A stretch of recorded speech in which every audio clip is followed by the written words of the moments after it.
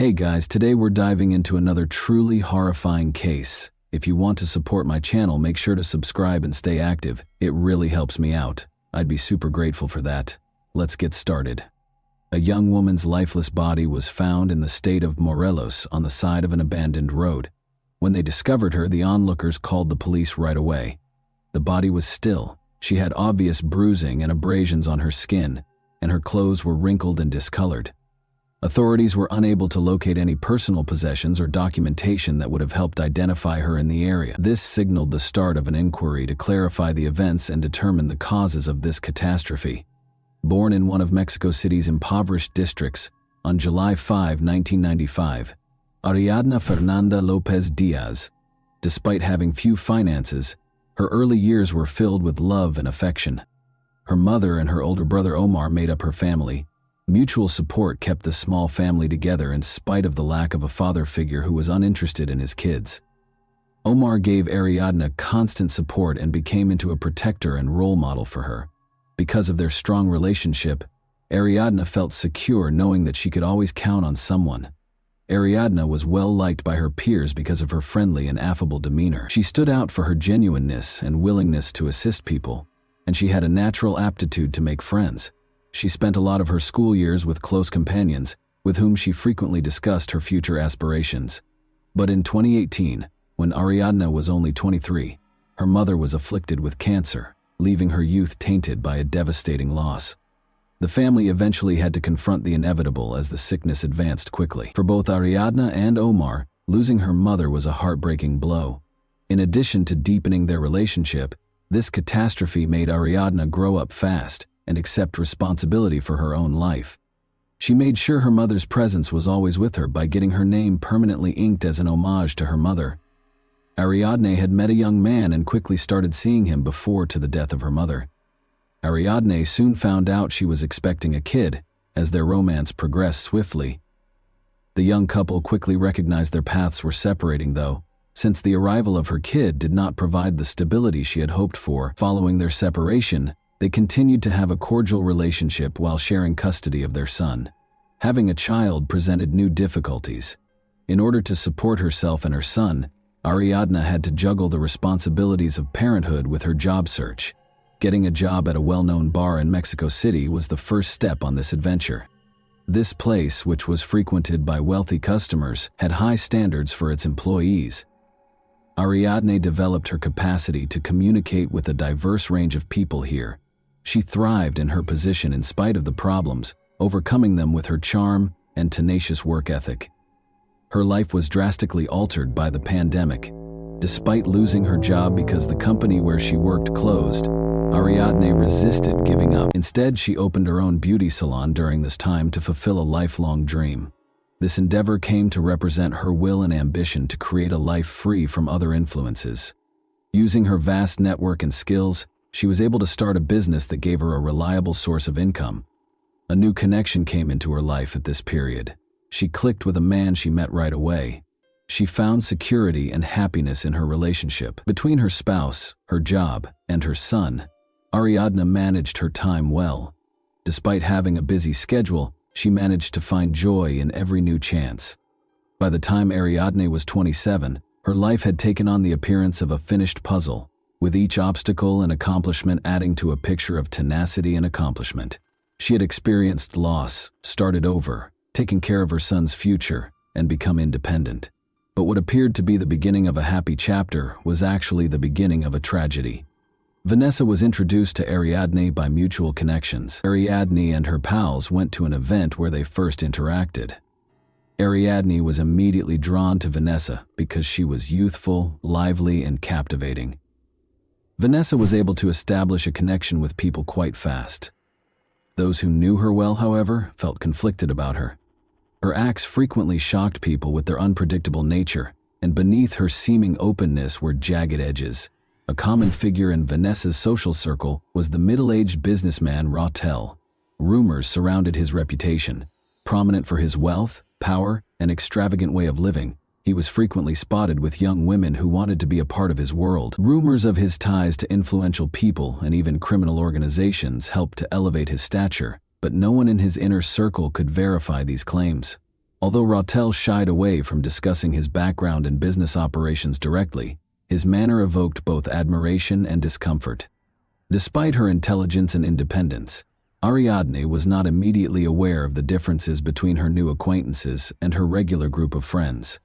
Eager to make an impression, Vanessa frequently spoke about her relationships with Rautel and other powerful individuals. She portrayed him as having the ability to resolve any issue. Ariadne gradually started to spend more time with them. Vanessa made an effort to earn Ariadne's trust and appeared to be truly enthralled with her. After hearing about Ariadne from Vanessa, Rautel became interested in her right away. His attentiveness and conversational skills surprised her at their first meeting. His charm and confidence were irresistible, and Ariadne was no exception to his appeal. However, a more nuanced personality lay beneath this appeal. Rautel's manipulative tendencies were observed by anyone who interacted with him. However, Ariadne thought he was a decent and kind man. Vanessa remained essential in reinforcing the bond between Rautel and Ariadne. She created an environment of openness and trust by often inviting Ariadne to events where Rautel was present. But as time went on, strange information emerged. For example, Ariadne was cautioned by some of her friends to exercise caution when interacting with these individuals. Some were aware of Vanessa's erratic behavior and Rautel's dubious reputation. They suggested that these interactions might have unspoken dangers. Ariadne saw no threat in her new social group, even in spite of the warnings. She viewed her friendship with Vanessa as a chance to escape from her everyday obligations and discover a world that had previously been unattainable. Rautel, however, made an effort to gain her favor by being kind and generous. She found his invitations to parties and dinners intriguing and innocuous. As we know, Ariadne was seeing a young man. Nevertheless, based on the information at hand, she continued to cultivate acquaintances and occasionally accepted invitations to social gatherings. Her boyfriend didn't show displeasure with her social contacts and was a trustworthy individual. Ariadne gradually realized that her life was beginning to be impacted by her new relationships. Vanessa contacted her often, offering to arrange get-togethers and leisure activities. Rautel, on the other hand, made a greater effort to establish himself in Ariadne's life and frequently provided assistance and support in a variety of circumstances. Unaware of the possible repercussions, Ariadne was slowly but surely losing herself in their world. Ariadne accepted Vanessa's invitation to get out with friends on October 30, 2022. The event was scheduled to start at Fisher's, a well-known eatery in Mexico City's downtown. Vanessa reassured her that the evening would be pleasant, with a leisurely meal and pleasant companionship. Ariadne felt a little uneasy because Rautel was also supposed to join. She was beginning to have doubts about him, but she chose not to turn him down since she didn't want to jeopardize her friendship with Vanessa. Later that night, the group gathered at the restaurant, which was well known for its fashionable patrons and elegant interiors. It served as a vibrant background for the event. An assortment of canapés and wine cocktails contributed to the lively and joyous ambiance at the table. Rautel made himself the focus of attention as usual, toasting and telling stories. He went out of his way to demonstrate his power and engaged with the waitstaff with assurance. Vanessa encouraged him by interjecting remarks and jokes to keep the discussion going. Following their example, the other guests attempted to match the host's enthusiasm for the evening. Amidst the boisterous atmosphere, Ariadne's actions were particularly noticeable, frequently checking her phone, reading texts, and sending out comments. She didn't seem quite comfortable. She frequently kept her eyes on Rautel, as though she were trying to find some deeper significance in his words or deeds. In an attempt to divert her attention, Vanessa drew her into discussions and urged her to take another cocktail. Ariadne, however, stayed taciturn. Something was bothering her more than the surroundings based on her look. Ariadne shared a mysterious message on social media in the middle of the evening. "Would you miss me if I vanished?" Although many in her wider network thought it was a joke, this post caused anxiety among her close friends and family. But Ariadne had never written anything like this before, according to those who knew her well. Although no one could have foreseen that it would be her final post, it made an uncomfortable impact. The party made the decision to relocate to Rautel's residence as the evening wore on. Rautel himself made the suggestion, and Vanessa wholeheartedly agreed.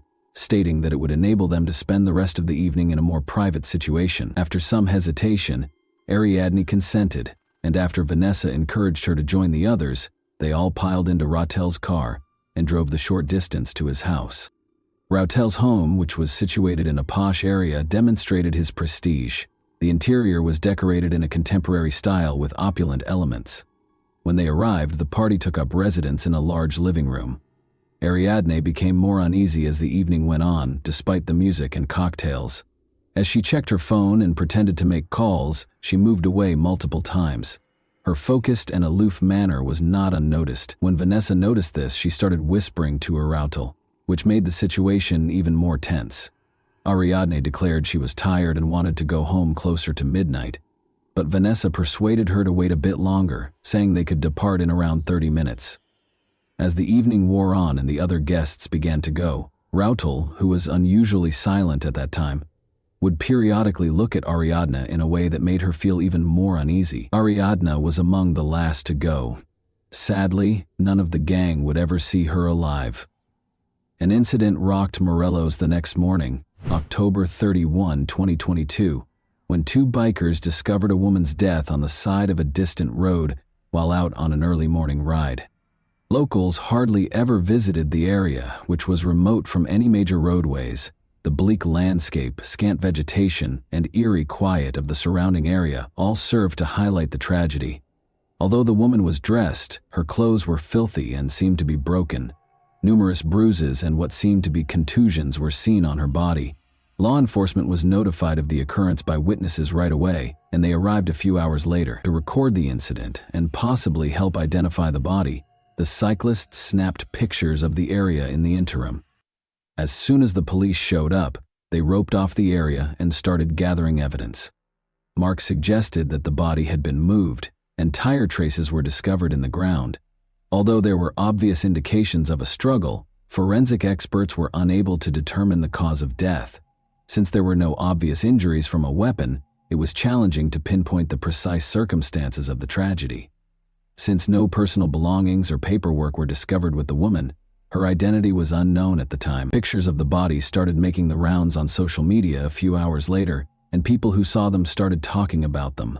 They were Ariadne's friends and relatives, who had been missing since going to a party at Rautel's house. They were able to identify the victim's distinguishing characteristics, such as tattoos. Omar, her brother, feared the worst and reported the woman missing to the police, speculating that she might be his sister. Meanwhile, the investigation was started by the Morelos state authorities. However, there was a lot of criticism directed at the police's early response. Critical traces at the site were not adequately documented, and there were reports of violations of evidence-gathering rules. This cast suspicion on the professionalism and moral character of the local police force. Their suspicions were validated when Ariadne's family members showed up to formally identify the body. His sister had a tattoo honoring their late mother on her shoulder, which Omar recognized. Her body's condition, bruises and injuries on her arms and face obviously indicated a violent incident, made the family's heartbreaking shock even worse. But at the time, the police's official comments sounded dubious and offered no clarification. The family's first reaction was to demand justice. They started calling for responsibility for those involved and an open probe. To raise awareness of the situation, they contacted acquaintances who were active on social media that same day. A little initiative soon gained momentum and attracted thousands of participants. The Morelos police insisted that the killing might have been an accident despite the growing public criticism. Further investigation would be contingent upon the completion of a forensic examination, they said. This position simply increased suspicions that powerful people might be engaged in hiding the truth and stoked further concerns. Since Rautel and Vanessa were the last to see Ariadne alive, they were the first people investigators got in touch with. The first speculations regarding what might have happened were based on their statements. According to Rautel's original story, Ariadne called a cab to leave his residence after the party. She didn't exhibit any signs of serious distress, but she did seem a little upset, he said. He claims that once he led her to the door, she departed. Vanessa backed up his account by saying that Ariadne had actually gone in a taxi and hadn't stated where she was going. But their versions' contradictions soon sparked doubts. The absence of any proof proving a cab ride was the first warning sign. Raul and Vanessa were unable to produce the driver's contact details or any evidence to support their claims. Investigators eventually found that none of the drivers recalled picking up Ariadna, despite the fact that multiple taxi calls had been recorded in the vicinity of Raul's home that evening. The behavior of Vanessa was the second problem. Depending on what was questioned, her story changed.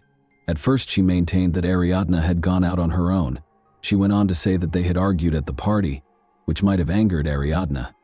Additionally, in reference to the mysterious social media post Ariadna had written earlier that evening, Ariadna's friends informed police that Vanessa had messaged them in an attempt to imply that Ariadna might have hurt herself. Even though Ariadna's family and close friends initially thought the post, which was published just hours before she vanished, was a joke, investigators started to worry it might be a reflection of her actual emotional condition that evening. Vanessa's increasingly unpredictable behavior was another concerning element. She was attempting to minimize the problem and omit specifics in her texts to Ariadne's pals. She acknowledged in one text that she was scared of being implicated, but she didn't say why. Investigators' suspicions that Vanessa might be hiding important information were further heightened by these indicators. The investigation's preliminary conclusions were equivocal about the precise circumstances surrounding Ariadna's demise, but later investigations by law enforcement and outside specialists turned up important evidence. These conclusions were supported by security footage, text messages found on the suspects' phones, and 2 autopsies. According to the first forensic report in the state of Morelos, Ariadne's death was due to asphyxiation from bronchial aspiration. According to the examiner, she may have died as a result of food and drink getting into her airways. However, Ariadna's family quickly questioned this judgment. Despite the official conclusions, they drew attention to the many bruises and injuries on her body that were not sufficiently addressed in the report. Under pressure from the family and the public, her family insisted on a second exam. For additional examination, Ariadne's body was moved to a separate forensic facility in Mexico City. The first conclusions were entirely at odds with the findings of the second autopsy. Numerous injuries, including head trauma, bruises, and signs of physical force on her arms and legs, were discovered by experts, indicating that she may have tried to defend herself. These results demonstrated that alcohol was not the only factor in her death, or that it was not an accident. Authorities reclassified the case as a criminal conduct when her death was deemed to be the consequence of violent acts. Surveillance footage taken from Raul's home's parking garage was essential to the investigation. In one video, the morning after the party, Raul was seen taking Ariadna's motionless body to his car. He was also seen on camera packing her body into the car and driving off. These recordings turned into unquestionable proof linking him to the body's movement and eventual concealment. Investigators found communications about Raul and Vanessa's behavior after the party after seizing their phones. Attempts to coordinate their accounts for law enforcement and defend their actions to Ariadna's pals were exposed in the texts. Raul assured Vanessa that everything was under control, but Vanessa voiced worry about the pressure from Ariadna's family. Even specific guidelines on how to respond to inquiries without arousing suspicion were included in one reply. Vanessa frequently implied that Ariadne might have been experiencing emotional turmoil and perhaps considered self-harm in her chats with Ariadne's acquaintances. Ariadne's acquaintances claimed that she was a happy, energetic girl who showed no indications of such tendencies, which ran counter to this story. Suspicion of Vanessa's involvement was heightened by these discrepancies. Investigators came to the conclusion that the earlier allegations of an accidental death or Ariadna leaving Raul's home freely did not match the evidence from the second autopsy, surveillance footage, and retrieved texts, which provided a better picture of what had happened. The violent nature of Ariadna's death and the subsequent concealing of her body were amply demonstrated by the evidence. These conclusions served as the basis for the accusations made against Raul and Vanessa, who would shortly stand trial for their crimes. The first person arrested was Vanessa. Investigators found that she had been communicating with Raul continuously. They talked about avoiding accountability in the days after the incident. The public was closely watching her arrest. Vanessa stated during her first interrogations that she was not responsible for Ariadna's killing. However, her claims were contradicted. Vanessa maintained that she was not aware of what happened following the incident because she had gone to bed early the night before. A fact check of her statements, however, uncovered up contradictions. Text exchanges revealed that she had spoken with Rautel about the specifics and was fully aware of what had transpired. In an attempt to hide her role in the crime's cover-up, investigators also found that Vanessa purposefully erased communications, pictures, and other potentially damaging material. Rautel decided to turn himself in to the police after realizing the growing evidence against him. He declared his innocence while accompanied by his attorneys, claiming that he did not hurt Ariadna but rather panicked and tried to conceal her body out of concern for the repercussions. He claims that the morning after the party, he discovered Ariadna unconscious in his house and, thinking she was dead, chose to dispose of the body to allay suspicions. But there were significant questions about his account of what happened. First, the second autopsy's findings refuted his allegations by confirming a violent cause of death. Second, instead of calling for assistance, he was seen on security camera carrying the body while making obvious attempts to conceal his conduct.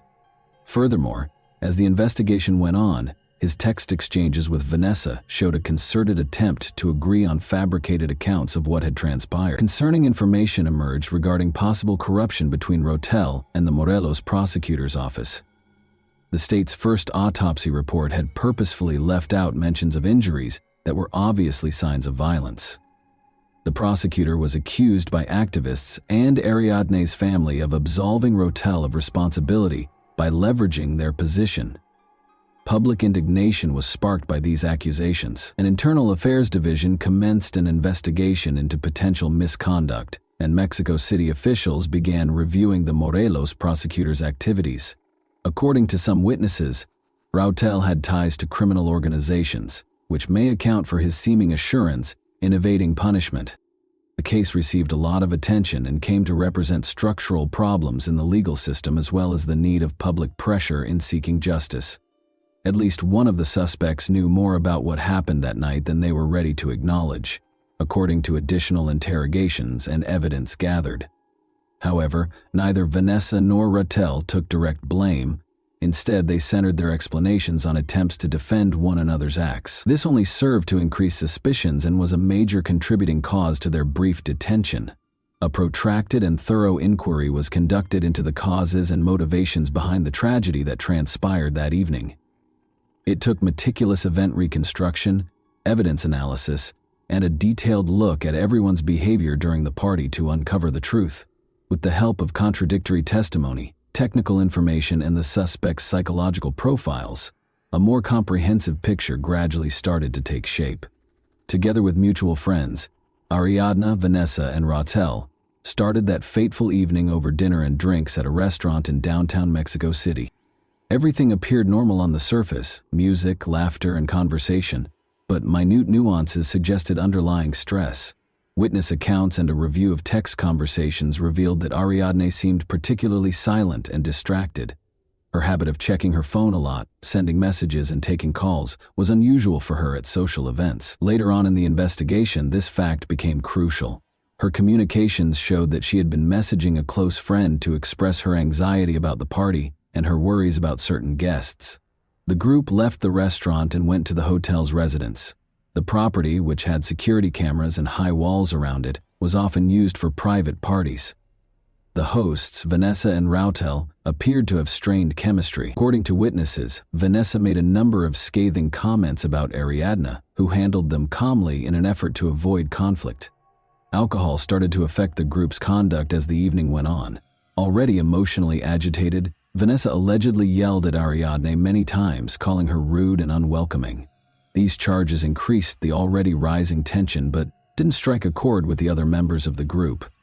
Rautel, on the other hand, was obviously unhappy with Vanessa's actions, but seemed to maintain his neutrality. Witnesses' reports of Ariadna trying to leave the party early the following morning marked a turning point. She reappeared shortly after being spotted outside the residence. Investigators found that Vanessa persisted in confronting Ariadna throughout this period, resulting in an open dispute between the two. The specifics of the altercation are still unknown. Investigators believe Vanessa accused Ariadne of attracting Rautel's undue attention. After the majority of the attendees had departed the party, only Vanessa, Rautel, and Ariadna were remaining in the house. Messages recovered from the phones verified that Vanessa and Rautel had talked about difficult events from that evening. Investigators said that Vanessa, who was allegedly very drunk, started acting aggressively. An incident that is thought to have occurred during this time is what caused Ariadne's fatal injuries. What was the reason behind Ariadne's peculiar social media post that evening? After being written off as a joke at first, the message gained significance as the inquiry progressed. Friends subsequently acknowledged that Vanessa's actions and the general ambiance of the event might have made Ariadne uncomfortable. The tweet could have been an attempt to draw attention to herself, communicate her uneasiness, or perhaps act as a subliminal warning. According to the reconstruction of events, a major contributing factor to the catastrophe was Vanessa's envy, which was made worse by drink and mental instability. Rautel's actions, which were probably an attempt to hide what had transpired, simply made matters worse. If the atmosphere at the party had not been so tight and unstable, this confluence of circumstances could have prevented the disastrous result. Omar, Ariadne's older brother, was left to be the only father figure in the life of her 6-year-old son. Omar stepped in to offer both emotional and financial help. As he assumed responsibility for his nephew's upbringing, he worked to preserve Ariadne's memories and show him the love she had always shown him throughout her life. Since other family members and friends helped the youngster deal with his loss and provide him with a loving atmosphere, this choice strengthened the bonds within the family. The family of Ariadne continued to be involved in the effort to learn the whole facts regarding her passing. They attracted public attention, started social media campaigns, and planned protests. One noteworthy accomplishment was attracting the attention of foreign media, which contributed to a rise in pressure on the Mexican legal system. The initial judicial proceedings concerning Ariadne's demise turned out to be a crucial point in the fight for justice. The family and their legal team made sure that the case was handled openly and honestly, taking into account all pertinent facts, even in the face of opposition from some authorities. The public and media kept a watchful eye on every stage of the inquiry and trial, making it difficult for any facts to be concealed or misrepresented. Rautel and Vanessa's positions in court proceedings were the main topic of discussion at the start of the trial. Key evidence offered by the prosecution included text message data, phone call logs, and security footage. These documents showed the defendants' possible involvement in the violent acts that resulted in Ariadne's death, in addition to their involvement in hiding the body. By claiming that the tragedy was an unfortunate accident, the defense tried to refute the facts, although a number of testimony and forensic analyses seriously put doubt on that account. Determining the motivations behind the crime was one of the trial's main goals. According to witnesses who knew Vanessa well, she was impulsive and prone to aggressive conduct, which was frequently made worse by drink. However, Rautel's portrayal as having a dubious past and purported connections to criminal organizations raised further questions over his role in that night's events. However, the defendants denied any involvement in Ariadne's demise. Suspicions were heightened by the fact that their claims contradicted the evidence. The investigation and judicial proceedings in Ariadne's case are still ongoing, so a verdict has not yet been rendered. Prosecutors have charged her with femicide, a felony including gender-based violence that is thought to be an aggravating factor under Mexican law, based on the evidence they have acquired. Both suspects may spend up to 70 years behind bars if found guilty. Thanks for watching, everyone.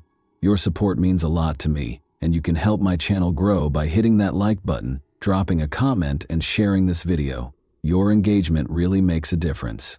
See you soon.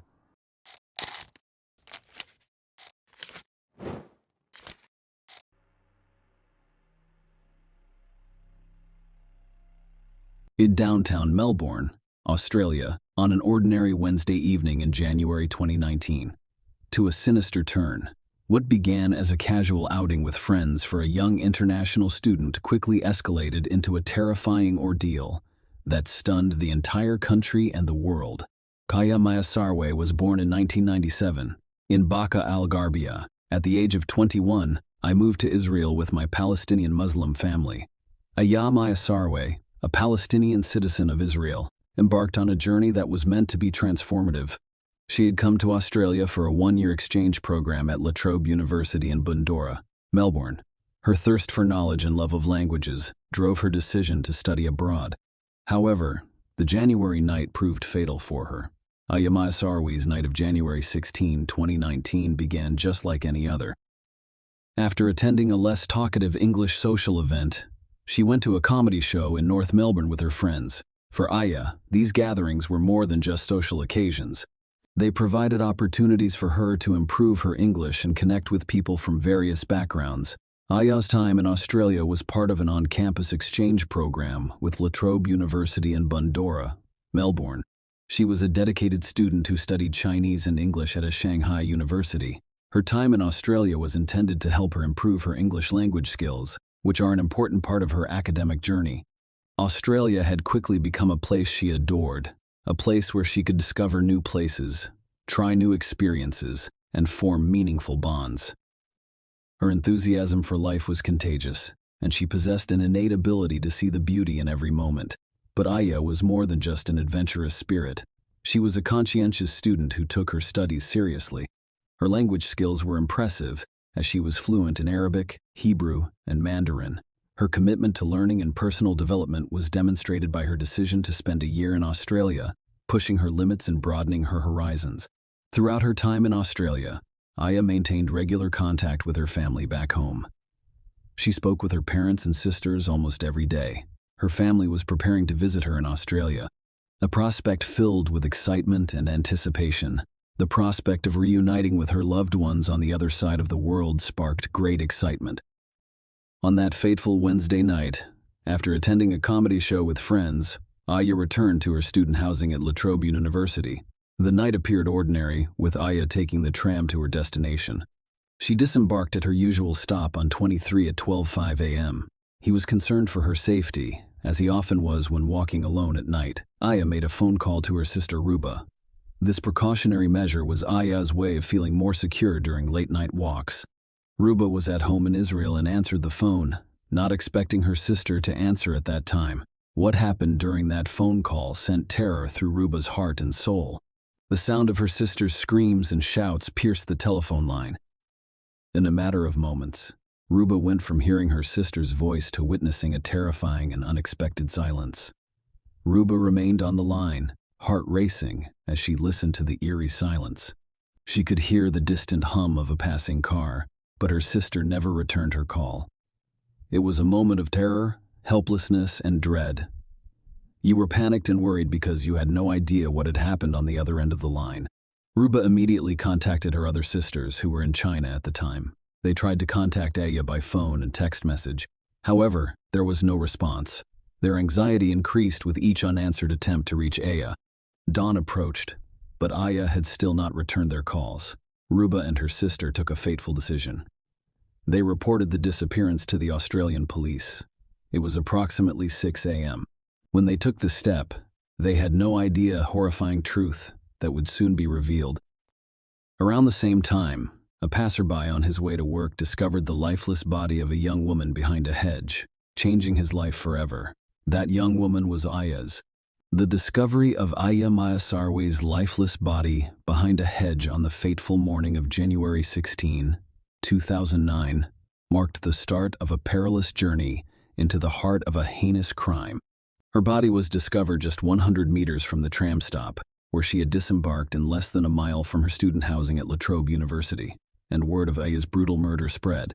The Australian authorities responded quickly, and when police arrived at the crime scene, they were met with a killing tableau of violence and brutality. Aya had sustained serious head injuries as a result of a relentless and brutal assault. Her body was covered in burn marks, adding to the horror she had experienced. The discovery of a hat and a shirt thought to have been left behind by the person responsible for Aya's murder was one of the first clues that proved critical to the investigation. These items would be sent for forensic testing, providing crucial evidence in the pursuit of justice. From the start, the authorities assumed they were dealing with a random attack. The community, still reeling from the shock of Aya's murder, was gripped by fear and anxiety as they tried to comprehend how such a heinous act could have occurred. Seemingly at random, the police, determined to bring Aya's killer to justice, launched a thorough investigation. They meticulously reviewed CCTV footage from the area, piecing together the events leading up to the murder. They interviewed people who had been in the area at the time of the crime, hoping to learn anything that could lead them to the perpetrator. In their unwavering pursuit of justice, the authorities also focused on a known offender, investigating their whereabouts in the hopes of determining a connection to Aya's murder. The investigator felt compelled to solve this case because he recognized the profound impact it had on the community and the international community as a whole. Only 2 days after Aya's lifeless body was discovered, a breakthrough occurred. Australian police arrested Cody Herman, 21, and charged him with rape and murder in connection with Aya's death. For those following the case, the arrest brought both relief and shocks. The swift apprehending of a suspect demonstrated law enforcement's dedication to finding answers. Cody's arrest sent shockwaves through the community and around the world as the horrific details surrounding Aya's death emerged. Surveillance footage and forensic evidence were crucial in his identification. What was most astonishing in this case was Cody's decision to plead guilty to rape and murder charges before the trial began. This plea spared Aya's family and the court from a long and painful trial. However, the key questions about the crime's motivations and circumstances remain unanswered. The guilty plea was a significant development in the case because it indicated that there would be no traditional trial. Instead, the court would hold a sentencing hearing in which the prosecutor would explain the details of the attack. This would provide a glimpse into the horrifying chain of events that resulted in tragic and premature deaths. The court proceedings revealed a chilling account of what occurred on that fateful night. While Aya had never met Cody prior to the attack, disturbing details about his previous interactions and intentions emerged in the month before the murder. Cody had made attempts to enter her apartment complex, raising suspicions of premeditation. In December 2018, just 4 months after arriving in Australia, Aya attempted to gain entry into the apartment building by falsely claiming to have misplaced his key. However, he did not live there and was at the time without a permanent address and abode. Cody returned a few days later, and residents noticed him standing outside the building, evoking an unsettling connection to Aya. Cody's online activities increased the case's intrigue.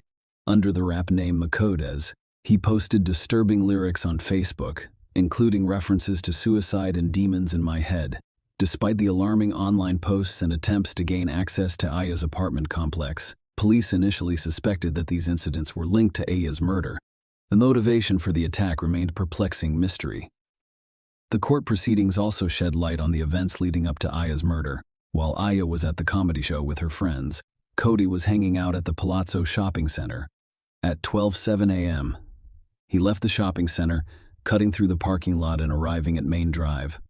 Cody spotted Aya walking down the street that night, and without warning or provocation, he launched a vicious attack. He struck her 4 times in the head with a metal pipe, causing her to drop her phone and fall to the ground, unconscious. The speed and ferocity of the assault rendered Aya defenseless, with no way to protect herself or flee. Cody's actions after the initial attack were equally horrific. He dragged the unconscious Aya behind a low hedge between the footpath and the car park, where he brutally assaulted her. The brutality didn't stop there. He continued to strike her head with a metal pipe 9 times. The details of the injuries were equally distressing. The force of the blows had fractured her skull multiple times, and while lacerations on her brain would be fatal, the nature of a neck injury is unknown, leaving investigators puzzled as to whether it occurred during strangulation or while she was being dragged into the bushes. Following the assaults, Cody attempted to eliminate any evidence linking him to Aya's body. He fled the scene, carrying Aya's belongings with him. Surveillance footage shows his escape as he climbs over the fence of a nearby nature reserve, leaving behind a black cap that was caught. He also discarded his shirt, the murder weapon, and the can of WD-40 fluid used to burn the bodies. One critical question went unanswered throughout the proceedings: whether the attack was premeditated. Did Cody roam the shopping center looking for a potential victim? Was he waiting specifically for Aya? The evidence indicated that he had the metal pipe in his possession prior to the attack, indicating a deliberate action. Cody claimed he couldn't recall anything from the 2 hours preceding the attack, leaving investigators in the court to grapple with the motivations for the senseless act of violence. During the sentencing hearing, the prosecutor meticulously recounted the terrifying sequence of events that occurred that fateful night. The details were chilling, emphasizing the brutality of the crime. Cody had relentlessly assaulted Aya, a young woman he had never met before. Cody began the attack by striking Aya 4 times over the head with a metal pipe without provocation, knocking her unconscious in her vulnerable state. He dragged her behind a low hedge and assaulted her in a horrific manner. This was followed by 9 additional strikes to her head with the metal pipe, resulting in a catastrophic brain injury. Aya suffered horrific injuries, with multiple skull fractures, brain lacerations, and an unexplained neck injury. Investigators were unsure whether she was strangled or dragged into the buses. The gruesome details were revealed in court, leaving the audience in shock and disbelief. The victim's humanity, the brutality of the crime, and the attack's apparent motivelessness left everyone in attendance feeling deeply saddened and outraged. Throughout the preceding period, opposing viewpoints emerged regarding Cody Herman's sentencing. The defense claimed that Cody had a troubled upbringing characterized by instability and substance abuse. His attorney acknowledged the gravity of the crime, claiming that there was no justification for the attack. He portrayed Cody as someone who, despite committing a heinous act, was not inherently a monster. Instead, he contended that Cody's life had been plagued by extraordinary disadvantages, resulting in a distorted view of the world. A forensic psychiatrist provided insight into Cody's psychological profile, describing him as having a severe personality disorder. A forensic psychiatrist described the attack as the result of male rage directed at a female. He suggested that Cody's actions were motivated by a combination of humiliating experiences, including a broken relationship, substance abuse, a worsening mood state, and unresolved anger. In a handwritten letter to the court, Cody apologized for his actions. Recognizing that there was no excuse for what he had done, he expressed deep regret and promised to spend the rest of his life trying to make amends. On the other side of the courtroom, the prosecution argued for a harsh sentence, claiming that Cody should not receive leniency. They highlight the attack's sheer violence and depravity, emphasizing the importance of justice being served. Throughout the preceding period, Aya's family provided victim impact statements, which provided a moving glimpse into the profound loss they had suffered and would continue to suffer. Ruba, Aya's sister, described Aya as someone who looked up to those who knew how to deal with difficult situations. Her mother, Kidam Aya, described her daughter as a beautiful girl and expressed his deep sadness when speaking of her. She described their daily conversations and her longing for her mother's embrace, while another sister remembered Aya as always cheerful and energetic. Justice Elizabeth Hollingworth presided over the sentencing hearing, and she addressed Cody directly. He emphasized the importance of women's freedom to walk the streets without fear of being violently attacked by strangers, as well as the gravity of his actions. According to Justice Hollingworth, Cody struck Aya with the clear intention of killing her, and his savage attack left her physically small, unprepared, and alone with no way to defend herself. Justice Hollingworth also addressed the issue of premeditation, stating that there was no evidence to suggest that the attack occurred while Cody was intoxicated or in a drug-induced psychosis. Instead, he noted that Cody's actions were influenced by a number of factors, including previous violent experiences, relationship breakdown, substance abuse, worsening mood states, and unresolved anger. Finally, Cody Herman sentenced Justice Holly to 36 years in prison with a 30-year non-parole period. Share your opinion with us in the comments and subscribe to the channel for more.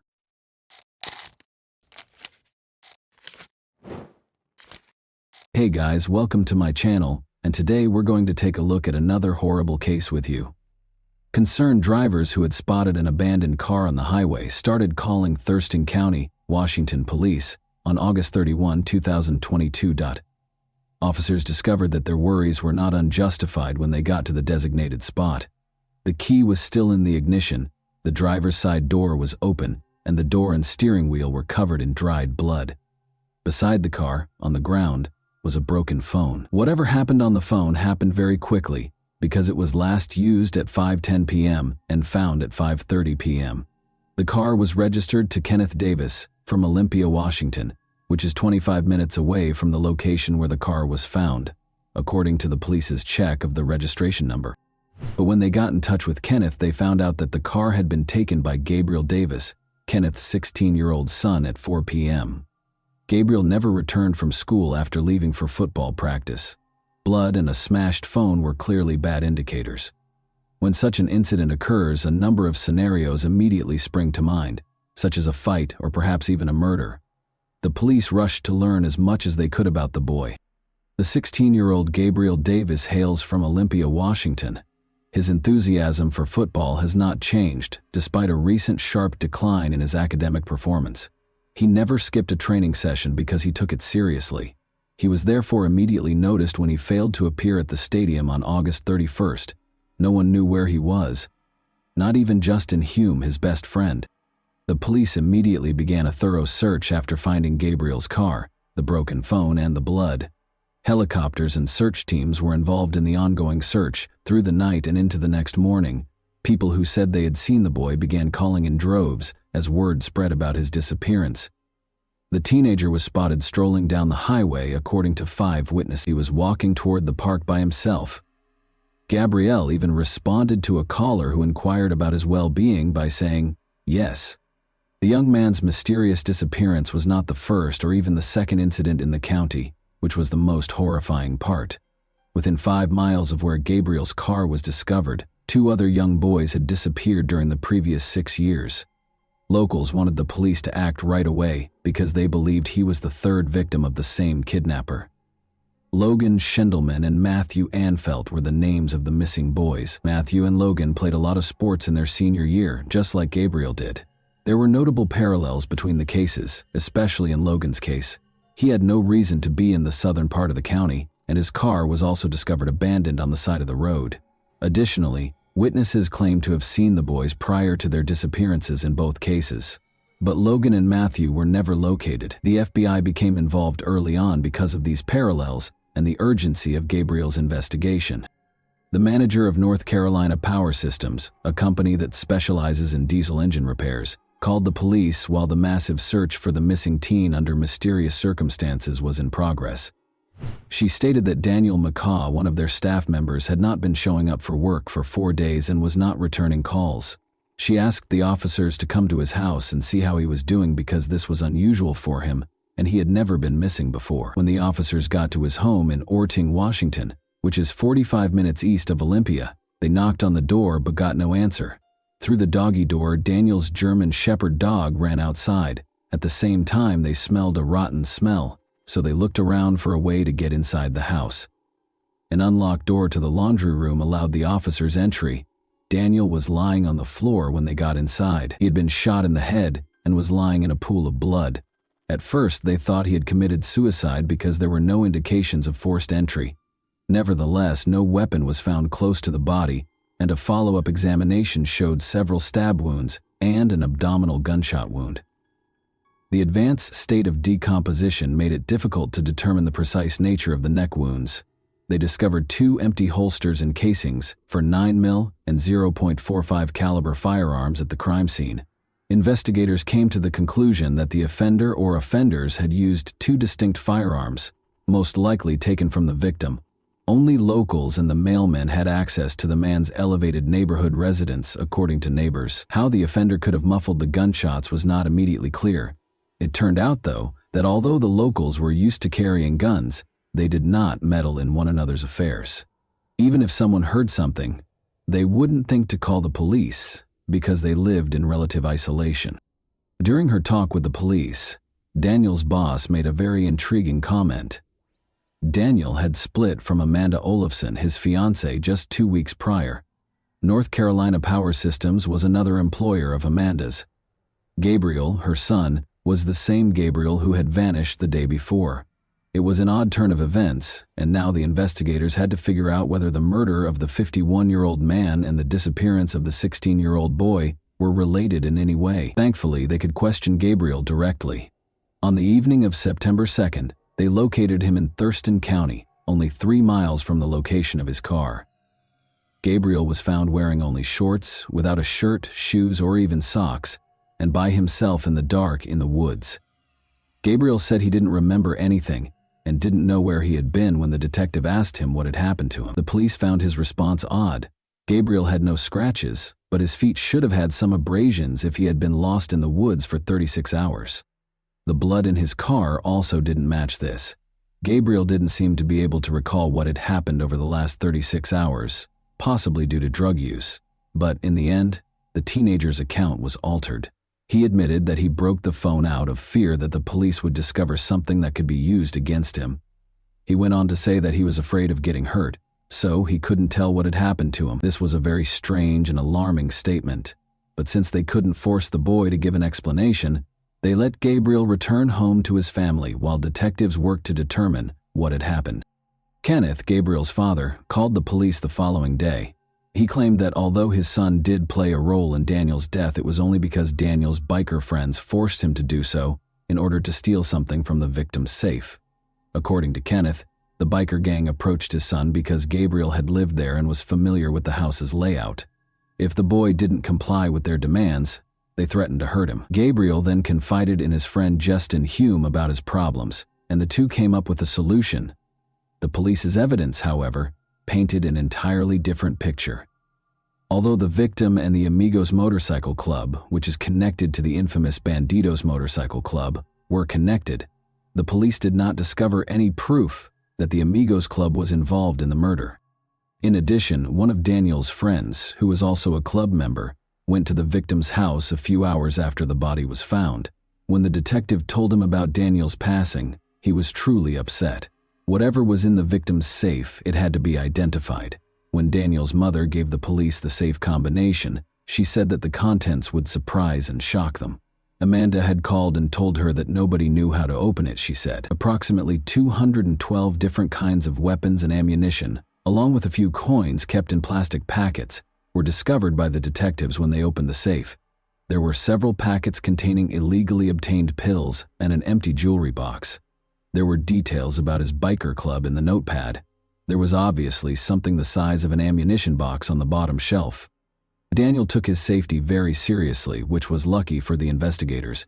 He had a number of cameras in his home in addition to weapons. They assisted the police in figuring out what happened the night of the murder. The detectives discovered that Justin and Gabrielle spent a weekend getaway with their loved ones at Lake Panther on August 28. They left the campsite shortly after midnight and came back at about 6:30 a.m. The surveillance cameras at Daniel's house recorded their exact location, but their relatives were unaware of their whereabouts. Two young, slender men came up to the victim's house from the backyard at 1:50 a.m. On his belt, one of them carried a canister of pepper spray or something. The men wore masks that partially obscured their faces. One of them had on a ski mask, the other a medical mask and a baseball cap. They had flashlights on hand. Through the dog door came the young men. After a while, nothing happened. But at 2:41 a.m., the homeowner left the garage, went inside, and vanished from the camera. 6 minutes later, his German Shepherd was seen on camera hastily leaving the house through the dog door. After leaving through the side door, the unidentified men wandered for a few minutes between the house and the garage while carrying what appeared to be a toolbox or a crate of military ammunition. At 2:52 a.m., they finally left the crime scene, bringing with them what appeared to be a toolbox or a military ammunition crate. Gabriel informed his father that Justin followed Daniel after he came inside from the garage, stabbed him, and then there was a gunshot. The safe was in the garage, so Gabriel went there. At that moment, he says he heard 2 gunshots. On August 29th, the guys went back to their regular lives after disposing of the weapons close to Daniel's house. Gabriel, though, vanished prior to the 31st. He claimed that after bikers found him, they dragged him from his vehicle and struck his head against the steering wheel, spilling blood inside. Then, after beating him for a while driving around with him in a Suburban, the kidnappers let him go. Additionally, they mysteriously took his shoes and shirt and looked through the car for the stolen item from the safe. They found nothing because he didn't steal anything. As a result, the teenager chose to portray himself as a victim, similar to Danielle. That being said, this version isn't cohesive. Why couldn't the teenager enter the house and flee right away if bikers were the ones forcing him to commit the crime? Why wasn't everything finished sooner if, as Kenneth claimed, they had planned it? It was illogical. Once more, why did they enter the house when the safe was in the garage if the goal was to steal something? In any case, Justin and Gabriel were searched and taken into custody by police on the evening of September 2. They discovered a black ski mask and a handheld flashlight in Justin's home, and a black mask in Gabriel's vehicle.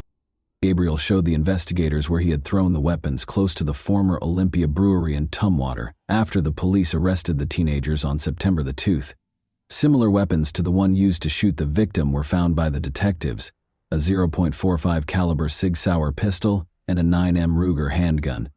More than a dozen knives were also discovered. The firearms were found inside an ammunition box, the same type that vanished from the victim's safe. Although Daniel had friends among the bikers, the police did not discover any indication that they planned to murder the man or even steal anything from his home. The real reason for the crime is not disclosed. However, Gabriel's past might conceal the crime's motivation. He has encountered numerous difficulties in spite of his youth. Gabriel and his older sister were at the center of a terrible custody battle that started when Gabriel's parents divorced when he was just 3 years old. A 2010 court ruling stated that the children lived with their father on weekends and with their mother during the week. After Amanda separated from an abusive husband and remarried twice, the decision was not reviewed. Kenneth, however, sued her after she moved in with Daniel in 2018, alleging that the kids' grades suffered and they frequently skipped class. Additionally, he claimed that Daniel was violent, threatened Gabriel with a weapon, and even threatened Gabriel's sister, who is now 20 years old, and her boyfriend.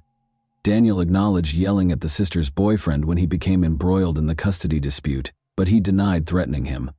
The argument started when the boyfriend broke into the house and took a phone charger, but he now feels bad about how he handled the matter. In any event, a judge in 2018 ordered that Gabriel, then 12 years old, and his sister, then 16 years old, live with their father during the week and with their mother on the weekends. The chaos didn't stop there. Because of her subpar grades, Gabriel's sister was expelled from school in January 2019. The girl reported to the school psychologist that her father had grabbed her wrist with force and that he acted aggressively, particularly when intoxicated. This only had a short-term impact. It is unclear if this was the case or if Amanda and Daniel pressured her to obtain full custody. The children were ultimately ordered to live with their father by the court. Amanda and Daniel's arguments served as the background for all of this. According to Daniel's boss, they may have broken up because of his devotion to the biker club. Amanda gave him a choice, either she or the club, refusing to make concessions to the club. His reaction is unknown, but neighbors noticed her removing items from his home on August 13, about 2 weeks prior to the murder. Gabriel made friends with Justin Hume during this period, who also had a history of getting into trouble at a young age. He was accused of making false bomb threats in high school and threatening a classmate with a knife in middle school. As a result, he had to transfer schools as soon as the academic year started. There are numerous pictures of the boy at the shooting range with Gabriel, demonstrating his intense interest in firearms. They caused mischief at school. Daniel's murder might have been retaliation for the way his relationship with Amanda ended, or maybe Amanda is lying. Anyhow, only a teenager could imagine a biker gang sending a kid to carry out their duties. The Raymond Hall Juvenile Detention Center is currently housing Gabriel and Justin. Among the many charges against them are first- and second-degree murder. Because of the high probability of them trying to flee, the bail amount for each teen is set at $1 million. When police arrived to arrest Gabriel, Justin's family was seen packing their belongings into a car, suggesting that they were probably planning to flee. Gabriel has previously staged a disappearance to avoid being held accountable for his actions. The teenagers will face adult trials. Notably, the Supreme Court in Washington decided in May 2021 that a person under the age of 21 cannot be automatically sentenced to life in prison without the chance of parole. Therefore, after serving 20 years, they might be eligible for release if found guilty. And that wraps up today's chilling story. If you enjoyed this video, don't forget to like and subscribe so you never miss a new upload. Also, let me know in the comments, what part of this story shocked you the most? Thank you for watching, and I'll see you in the next video.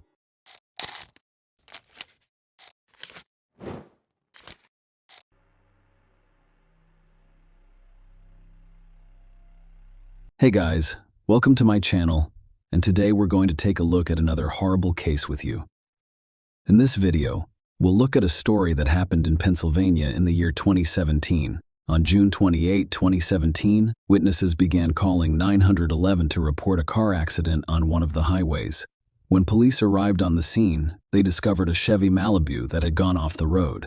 Unfortunately, the driver, Bianca Robertson, 18, did not survive. However, her death was not an accident, as initially assumed. Bianca Nicole Robertson was born on October 17, 1998, in Pennsylvania. She graduated from Bayard Rustin High School in Westchester with all A's. Bianca was a member of the Black Student Union at Rustin, where she also received several awards and was on the honor roll her senior year. She received a 4-year merit scholarship to Jacksonville University in Jacksonville, Florida, and plans to major in criminal justice and become an FBI forensic agent. She has previously been a Girl Scout, a cheerleader, and a basketball player. She studied flute, violin, clarinet, and guitar. She was also an artist. Bianca, who lived with her mother and maternal grandmother, Josephine Perry, was excited to experience the freedoms and challenges of dorm life. Her mother explained that, unfortunately, all of her plans failed. On June 28, 2017, Bianca, her mother and grandmother went shopping at Walmart. Bianca was preparing to relocate to Florida and looking forward to a new chapter in her life. After purchasing everything, Bianca and her family went to the parking lot. They all got into separate cars. They intended to meet at home later, but her mother and grandmother had other plans, and Bianca immediately returned home. She had to drive approximately 10 miles. Bianca was very familiar with this road. However, this was the young woman's last car ride. About 10 minutes after she left the Walmart parking lot, witnesses to the accident began calling 911. The first responders arrived at the scene right away. Bianca Robertson was the driver of the Chevrolet Malibu. The paramedics were unable to help her, and she was pronounced dead on the scene. At first glance, Bianca's head injuries appeared to be the result of a severe blow when the car veered off the road.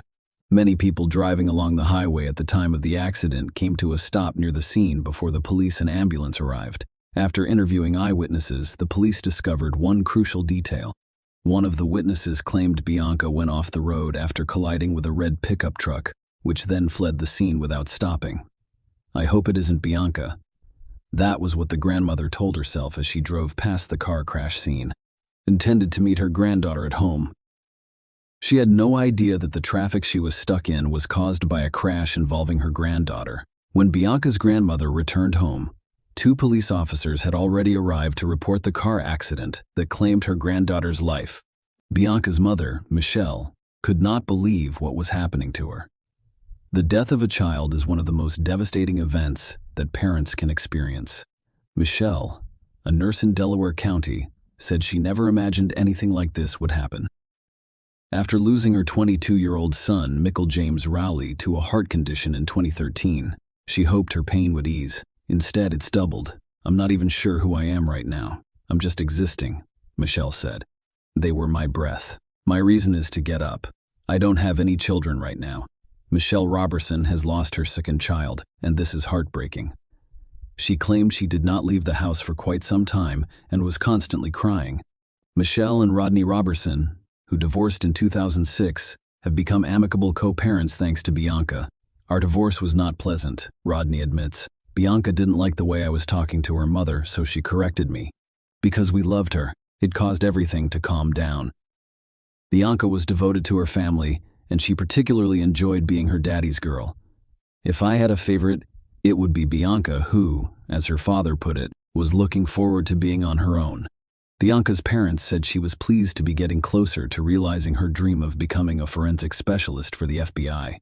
She was focused on her future, and nothing was going to stand in her way, said Bianca's father, who proudly stated that his daughter had received a 4-year merit scholarship to Jacksonville University, one of the 4 schools to which she applied, and one of the 3 to which she was accepted.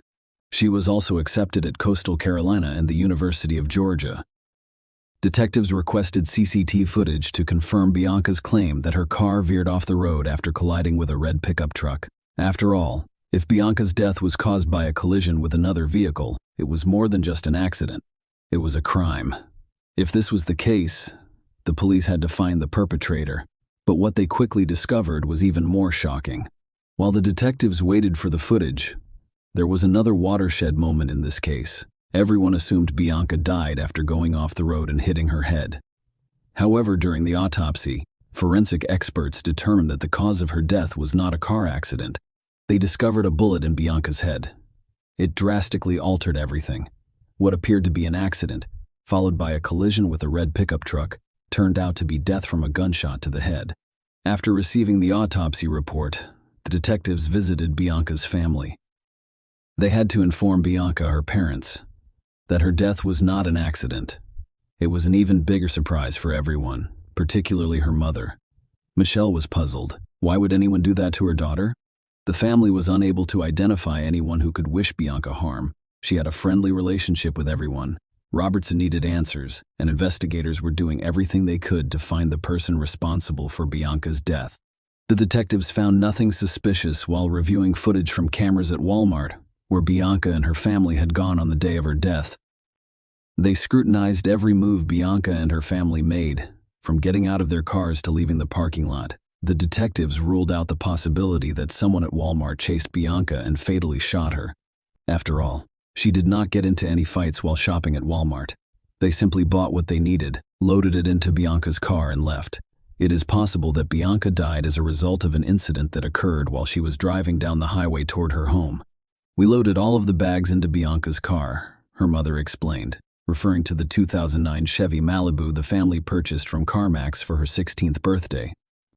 Bianca did not ask for much, but when she did, she asked for big things, such as a car, according to her mother, who added that Bianca had chosen the car when she received her permit.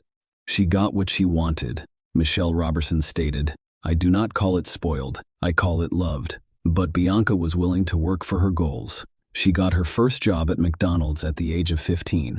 She left fast food after 2 weeks to work as a dietary aide at the Whitehorse Village retirement community in Delaware County. Michelle said she has a stack of letters and cards from residents who loved Bianca. Soon after, the police obtained the traffic surveillance footage. There were no cameras near where Bianca veered off the road, but one was about a mile away. Let us look at Google Maps. Here's where Bianca got off the road. As you can see, the two lanes merge into one at this point. When the investigators watched the recording, they discovered evidence that confirmed Bianca's story about a disagreement with the driver of the red pickup truck. The video captured their cars driving side by side. They're approaching the point where the two lanes merge into one. Perhaps the conflict arose because one did not yield to the other. Knowing the outcome of the confrontation, the investigators suspected that the driver of the red pickup truck fired the fatal shot. Unfortunately, the footage was of low quality. The pickup truck's license plates were obscured, as was the driver's face. However, from that point forward, the driver of the red pickup truck was the primary and sole suspect in Bianca Robertson's death. Detectives needed to identify this man, but all they had at the time was a blurry image. None of Bianca's family members knew anyone with a red pickup truck. The police returned to speak with those who were present at the scene of the incident, and those who dialed 911. None of them noticed the license plate on this car. Friends and stuff, rangers young and old, too many to count, have reached out to the Robertsons in support, beginning with a vigil 2 days after her death. They've heard from teachers who have known Bianca for years. Bianca changed my mind about how I would teach. According to one educator, Michelle Bianca was our Save the World child. Michelle confronted Bianca, saying that if a parent put a child out, she would sneak them into our house. Bianca might say something like, "Mom, wouldn't you want someone to do the same for me?" Bianca once saw a car accident and asked her mother if they could stop and help. If she noticed someone dining alone, her first thought was to invite them to the family table. The investigators determined the direction of the pickup truck's movement after the incident by reviewing recordings from cameras located further away from where Bianca's car crashed. They needed a higher quality recording to determine the car's make, model, and license plate. The police also asked the media to spread information about the red pickup truck, hoping that the public could help identify its owner. Detectives determined that following an incident, the driver of a red pickup truck turned onto Paoli Pike. They began walking around the neighborhood, visiting houses and shopping centers. I was looking for cameras that could have recorded the pickup truck. They discovered one surveillance camera, and the footage was of high quality this time. While analyzing the recording, the detective noticed a red pickup truck driving down the road about 5 minutes after witnesses called 911 to report an accident involving Bianca Robertson's car, but the license plate could not be seen. Furthermore, it was unclear whether it was the same car or another that matched the description. While the investigators searched for additional recordings and moved from one door to the next, Another breakthrough occurred in the case. 2 days after the incident, a woman called the police and said she had seen the car they were looking for. She also saw the face of the person sitting behind the wheel. This woman stated that her red pickup truck overtook her, came to a stop at the Paoli Pike intersection, and then turned left. This information was critical to the investigation because it limited the search area. Furthermore, it indicated that the pickup truck in this video was not the vehicle they were looking for. It was simply a similar-looking truck. The woman who contacted police assisted the forensic artist in creating the suspect's sketch. She described him as a white male between the ages of 25 and 35, with brown hair and a stubble beard. The police were hoping that someone would recognize this person and report it to them. They presented the suspect's sketch to Bianca's family.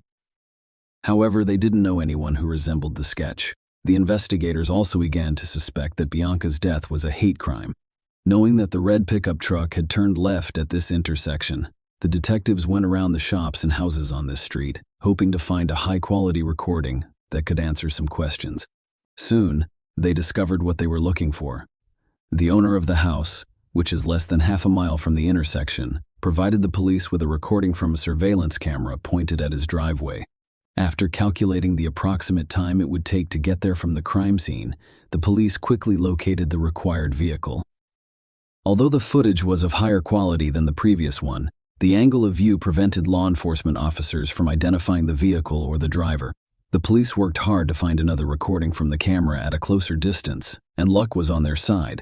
Although they couldn't see the license plate, they did notice the car's distinguishing features. The vehicle had a sticker on the right side window, a vertical dent on the passenger door, and damage to the hood. These distinguishing characteristics could greatly simplify the search for this vehicle. The police wanted to expedite the process. As a result, they used the media to request assistance from the general public. They offered a $5,000 reward for information that could help them locate the truck or its driver. The investigators were confident that someone would recognize this particular vehicle. 3 days after Bianca Robertson died, a lawyer called the police station and said he had a client who wanted to turn himself in, mentioning the latter's involvement in the incident that resulted in the death of 18-year-old Bianca Robertson. This incident occurred on Wednesday, around 5:30 p.m. Bianca Robertson. I am 18 years old and recently graduated from Westchester Ruston High School. I am on my way to Jacksonville University. Her entire summer and life were spent in front of her loving family. She was driving on Route 100. Route 100 is a 2-lane highway that connects to Route 100 Spur just a few miles away before merging with Route 202. And where it merges, it reduces from 2 lanes to 1. That is the same merge that people in southeastern Pennsylvania perform thousands of times per day. People all over the world do this without issue. But last Wednesday, as Bianca was merging from 2 lanes to 1, a man in a red pickup truck joined her, and they were jockeying for position, which irritated him. So he pulled out his gun and shot Bianca in the head. The driver of the red pickup truck was identified as David Desper, 28, of Pennsylvania. He arrived at the police station with his lawyer. Desper refused to testify but consented to a search of his home. He also told them where his pickup truck was. Desper was arrested and charged with killing Bianca Robertson.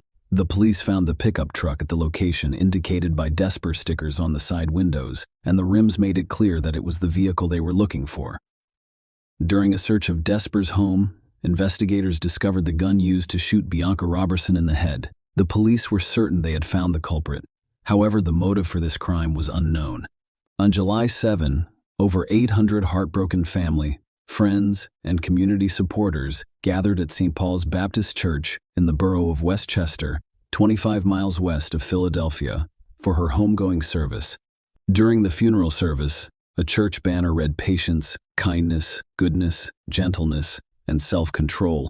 Among those who paid tribute were her brothers, officials from Bayard Rustin High School, where she had recently graduated as chief admissions officer at Jacksonville University, where she was set to enroll in the fall, and friends.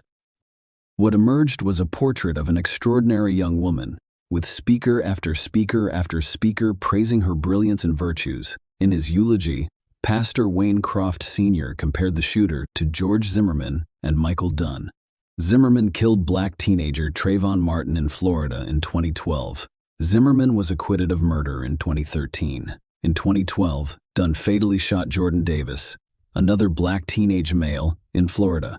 A verbal altercation over music in the teenager's car escalated when he fired shots into the vehicle while it was driving away. He was convicted and sentenced to life plus 90 years in prison. The black community is unconcerned about whether Bianca's murder was motivated by rage or racism. All we know is that we have lost another bright young black star. The pastor announced that another good sister had passed away. At the September 2018 trial, they asked David Desper to explain his motivation for committing the crime. Instead of responding to this question, he asked for forgiveness from the Roberson family. Bianca's parents were not looking forward to confronting her alleged killer. Rodney had ordered T-shirts featuring Bianca's face on the front for family and friends to wear as they gathered at the Chester County Government Services Center. They also had bracelets engraved with the words, "Bianca Roberson, a rose in God's garden," and a banner reading "Justice for Bianca Nicole Roberson, who was murdered on Wednesday, June 28, 2017. I'm not sure how I'll react when I see him. My daughter was shot by the man who held the gun. I know I won't do anything stupid. Rodney claimed Desper simply stole her dreams. He did not have that. Right, Michelle claimed I couldn't get her back. I need to get her back, and I can't. I need to comfort her, but I can't. I'm her mother, and I can't do that while he's still here. She shed more tears, and he was able to talk to his parents and hug them. He is 28. She's just a teen, a baby. The prosecutor suggested that the traffic jam was caused by Bianca's failure to yield to Desper when the two lanes merged. He then rolled down the passenger side window and pulled the trigger. Recognizing the consequences of his actions, Desper fled the scene, leaving his pickup truck with a friend in Pennsylvania and attempting to flee to Delaware. However, when his sketch and the distinctive features of his pickup truck made the news, he decided to hire a lawyer and turn himself in. The police investigated his social media accounts and interviewed his friends, but found no evidence of a bias-motivated crime. As a result, they did not charge the man with a hate crime. District Attorney Hogan added that there was no evidence that we were aware that this was a race or hate crime. Many people disagree with that assertion. Before the sentencing, the defense described Desper as a harmless, almost juvenile 28-year-old who enjoyed playing with cars in his spare time. They called him a big kid and claimed that Desper essentially gave the government the case by turning himself in. According to the defense, Desper was driving home when a car unexpectedly approached him. He took the gun and shot it. They claimed there was no monster or threat. If you're a 28-year-old man driving a car with a loaded firearm, you're not a big kid, argued prosecutor Chris Miller. It turned out that Desper's mother had shared a Facebook post about police searching for the man who killed Bianca Roberson. She later realized it was her own son. Wendy Desper expressed her love for Bianca's family and prayed for her. "I apologize for what my son did." She said this while her son sobbed. Rodney Roberson struggled to speak through tears as he confronted his daughter's murderer. "My questions to the defendant are simple. Why in God's name did you shoot my daughter because she was young and black? Because she was a girl? You wanted to be the first on the road because you had a bad day?" "All of my dreams for Bianca were coming true." He continued, "Until the day the defendant murdered my daughter, all I had of Bianca were my memories." David Desper admitted to third-degree deprivation of life. The court sentenced him to 40 years in prison, with the option of applying for parole in 20 years. Judge Anne Marie Wheatcraft wiped away tears as she announced the sentence, telling Desper, "I don't believe you were afraid. I believe it was anger." County Judge Anne Marie Wheatcraft imposed the maximum sentence for that level of homicide, which ranged from 20 to 40 years. Desper attempted to appeal his sentence, but it was denied. Share your opinion with us in the comments, and subscribe to the channel for more.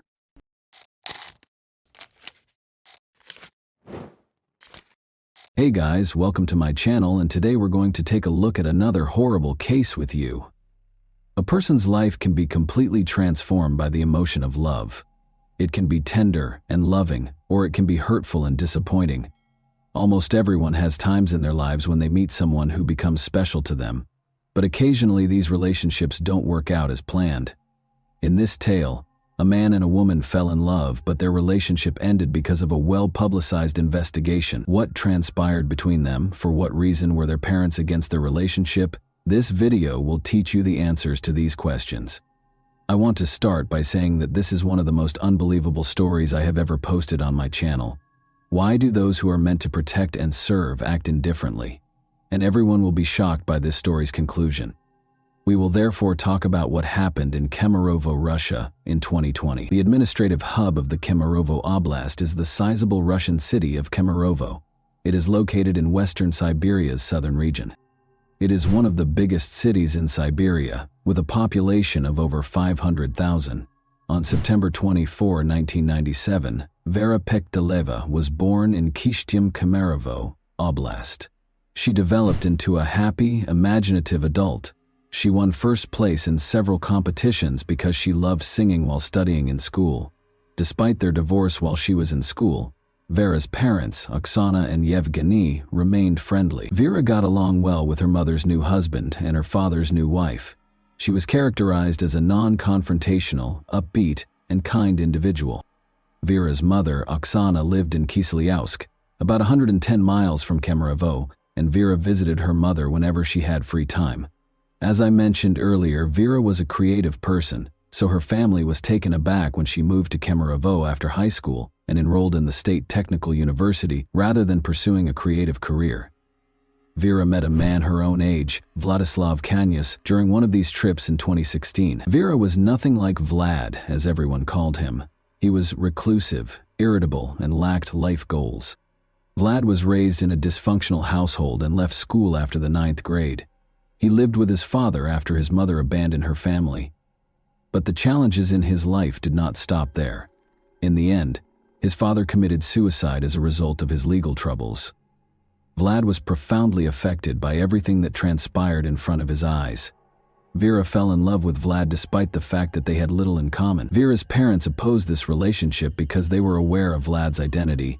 Although we sympathized with the man and understood that his life wasn't easy, we wanted Vera to have an entirely different life. We didn't agree with her decision. According to her mother, Oksana, we waited for her to break up with him. Vera's father requested that they break up after learning about Vlad. But Vlad and his daughter remained together. She simply ceased discussing him with her parents. Vlad never showed up for our family get-togethers. The pictures on Vera's social media accounts did not feature him. She seemed to be concealing him, Vera's mother recalled. It's important to note that in 2019, Vera and Vlad moved to Kemerovo to live together. Vlad, who was unemployed and did not want to change that, loved living with Vera, and her parents helped pay for the apartment. She always had some cash in her wallet and was intelligent and attractive. She gave him financial support.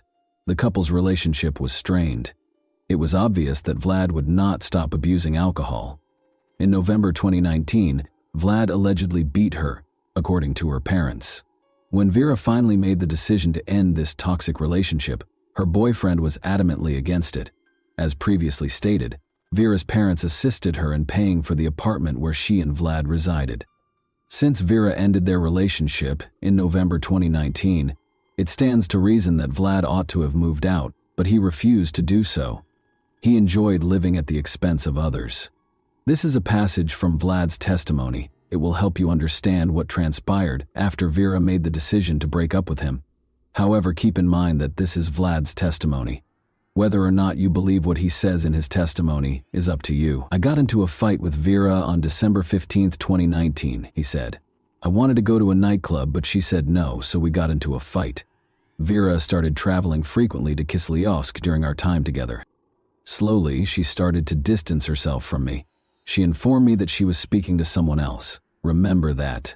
Vera had told Vlad she was ending their relationship a month prior, he went on.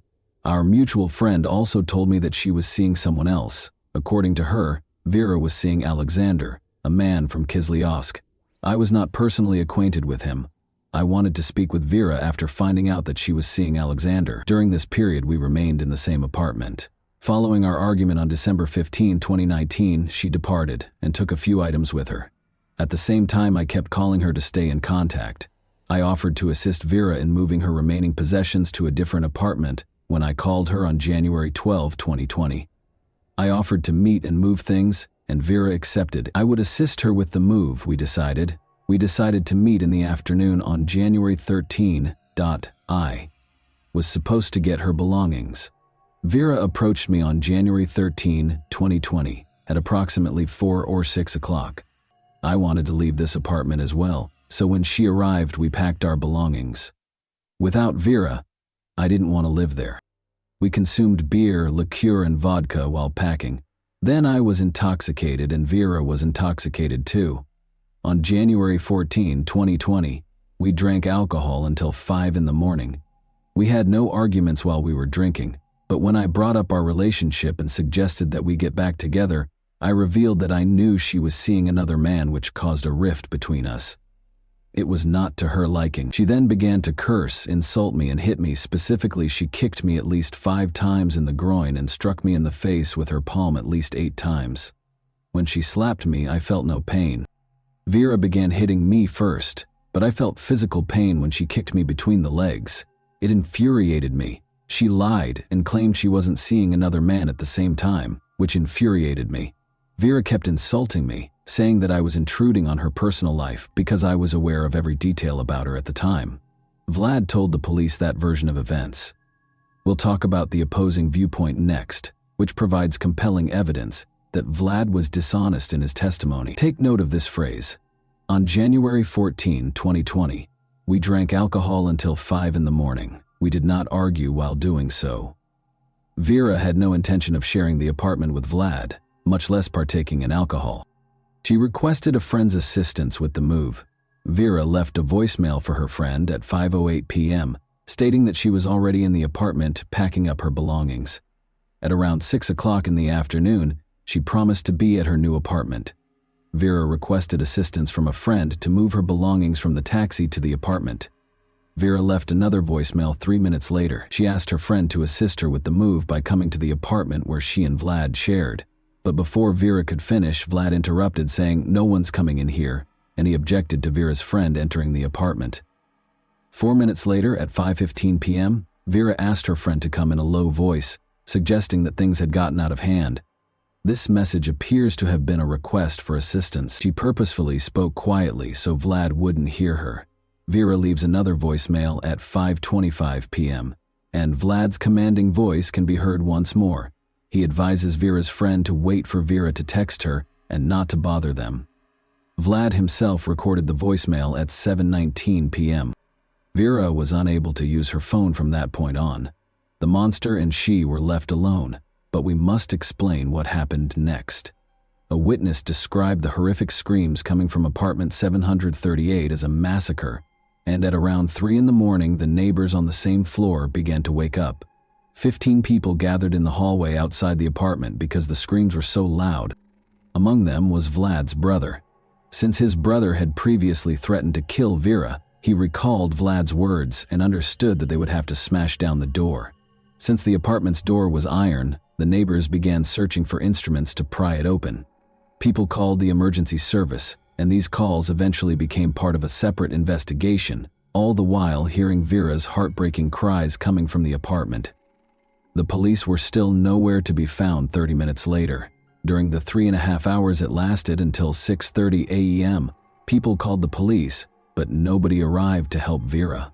While Vera was fighting for her life, the witnesses called the emergency services 7 times, but no one answered. Vlad was the last person to speak to them from behind the door. "Forgive me, Vera," he said.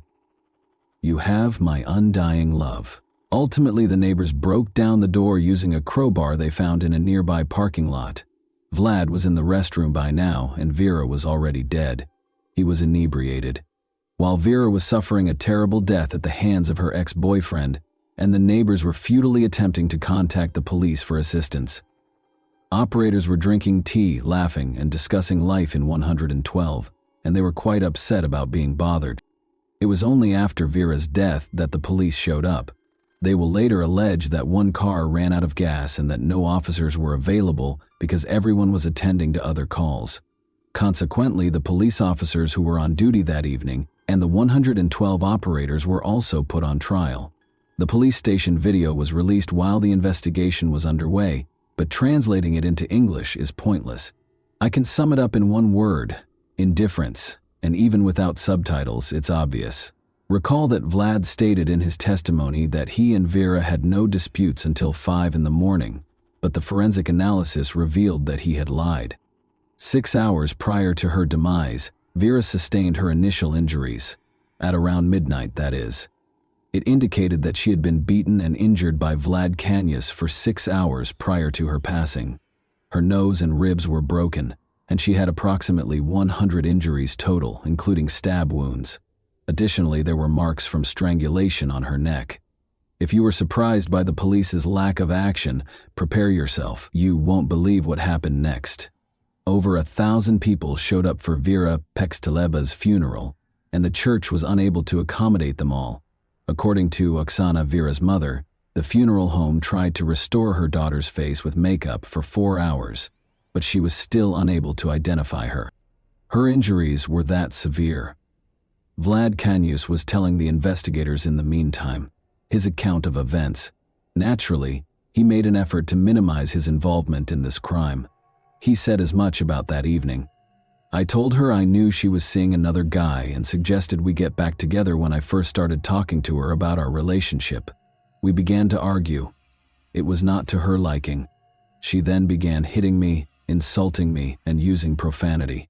In particular, she struck me in the face with her palm at least 8 times and kicked me at least 5 times in the groin. When she slapped me, I felt no pain.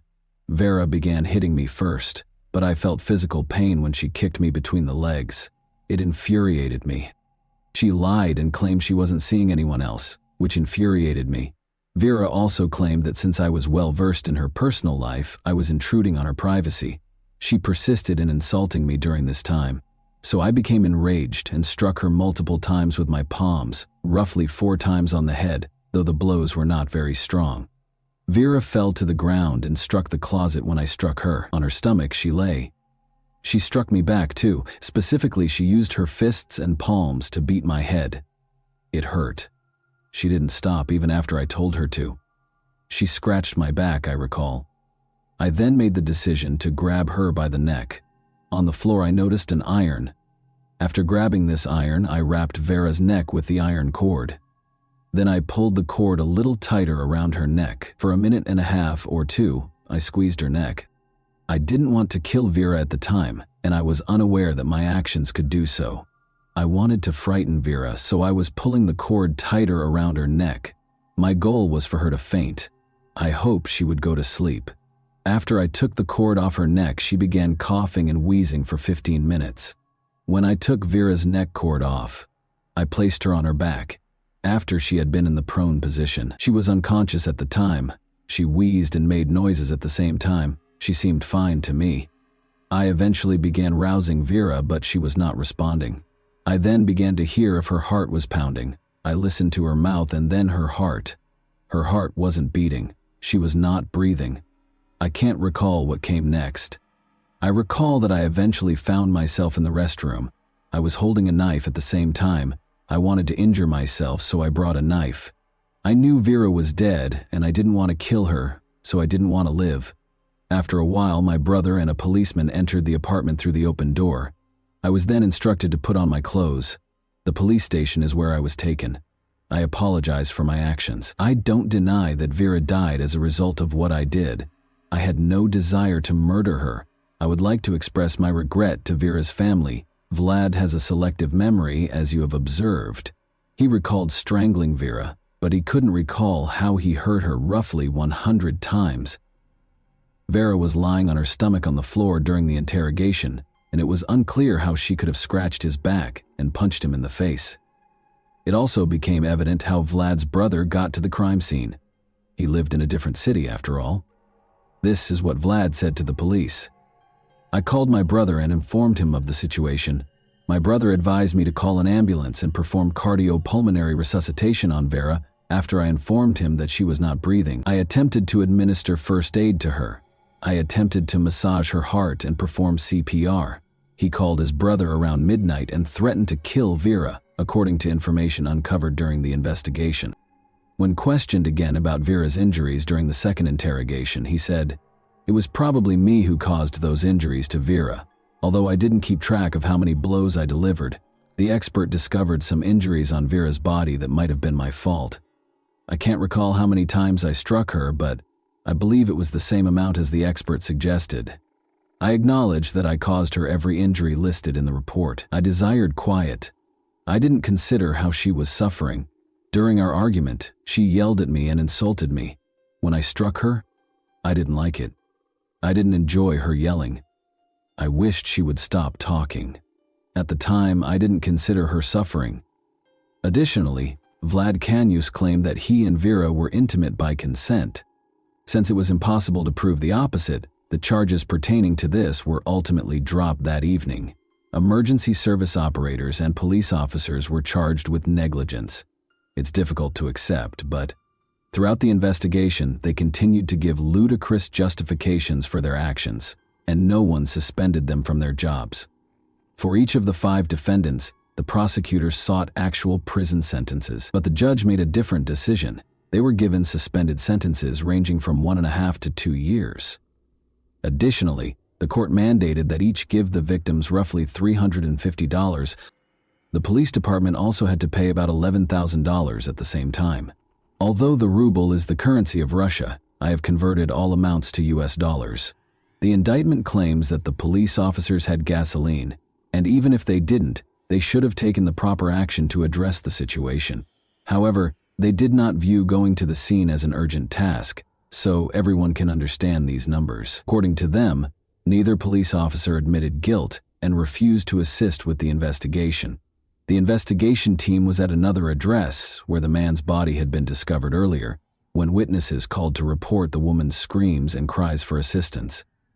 Vera had no intention of staying in the apartment that night, so we'll probably never find out what actually transpired.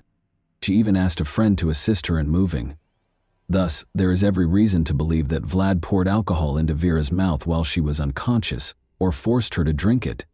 He had time to devise a story that would demonstrate that everything that occurred was accidental.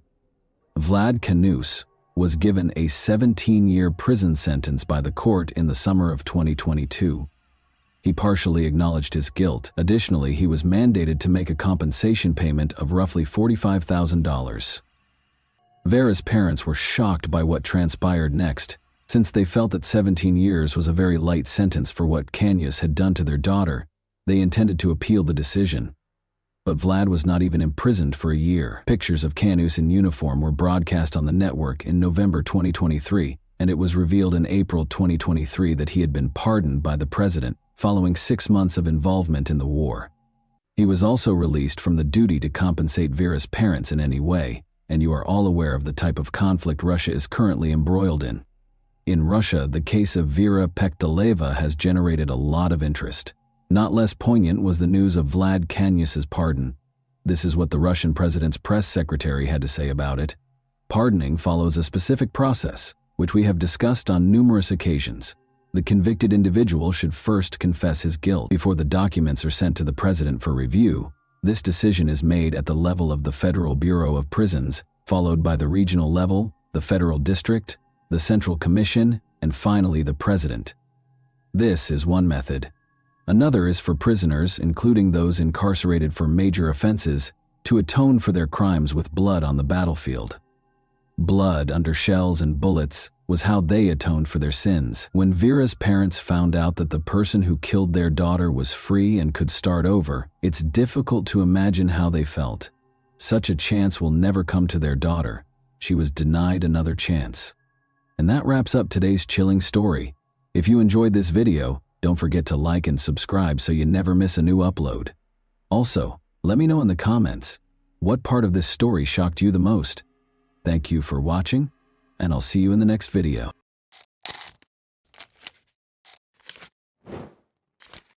Hey guys, welcome to my channel, and today we're going to take a look at another horrible case with you. This video examines what happened in Tennessee, USA on September 2, 2022, when 34-year-old Eliza Fletcher, a mother of 2 children and kindergarten teacher, left her Memphis home to go for a morning jog. Following police notification of Eliza's disappearance, an investigation was started after she failed to return home, which sparked a significant public outcry. A few days ago, the case was concluded.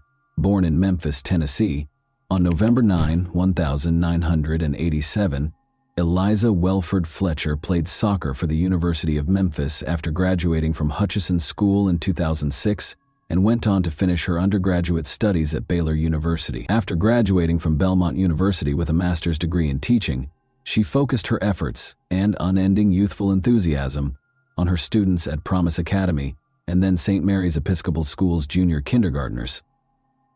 Eliza gave her all to her students, as she did to everything she did. She was a firm believer in the value of personal development and did not hesitate to show vulnerability. As a natural athlete, on the other hand, she welcomed it. From childhood teams to collegiate competition to winning marathons, Eliza's love of sports was evident. As an adult, she loved going for morning runs with her friends. She enthusiastically participated in everything she did by utilizing her competitive nature. Eliza was a skilled runner who qualified for the Boston Marathon, a prestigious event among marathon runners, by finishing the Stone Marathon in Memphis in 3 hours, 26 minutes, and 9 seconds. Eliza loved being a wife and mother more than anything else. Richard James Fletcher, her husband, and she met at the Second Presbyterian Church. On Friday, September 2, 2022, the couple welcomed 2 sons into the world after getting married on March 8, 2014. When Eliza did not return from her jog at the scheduled time, her family became concerned. Her husband Richard reported her missing at 7:45 a.m. after noticing that she had not returned home and was not returning calls or texts. Eliza began her day the same way she began many other days, with a morning run. She left the house at around 4 a.m. Police started looking into it right away. The investigators first spoke with every member of Eliza's family. In addition to ensuring that the family members' testimonies were consistent, they had to piece together the timeline of events preceding her disappearance. Eliza's husband, or any other family member's involvement in the disappearance, was promptly ruled out by authorities. Investigators retraced Eliza's route and started gathering surveillance footage after determining which route she was running. A still photo of Eliza was made public. She weighs 137 pounds, has blonde hair, green eyes, and is 5 feet 6 inches tall. Her hair was in a bun on the day she was last spotted, and she was dressed in a pink jogging top and purple-blue running shorts. Investigators concluded that Eliza had been abducted close to the University of Memphis. Eliza used to frequently jog in the area and had never experienced any personal safety concerns. But this time, police claimed that a man kidnapped her, forced her into his car, and drove off. The suspect was driving west on Central Avenue in a dark SUV. It was discovered that Eliza's cell phone was broken. Near the scene of her kidnapping, a water bottle and a phone were discovered. An image of the SUV was made public, and police urged anyone with information that could aid in the investigation to get in touch with them. Some information regarding the kidnapping was later made public by authorities. What the police report says about it is as follows. A black GMC Terrain was seen driving by and then waiting for the victim to run by on the scene's security footage. The document claims that a man got out of the vehicle, rushed over to Fletcher, and pushed her into the passenger seat. This kidnapping seemed to involve some sort of struggle. This is where the Champion Slide sandals were discovered. Sandals discovered at the scene were sent to a lab where specialists were to test them for a sample of the offender's DNA. The car then sat in the parking lot with the victim inside for about 4 minutes before it drove away. In a statement released on September 3, the day following the kidnapping, Eliza's family offered a $50,000 reward for information leading to Eliza's return. Police were looking for the dark SUV in the meantime. They discovered additional surveillance footage, some of which was subsequently made public. The police statement claims that this video shows the suspect in Eliza Fletcher's kidnapping cleaning the inside of his vehicle. It is clear from the statement that Eliza was no longer in the kidnapper's car at this point, but authorities did find a trash can where the suspect had disposed of the cleaning supplies he had used inside the vehicle. They might be an important piece of proof. The same day, September 3, Memphis police reported that they had found a car of interest and had taken its driver into custody to question him. The DNA sample came from the sandals the criminal misplaced when kidnapping Eliza Fletcher. Upon entering the DNA profile into the database, forensics discovered that the person who kidnapped Eliza was 38-year-old Cleotha Abston. He was released from prison approximately 2 years ago and had a criminal record. Investigators allegedly found that Abston's cell phone was close to the location where Fletcher was coerced into the car, based on cellular records they were able to obtain. Abston was a teenager, when he pleaded guilty to kidnapping Kemper Durand on May 26, 2000, and was previously given a sentence of 24 years in prison. According to court records, Abston forced Durand into a car's trunk after kidnapping him at gunpoint. In a victim impact statement, Durand stated that he felt incredibly fortunate that I was able to escape from the custody of Cletty Abston. He then made Durand take money out of an ATM, from which he managed to escape when he caught the attention of a Memphis Housing Authority guard. He and his co-defendant had taken me from the trunk of my car, where they had kept me for several hours, and forced me to drive to the MAPCO station. I was supposed to get cash for Cleotha Abstain using my ATM card. We were extremely lucky that a Memphis Housing Authority guard in an armed uniform just so happened to enter the MAPCO station. It is very likely that I would have been killed if I hadn't escaped, he wrote in the statement. Durand, a criminal defense attorney who passed away in 2013, stated that he thought Abston had no remorse at all. Additionally, according to court records, Abston had a long criminal history beginning in 1995. The charges included rape, theft, aggravated assault, and evading arrest. Although the kidnapper was apprehended, Eliza Fletcher's whereabouts were unknown due to Abston's silence after his release from the Tennessee Department of Correction in November 2020. Regretfully, evidence discovered in his vehicle showed that Eliza had passed away. Forensics discovered traces of Eliza's blood in his SUV, despite the fact that Abstat had cleaned the interior thoroughly. Abston was accused of both evidence tampering and kidnapping. In addition, he was accused of unrelated crimes like credit card fraud, property theft, and identity theft. According to police, the judge set bail at $500,000 at the time of arraignment. A public defender was assigned after Abston informed the judge that he could not afford an attorney. Police were searching for Eliza in the meantime. On the morning of Friday, September 2, she was kidnapped. Authorities confirmed the worst fears of those concerned about Eliza Fletcher's fate at a press conference on Monday, September 5, 2022. The body of Eliza was discovered in the grass close to this deserted Victor Street home. The driveway contained tire tracks that matched those on Abston's vehicle. This is how this location appears on news reports, however, indicate that this abandoned house was encircled by tall grass at the time of the crime. The grass was as tall as a man in some places, making it an excellent place to conceal the crime's evidence. Journalists started asking locals if they had seen anything suspicious after Eliza's body was discovered here. According to some of the people the journalists spoke with, even before Eliza's body was discovered, they called City Hall several times to request that the grass be mowed. However, after Eliza's body was discovered, the city authorities did nothing. Abston was also charged with first-degree murder and first-degree murder in the commission of kidnapping, and the judge revoked the $500,000 bail that had been set when he was first charged. The judge also decided that Henderson would be accepted as the suspect's legal last name. Since his name is listed as Cleotha Abston in the prosecutor's reports as well, I will use that name going forward. Just to let you know, he is listed as Claretha Henderson in some sources. Following the proceedings, Shelby County District Attorney Steve Mulroy sidestepped a reporter's inquiry about the punishment he would seek in the event that Abston was found guilty. A conviction for first-degree murder carries a life sentence, with or without parole, or the death penalty. It is too soon for us to talk about the kind of punishment we will pursue. Outside the courtroom, Mulroy stated that Eliza's family and everyone who knew her were shocked by her untimely death. 5 days after the police announced the body's discovery, on September 10, 2022, hundreds of people attended the funeral service, which took place in the same church where Eliza had been married 8 years prior. Nobody is prepared for the loss of a loved one, but it is a terrible experience to learn that they were murdered after being kidnapped. People's mental health suffers as a result of their inability to accept the devastating reality. It's time to honor those who loved her so much, and to remember and celebrate how unique she was. We are grateful for all of the love and care that we have received. We are incredibly appreciative of the local, state, and federal law enforcement agencies' tireless efforts to locate Eliza and apprehend the perpetrator of this heinous crime. According to Eliza's family, this senseless loss has left us devastated and heartbroken. Family, friends, co-workers, students, parents, members of her Second Presbyterian Church congregation, and everyone else who knew her loved Eliza. According to the statement, the faculty and staff at St. Mary's Episcopal School lit candles in Eliza's honor as the day began in chapel.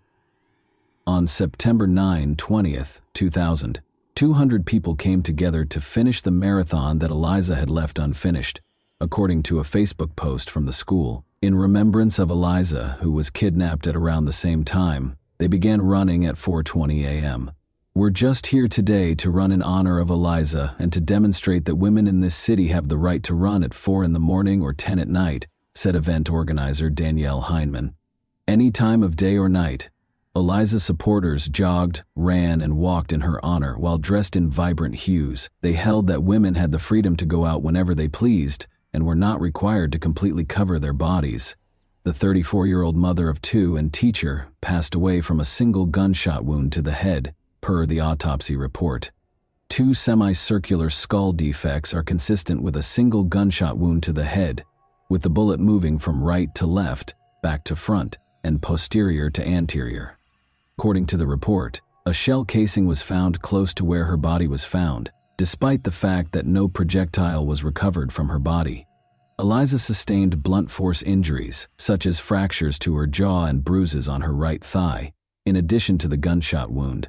Although there was no overt indication of an actual assault, these injuries were consistent with blunt force trauma. It was discovered that Cleotha Abston had abused another woman the year prior to his abduction of Eliza, as the authorities readied themselves for the trial. The attack on Eliza Fletcher might have been avoided if Abston had been taken into custody, but the system failed because of inadequate funding, and Abston was still at large. The incident in question took place on September 21, 2021. The woman, Alicia Franklin, went to the police and said that she and Abston had agreed to have dinner after meeting on a dating app in 2021. Alicia Franklin claims that although they had previously talked about trading love for money, they had no intention of having intimate contact that evening. Instead, he put a gun to her neck and dragged her into his car, where he made her comply with his wishes despite her objections. Alicia called the police after Abston released her. Despite the fact that samples of male DNA were discovered, police reports stated that she had no visible injuries. How much time did it take to analyze these DNA samples, in your opinion? The test results were released on September 5, 2022, nearly a year after the incident, which took place on September 21, 2021. When state leaders and victim advocates learned that Abston had been arrested for Eliza Fletcher's murder, they became indignant and demanded that officials change the way the state handles assault kits. There is still more to be done, but I am happy that we are able to take this extra step towards clearing this backlog. Tennessee Governor Bill Lee apologized and stated that authorities would expedite additional funds to hire 25 additional staff at the forensic lab to speed up the process of testing samples. According to Senate Speaker Randy McNally, we have to get these violent criminals off the streets and keep them off. Jim Strickland, the mayor of Memphis, has publicly defended the actions of the Memphis Police Department. Strickland responded, "I don't know the details," when asked if MPD blew the investigation. "The investigation is ongoing. The mayor shouldn't get involved in the investigation's minutiae." Days after his arrest in connection with Eliza Fletcher's death, Cleotha Abston was finally charged in the case. Alicia Franklin is suing the city of Memphis, claiming that the Memphis Police Department did not conduct a thorough and appropriate investigation into her ordeal. She claimed to have sustained emotional and physical harm that necessitated continuous medical and psychological care. She is requesting damages that are not specified. Additionally, the lawsuit alleges that when investigators arrived at the crime scene, they failed to collect tangible evidence. The Lakes at Ridgeway were also sued by Alicia Franklin. The woman said that because there was no security at the apartment complex, Abston was able to take her to an unoccupied apartment and attack her. She claimed that the attack on her was not the first crime to occur in that vacant apartment, and she is suing for $2 million in damages. The apartment that Abston used to entice the plaintiff to leave her car was unoccupied and available for Abston to use illegally, the lawsuit said. In the court filing, the woman also claimed that Henderson had made inappropriate and obscene remarks to other women at the complex, but the property managers had done nothing to request that Abston leave. In the Alicia Franklin case, Cleotha Abston was found guilty on April 12, 2024. He consented to a maximum sentence of 8 decades in prison on all counts on May 17, 2024, waiving his right to a sentencing hearing. The sentence is divided into 40 years for the 20 years for the kidnapping and 20 years for the gun charge, which will run consecutively. When making a decision, said Judge Lee Coffey, the judge said that Abston will not be able to appeal his sentence, but he can still appeal the trial and verdict itself in the Franklin case this week. On Monday, October 28, 2024, it was revealed that Cleotha Abston was sentenced to life in prison without the possibility of parole in the Eliza Fletcher case. He also noted that the sentence would run consecutively for the counts he considered, including his lengthy criminal history and multiple disciplinary incidents while he was in custody, including indecent exposures and possessing drugs and weapons.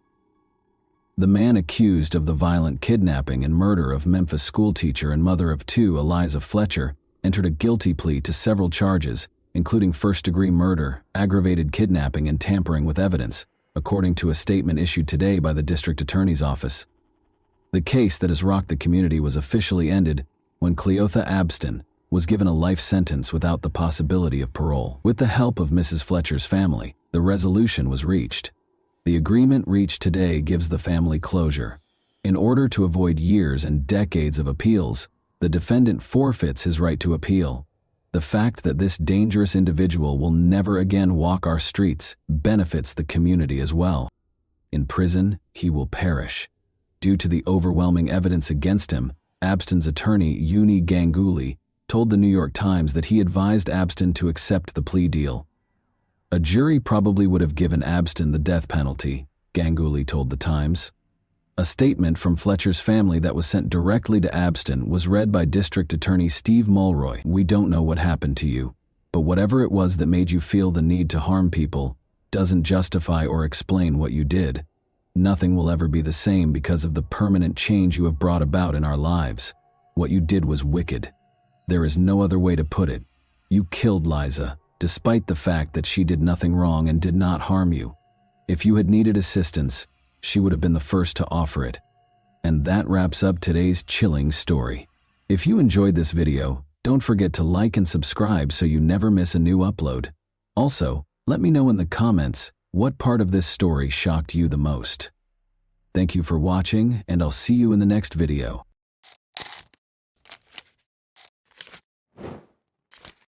Hey guys, welcome to my channel, and today we're going to take a look at another horrible case with you. Today, we'll examine what happened in Norris City, Illinois. Jacob Wheeler, 22, and his girlfriend Jessica Evans, 17, went fishing in the small Wabash River. Their families have been unable to get in touch with them, and they have not gone back home. All residents of Norris City followed the investigation after police were alerted to the couple's disappearance that same day, but sadly, there was no happy ending to the tale. All the locals were shocked by what transpired. Southern Illinois is a patchwork of fertile farmland and thick forests that stretches between Kentucky and Missouri.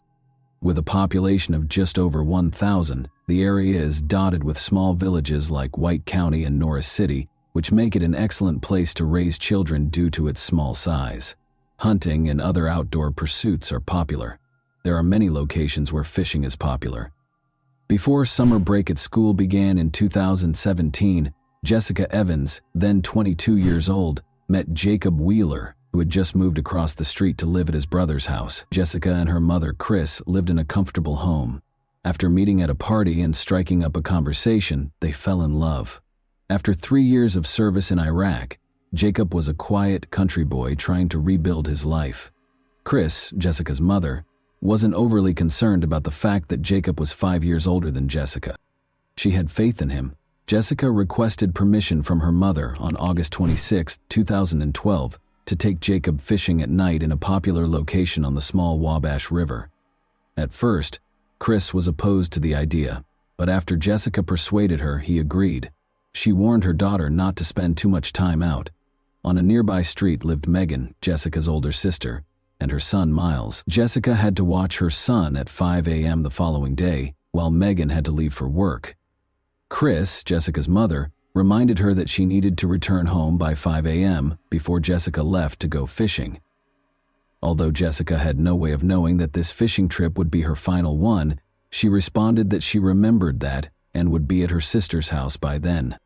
Jessica was heading to bed when Chris called her just before midnight to check on her.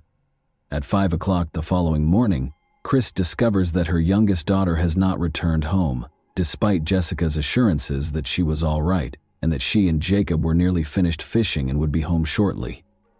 Jessica was not known for being late, especially when she knew she had to watch her nephew. Jessica didn't answer when Chris picked up her cell phone and began calling her daughter. Chris's text messages also went unanswered. Chris knew right away that something wasn't right. She was certain that she would have alerted Jessica if her plans had changed. When Chris arrived at Jacob's house, his brother Jeremy informed him that Jacob had also not returned home. By 9 in the morning, Jessica's family was starting to worry, but Jeremy wasn't concerned because he knew Jacob could take care of himself. Chris feared they were stranded somewhere or that Jacob's pickup had broken down.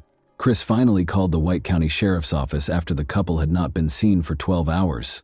Sheriff Doug Mayer wasn't overly worried when he got the call about the missing couple on Sunday night while he was lounging around his house. Maybe Jacob and Jessica had escaped, he thought. He needed to know where they had disappeared to, but he assumed they were safe. In order for the phone company to track down Jessica's cell phone, the sheriff chose to execute a warrant to search it, which could take hours. Meanwhile, as instructed by the family, the sheriff's deputies went to the fishing spot where Jessica and Jacob were expected to be. There were only gravel roads leading to the remote location. A 50-foot overgrown trail led the deputies to a popular fishing location. There were clear indications that someone had visited. Although there were a few packages, there were no indications of any criminal activity or problems. Although the campfire had been extinguished, the area was extremely clean. Jacob had left his pickup truck behind. The sheriff had trusted his instincts about the young couple thus far. He didn't initially think that something negative had occurred. He did believe that they had most likely traveled somewhere voluntarily. Ultimately, Jessica's cell phone carrier provided the records to the sheriff's deputies. Attempting to track the phone and determine which tower it was closest to was a great way to locate them. They discovered that a tower in the campground area was the source of the signal. That was the implication. Jessica was somewhere close to where she and Jacob had gone fishing, and her phone was still on. The sheriff was not prepared for it at all. If Jessica and Jacob are still alive, why aren't they returning their calls if the couple had just fled? The news that Jessica and Jacob were missing spread swiftly throughout Norris City, raising concerns among the locals as investigators started to worry that the two were stranded somewhere, gravely hurt, or worse. When the sheriff's office discovered that Jessica's cell phone was still in the area where the couple had gone night fishing, they became concerned that something horrible had happened. At dawn the following day, officers from the White County Sheriff's Office returned to the fishing site with a platoon of volunteers and neighboring law enforcement agencies. The search party set out to look for any sign of Jacob and Jessica, and their families also joined in the search, but after 3 hours of searching, they found nothing. Jessica, Jacob, and the pickup truck were nowhere to be seen. The pickup had to be there, though, even if something were to happen to Jacob and Jessica. However, what if they abandoned the phones and fled? They would eventually leave an electronic trail if they did flee together. While the bank statements showed nothing noteworthy, the police checked their bank cards to see if there had been any payments. However, one clue was found in Jessica's phone records.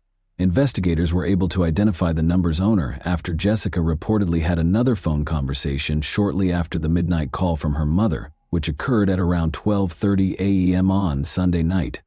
Jessica was conversing with Ron Woodison, a young man. The police knew that name because Ron had previously run afoul of the law. This in and of itself raised suspicions that he might have been involved, so they decided to speak with Ron and find out the specifics of that conversation. When he met with the sheriff's deputies, they asked him to describe the last time he had spoken to Jessica. Eventually, he acknowledged that he had called her in the middle of the night. He mentioned that he had attended the party and that some other people had also been present. Ron stated that he had attempted to invite Jessica to the party by calling her. Ron was just informed by Jessica that she was occupied with fishing. He had been told not to call Jessica by Jacob when he reached for the phone, and Ron claims that they had a rather heated exchange. Jacob was mostly to blame. The fact that Ron had called his girlfriend really annoyed him. Jacob was quite irritated by his call. The other partygoers' names were noted by the sheriff's deputies, who who also verified Ron's alibi and essentially attested to the fact that he remained there following that phone call. As the weary search team members were ready to head home at the end of the day without discovering anything, one of Jacob's friends, using his ATV, discovered a pickup truck in the woods. Jacob and Jessica were fishing 2 miles away from the pickup, which was parked in the woods behind an old deserted farmhouse. Jacob had the pickup. It was obvious that a horrible event had occurred. A woman's body was in the back of the truck. Her head had been shot twice. Her condition was another reason to be concerned. She had some clothes on. Investigators were immediately convinced that there had been more than a murder when they discovered some of her clothing on the ground near the car. In a community like this one, it wasn't necessary for the victim to have identification because some of the investigators had known Jessica for their entire lives, and they had just discovered her. Almost 36 hours after Jessica failed to show up to watch her nephew, everything changed in that instant. She was shot and found dead in Jacob's abandoned pickup truck by the sheriff's office. Given that she was nearly completely naked, it was clear that she had intercourse with a man prior to her passing and opposed it. Authorities hoped the coroner would be able to apprehend the offenders if that was the case. While police searched the area surrounding the pickup truck for evidence, they were fortunate to find DNA. It is clear that Jessica's 2 head wounds were consistent with the .222 caliber shell casings. It was clear that Jessica had been shot where the pickup truck was parked, because the 2 shell casings were discovered on the right side of the vehicle, next to a sizable blood stain. Investigators started looking into Jacob's pickup. The oddest thing was that Jacob wasn't there, even though it was packed with personal belongings and fishing equipment. When the police searched, they found a clue. They discovered blood inside the pickup truck's driver's side cab. Samples of blood were sent for DNA analysis.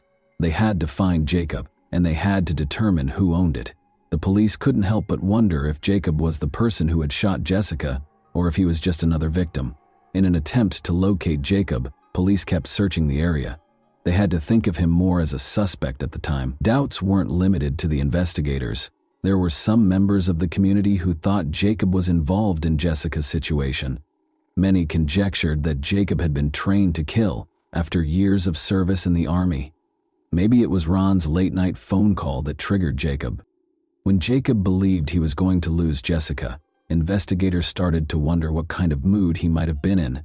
The police secured a search warrant for Jacob's brother's home the day after Jessica's body was found. They made a significant discovery, but they were unable to locate Jacob, who they assumed was hiding in the house. One of the firearms was absent from his collection, which investigators discovered. The brother of Jeremy Jacob clarified that there was no reason to be alarmed. All his brother was doing was getting ready for a fishing trip. It was nothing out of the ordinary. When investigators learned that the missing firearm was a .22 caliber, which matched the shell casings discovered at the crime scene, they became concerned. Jacob's family, however, thought he had nothing to do with the crime. They had no doubt that if Jessica had been in danger, Jacob would have given his life to save her. The hunt for Jacob Wheeler became a massive operation as the week went on. Search teams were assembled by police officers from multiple counties, and every effort was made to locate him. The search was conducted using canine services, and an aircraft was launched for surveillance. A $2,000 reward was offered by the White County Crime Suppression Unit for information that would result in Jacob's apprehension and arrest. There was some interest in the cash reward, and tips started coming in to the sheriff's office. Out of all the tips, one particularly noteworthy one claimed that Jacob had been spotted at a gas station. According to a worker at the gas station 12 miles from the scene of Jessica's death, he thought Jacob had purchased a pack of cigarettes. He was wearing a camouflage hooded sweatshirt on Sunday night, approximately 1 day after he and Jessica vanished. The gas station employee recalled that when the man took money out of his wallet, he also found an ID card inside, which he thought was in Jacob Wheeler's name. Because of this, Jacob was clearly the most likely suspect in Jessica's incident, and the likelihood that he was evading capture increased over time. The gas station where Jacob was allegedly spotted was visited by investigators. They noticed a suspicious man in the surveillance footage. He avoided looking at the camera and wore a hooded sweatshirt that covered his face. Although it was suspicious and the night was too hot for a warm jacket, it was difficult to confirm that it was Jacob. The man hurried off to buy cigarettes. The man's face was not visible in the gas station's surveillance footage, But a second camera outside captured him boarding a female driver's vehicle. One of the sheriff's deputies recognized the woman, and they drove right to her home. While speaking with investigators, they noticed that the vehicle seen on the gas station's CCTV footage was parked close to the residence. Although the woman acknowledged that she had driven the man to the gas station, she denied that it was Jacob Wheeler. It was her boyfriend, she claimed. They were extremely disappointed when they first saw her boyfriend. It was someone who resembled Jacob Wheeler, but it wasn't him. In the video, the unidentified man is a dead end. Jacob was still the center of the police's attention. The detectives suspected that his brother Jeremy was hiding him and were certain he was still alive. His brother and father were certain that Jacob couldn't have killed Jessica, so they searched his house at night in an attempt to catch him off guard. But even after a second search, they couldn't find any evidence that he was home. Wheeler wanted his son's name cleared. It was difficult because he was certain that he was searching for Jacob's body rather than his own. Harold, Jacob's father, called Sheriff Meyer 6 days after the disappearance to inform him that he had found something that everyone else had missed. Just a quarter-mile from Jacob and Jessica's campsite, he claimed to have spotted what appeared to be auto parts in a wooded area. When investigators looked into this information, they did discover some auto parts. These were components that were fastened to the pickup's fenders. It was definitely not Jacob Wheeler's pickup truck, but there was damage to the trees in the area where they found these parts, indicating that someone had driven the pickup into the woods and between the trees, damaging the vehicle. The investigators had no other leads and were unsure if the find was related to the crime, but it was unquestionably of interest. There was a serial number on one of the parts. The police were able to identify the exact type of pickup truck by looking it up online. Once more, locating this truck in a small city cannot be difficult. A man who drives a car like this was known to one of the sheriff's deputies. It was White County native Danny Costin, a 36-year-old electrician. Could he have been a part of such a violent crime, though? Danny was never one to cause trouble. His criminal history was clean. He lived in White County and was easily located. Investigators made the decision to speak with Danny at his place of employment. In the parking lot was his pickup truck. The parts discovered in the woods matched the truck's extensive damage. Sheriff Meyer questioned Danny while the investigator examined the pickup truck. He inquired about his pickup truck's damage. Danny clarified that he had attempted to fish on the small Wabash River but struggled to get the boat started due to his extreme drunkenness. He remembered the date, but not much else about the evening. It was around 1 in the morning on the night that Jacob and Jessica went fishing, and he reported that during his entire stay in that section of the river, he never saw anyone else. In the meantime, researchers made a significant finding. In the rear of Danny's pickup truck, they discovered a significant amount of blood. When they told him about it, he appeared taken aback. The sheriff advised Danny that this would be a good time to tell him anything he wanted to. Analysis revealed that the blood in the back of Danny's pickup truck was human blood, despite Danny's claim that he witnessed Jacob shoot Jessica twice while he was in the woods that evening. Danny was taken to the police station and subjected to additional interrogation by investigators. He claimed to be intoxicated. He saw Jacob and Jessica when he descended to the small Wabash River. He was alone with Jessica because Jacob had gone into the woods. According to Danny, Jessica allegedly began approaching him on her own. He claimed that he and Jessica drove off in his truck and parked behind an old deserted farmhouse 2 miles away. They allegedly made intimate consenting contact. Then, as Danny said, Jacob discovered them in the dark. After he and Jessica got into a fight, Jacob shot Jessica. Danny claims that he was afraid when he saw Jacob approaching and managed to grab him, which led to a struggle between them. The gun went off somehow, wounding Jacob. According to Danny, the shot was unintentional. Panic set in. He loaded Jacob into his pickup truck. He concealed the body where no one could find it because he was worried that no one would believe him when he claimed it was self-defense. Danny gave a detailed account of where he had left Jacob's body. Danny's story was disbelieved by the police. Jessica didn't seem likely to do that. Although Danny's account of Jessica accompanying him and Jacob unexpectedly appearing didn't make much sense, they now knew that Danny had shot Jacob, proving that Jacob's family was correct all along. Danny Costin was taken to jail after being arrested. The investigators then proceeded to the location where Danny claimed to have left Jacob's body. They had to venture a bit farther into the woods because it was a dirt road. They searched for 6 days before locating Jacob, who had been shot in the head. The evidence they discovered did not support Danny Costin's account of what transpired that evening. The driver's seat and the door of Jacob's pickup were covered in blood, and it was Jacob's blood. Danny's story simply didn't fit it. He claimed that after Jacob killed Jessica, they got into a fight in the woods, and Jacob was accidentally shot and killed. According to what Danny had previously said, he loaded the body into the back of his own pickup truck and drove it to a faraway place. So where did Jacob's pickup truck's interior contain blood? After being reinterrogated, Danny Costin agreed to tell the truth after being made aware of discrepancies in his testimony. He claims that the woods were too dense when he attempted to drive his truck to the water that evening in order to launch the boat. He was also inebriated. He attempted to enlist the aid of Jacob and Jessica. When Jacob realized he was intoxicated, he advised against it. Then Danny requested assistance from the couple to get home. Jacob concurred. Danny climbed into the back of Jacob's pickup truck after he and Jessica got inside. For some reason, he chose to use his .22 caliber pistol. He got out of the truck's back and left. Through the downed window, the driver shot Jacob in the head. Everything took place in front of Jessica. She began to scream out of terror. Then he pulled Jacob out of the truck, Danny said. He swore under interrogation that he had no idea why he killed Jacob or what he was doing. Danny was then informed by Jessica that she would stop at nothing to prevent him from killing her. Danny Costin was questioned by the sheriff about whether Jessica had promised to have sex with him in return for his allowing her to live. Costin answered, "She promised to follow my instructions." He went to a remote location. He basically took Jessica's attempt to protect herself as an invitation to have a personal relationship with him. He did it in Jacob's pickup truck's back. Then he pulled out a gun and shot Jessica, even though she begged for her life. "I don't know why I did it," Costin said. He threw both his and Jacob's guns out the window after loading Jessica's body into the back of Jacob's pickup truck and driving his own vehicle to Wayne County to conceal Jacob's body.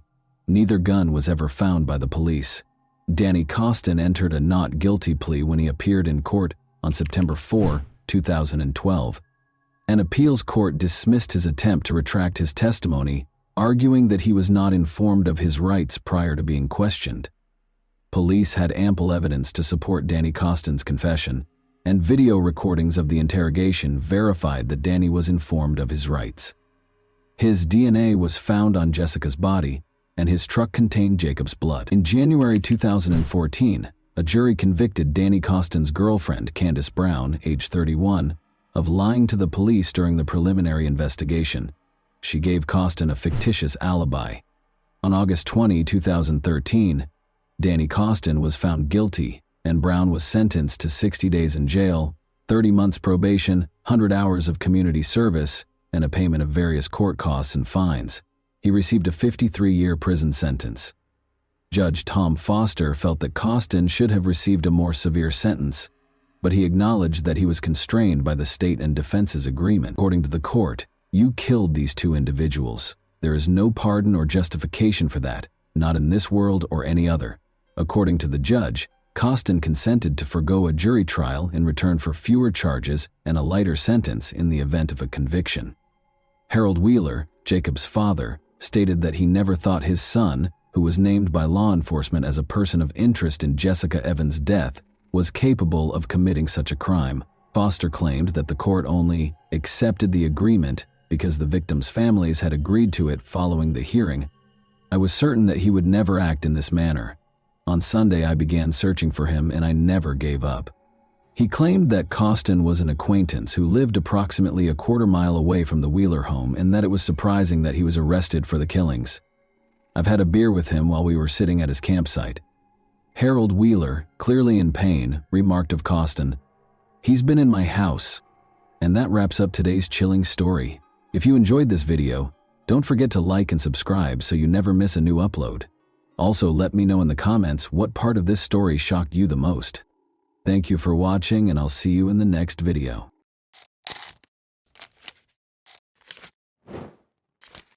Hey guys, welcome to my channel, and today we're going to take a look at another horrible case with you. Sometime between 7 and 7:30 p.m. on the evening of May 30, 2012, 19-year-old Brittany Wood got ready and left her mother's home in Mobile, Alabama. Everyone thought Brittany was going to see a friend, but that wasn't the case at all. Brittany's real destination was her uncle Donnie Holland's house, but no one around her knew it. But what started out as a routine visit would turn into a terrifying experience for the family and the police. On June 1, 2012, 2 days later, the police discovered something horrifying. A terrifying crime scene was revealed when Donnie, Brittany's uncle, was discovered in his car with a gunshot wound to the back of his head. A layer of mystery was added by the startling and bloody scene, which grew more intense as Brittany Wood mysteriously disappeared. Did Brittany contribute to Donnie's demise, and, if so, what motivated her to act in that way? Or did someone else kidnap Brittany in addition to killing Donnie? Brittany's dream has always been to work as a hairdresser and eventually open her own salon. But the little girl, who was only a teenager, would meet a man named Andy Woods. As their relationship grew, their lovely daughter Peyton was joyfully born in 2009, when Brittany was only 18. At first, Brittany relished the independence of youth, but the arrival of Peyton marked a significant shift in her life. But when Andy and Brittany split up a few months after Peyton was born, her life took an even more dramatic turn. In spite of the split, the couple decided to share custody in order to keep their relationship cordial and beneficial for their daughter's welfare. Following this, Brittany started dating and had a number of short-lived relationships. Spending time with her family, especially her brother Derek, whom she viewed as her protector, brought Brittany joy. When Brittany looks back on her past, she realizes that her turbulent experiences also stemmed from her early years. When she was a baby, her mother, Chessie Wood, and her father, Wallace Hinckley, got divorced. Brittany and her father had a good relationship in spite of the divorce.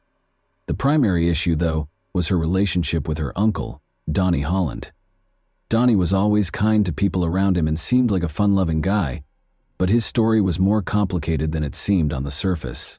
In fact, Donnie was being investigated at the time of his death for his alleged involvement in a child abuse ring that involved other family members, including Brittany's household members. Is there a link between Donnie's eventual death and everything that happened in the past and Brittany's disappearance? Around 7:30 p.m. on the evening of May 30, 2012, Brittany left her home, leading her family to believe she was going to see a friend. Later that evening, they tried to get in touch with Brittany but were unsuccessful. At first, the family didn't suspect anything was wrong because they were used to her spending days with her friends. However, they were unaware that this was not one of those evenings because they did not know where Brittany was. 2 days later, on June 3, 2012, Brittany's uncle Donnie Holland was discovered in his car, the engine still running, in a remote location with a view of the Fish River. The family was met with a terrifying discovery. He was shot behind his ear, at the back of his head. After being taken to a nearby hospital, he had already died. After hearing this heartbreaking news, Brittany's family made another effort to get in touch with her and let her know about the tragedy. Sadly, their efforts were unsuccessful because her phone was dead and still unresponsive. The family became increasingly worried when they couldn't find Brittany at her regular hangouts. They quickly made their way to the Mobile County Police Station and reported the missing person. This sparked a number of inquiries that involved Brittany and Donnie. The police searched the crime scene thoroughly in hopes of finding any evidence that would help them solve the case quickly. After a thorough search, they found a phone battery and a small gun inside the vehicle. Chessie, Brittany's mother, said that bags had been placed on Donnie's hands while she was in the hospital, most likely to be tested for gunshot residue. Why these bags were taken out without being tested is still unknown, though. Along with the investigation, the police spoke with Wendy Holland, Donnie's wife, and Jennifer Gonzalez Moore, their friend, who found Donnie's body. When they discovered Donnie about a mile from the main road, they said he was still gushing blood. The reason for their search and the details of the interrogation, such as whether Donnie was still alive, are still unknown. There was a strong suspicion, though, that Wendy was somehow involved in this incident. Presuming the gun was the one used to shoot Donnie, the police collected it along with the phone battery, but when Brittany's best friend, Tiffany Bailey, acknowledged that the gun was Brittany's, things took an unexpected turn. Tiffany disclosed that just before she vanished, Brittany had bought the gun for protection. Suspicions were running high and people started wondering if Brittany or Wendy and her friend were involved. But there was still another way to look at the story. Donnie was being investigated at the time of his death for allegedly being a part of a troubling child abuse ring that involved multiple members of his own family. He died from a gunshot wound while sitting in his car just half an hour before he was supposed to meet with the investigators to talk about these claims. According to former Baldwin County Sheriff's Office Detective Eric Winberg, Donnie probably expected to be arrested and killed himself just before the scheduled police meeting. The search for the truth started amid the assumptions and suspicions. Examining phone records was the first step in the investigation. The battery that was discovered in Donnie's vehicle turned out to be that of Brittany's cell phone. Additionally, it was verified by the call logs that Donnie and Brittany actually met on May 30, 2012, the day she vanished. According to the documents, Donnie had driven Brittany to the house near Styx River after picking her up at her mobile home. Brittany's text logs showed that she was messaging non-stop until 11:30 p.m., when she suddenly stopped. Early on May 31, they arrived back at Mobile, just as her phone died, ending the opportunity to gather any more information. As a result of these disclosures, the police force's investigation into Brittany took extreme action. Volunteers, the search and rescue team, helicopters, dogs, and boats were all mobilized in the ensuing extensive search. The Styx River Basin, the last place Brittany's phone had pinged, was within a 5-mile radius of the operation. The intensive efforts produced no evidence of her whereabouts, even after multiple interviews with her friends and family. Brittany's daughter, meanwhile, yearned to see her mother. But after the search for Brittany was unsuccessful, attention returned to Wendy. Police reported that Wendy was seen removing items from Donnie's phone the day he was found dead, which may indicate an effort to hide something that was first disregarded. When the investigation came to a standstill and the police began to focus again on Wendy, this action took on greater significance. The case came to a standstill after the car's DNA results produced no solid proof. Eventually, there was no more evidence to connect anyone to Donnie Holland's murder. As a result, it was formally declared a suicide, and the case was closed. Many questions and controversy were raised by the decision to close the case as a suicide. Detective Eric Winberg confirmed that the gunshot residue test was not performed because it was a procedure carried out by the Alabama Department of Forensic Sciences. Becca Johnson, a private investigator who was actively involved in the search for Brittany Wood, expressed skepticism, saying, "Generally it's 4 to 5 hours till unpreserved gunshot residue is gone and, hands in bags, it's being preserved." Cameron Busey, a firearms expert at the time, noted that if Donnie had shot himself, the bone fragments and brain matter would have probably lodged in his hands. To ascertain this aspect as well, no test was carried out. Furthermore, Busey emphasized that it would be extremely uncommon to hold the gun behind one's head. "I don't know of any suicide that was done in that position."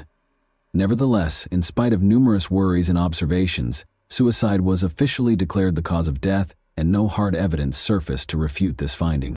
Even though Donnie's case ended in a surprising way, the investigation went further to understand its complexities by looking into the possibility that a family member was involved in the crime. The family had been concealing a troubling past for years, but the investigations revealed it. They discovered that Donnie Holland was the leader of a child abuse ring in which at least 11 other friends or family members participated. For decades, they had been mistreating and taking advantage of children, including their own. Further evidence connecting the family to these allegations was found by the police as they looked through Brittany's Facebook profile. 11 family members were arrested for their roles in the abuse ring, including Donnie's wife Wendy and Brittany's adored brother Derek. The fact that Brittany's mother, Chessie, was charged with child abuse despite claiming innocence only served to heighten the seriousness of the situation. One of the accusations against the mother was that she had assaulted another female relative who was underage. As the investigation went on, details from Brittany's friends, whom she had confided in, came to light. It was revealed that when Brittany was only 9 years old, she had also been abused by Donnie. Brittany's friends claimed that she intended to confront Donnie and report him to the police. An important question was brought up by the revelation. Did Brittany kill Donnie in retaliation? Although the hypothesis had an interesting history, it was only speculative because there was no hard evidence to support it. Given the backstory and her subsequent disappearance, particularly after her gun was discovered, the audience might have assumed in a simpler plot or motive that Brittany was the cause of Donnie's death. However, Evidence is crucial in legal proceedings, and no additional inquiry into her involvement was conducted in the absence of adequate proof. In addition to the idea that Brittany was seeking retribution, another theory surfaced. Could a previous victim have killed Donnie in retaliation and then abducted Brittany? Although the reason behind Brittany's abduction was never revealed, her mysterious disappearance raised suspicions that she was still alive. Despite a number of theories, it was indisputable that Brittany's family was about to face legal repercussions. Still, Brittany's mother, Chessie, was upset that her daughter had not yet been found. A young victim testified against Wendy Holland, Donnie's wife, in court on December 9, 2014. The victim's first memories of abuse by adult relatives, including the defendant Wendy Wood Holland, who was 35 at the time, were horrifyingly described in the testimony. The teenage girl testified that the relatives frequently participated in adult group activities, mentioning that Brittany Wood occasionally participated in these activities. During the biggest case in Alabama, which involved the prosecution of 10 people. Teresa Hines, the prosecutor, inquired as to how frequently such incidents happened.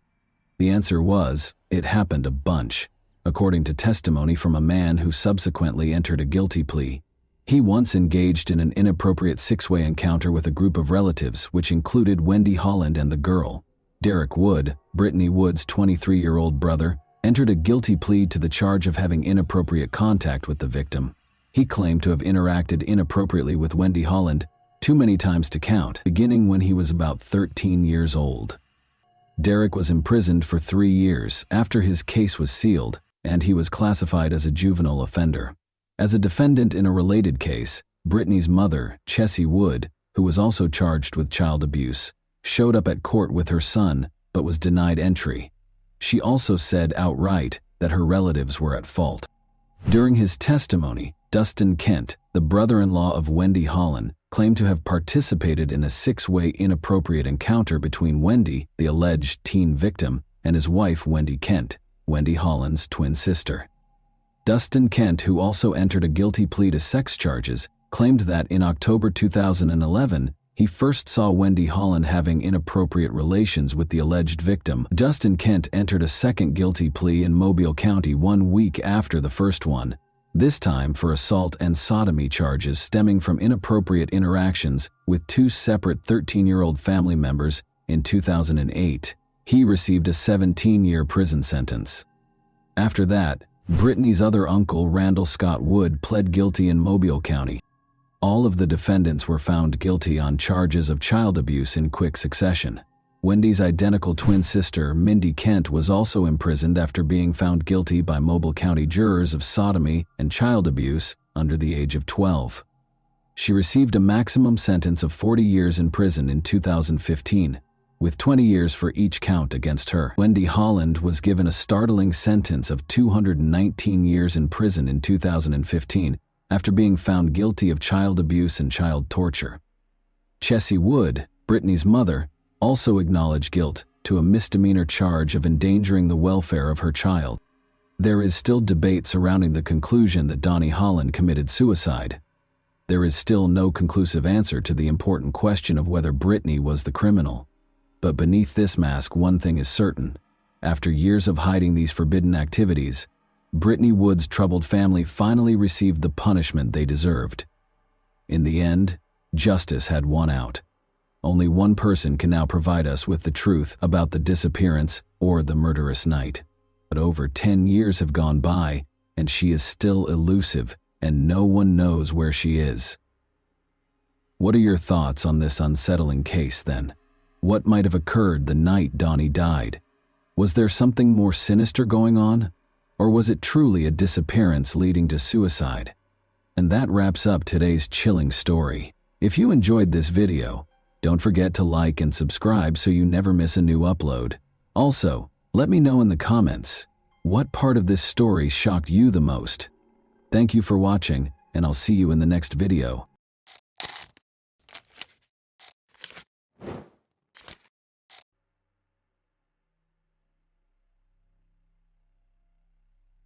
A girl went missing after spending the night at her friend's house. In the morning, the bedroom window was wide open, and all of her belongings remained in the room. Police began looking for her, but no one anticipated the dark secrets they would soon discover in the small town. Amanda Lenke was born on June 7, 1991 in Tennessee. She grew up in a large, friendly family with many brothers and sisters. Later, they relocated with their parents to Spring Hill, Florida, where Amanda attended the local middle school. She enjoyed dancing, writing poetry, and playing multiple musical instruments, and she was a very happy child during school breaks. Amanda would always visit her grandparents in the small town of White Cloud. She enjoys spending time there because she has many friends in the town. White Cloud was a quiet and peaceful community of only 1,400 people. The majority of its residents knew each other. Amanda finished 7th grade of middle school in 2004 at the age of 13 and went to White Cloud for the entire summer without supervision or concern for their safety. Amanda spent time with her friends, went for walks, and enjoyed her vacation. On June 20th, she stayed overnight at her best friend's house. They talked, had fun, and went to bed late at night. In the morning, her friend woke up and found Amanda was not in the room. The bedroom windows were wide open. She went to the kitchen and walked around the house, but Amanda was nowhere to be found. Investigators spoke with Amanda's friend, who stated that she did not hear anything that night and that Amanda never told her she was planning to leave. The friend's parents, brother and sister, were present at the time of the disappearance and did not witness anything. Police attempted to locate witnesses who lived near the house but were unsuccessful. No residents noticed anything unusual on the first day of the investigation. Amanda's relatives were outraged by the police's version, claiming she had no problems at home and was happy to spend the summer in White Cloud. They also pointed out that Amanda had left all her belongings, including clothes, in her friend's room. The investigators decided to check the girl's computer for information that could aid in the search. They discovered correspondence with a specific young man, and based on this, the police assumed Amanda fled to meet him, but there were inconsistencies. There was no mention of a possible meeting among these correspondents, and the conversation was about ordinary and everyday issues. Nonetheless, the investigators considered this sufficient to reassure themselves of their correctness. At the time, they did not reveal all of the investigation's details, but information about correspondence with a specific guy spread throughout the city, leading many locals to believe that the girl simply ran away from home. Despite Amanda's relatives' efforts, the police did not fully utilize their resources to locate her. If the case had been classified as a kidnapping, the FBI and other agencies could have been involved in the investigation. On July 5th, mushroom pickers discovered a human body in a forest near White Cloud and reported it to police. Investigators identified the body as Amanda Lenke, who was wearing the same pajamas she had worn at her friend's house. Medical experts confirmed her identity and determined she had received multiple blows from a heave. They also decided to look into the young man with whom Amanda had communicated online. The problem was that his nickname included the word killer. Police considered the possibility that the victim went to meet him and he murdered her, but this version contained numerous inconsistencies. There was no reason to believe the girl would have gone to meet someone in her pajamas in the middle of the night, and their correspondence contained no hints of a personal meeting. The investigator was unable to identify this individual, and the version of his involvement was quickly abandoned in order to generate new leads. Detectives decided to investigate all of Amanda's belongings, which resulted in a breakthrough.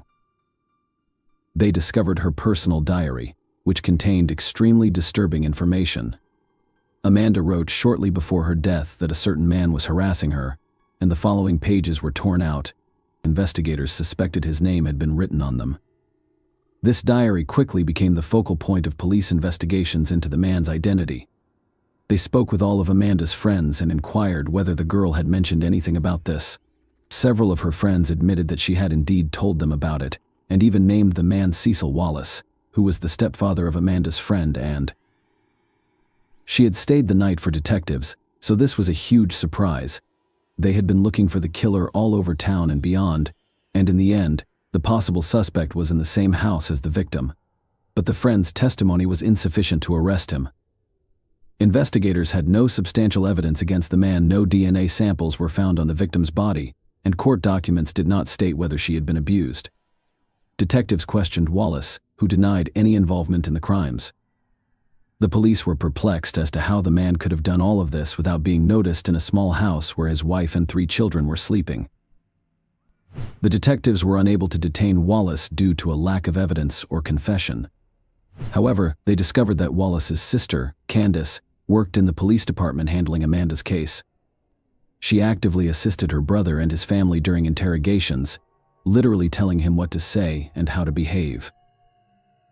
Other detectives were already handling Amanda's case and questioned the objectivity of the investigation by the local police. However, they could not confirm that anyone other than Candace could be helping Wallace. Investigators questioned the man and his family several times but did not yield any results. They continued to look for leads, but the case stretched on for several years. 4 years after the murder in 2008, detectives turned to the National Center for Missing and Exploited Children for medical help. They dispatched their investigators to White Cloud, where they reviewed all of the case materials, conducted new interrogations, and looked for new leads. Ultimately, they reached the same conclusion as the local detectives: there was insufficient evidence to make an arrest.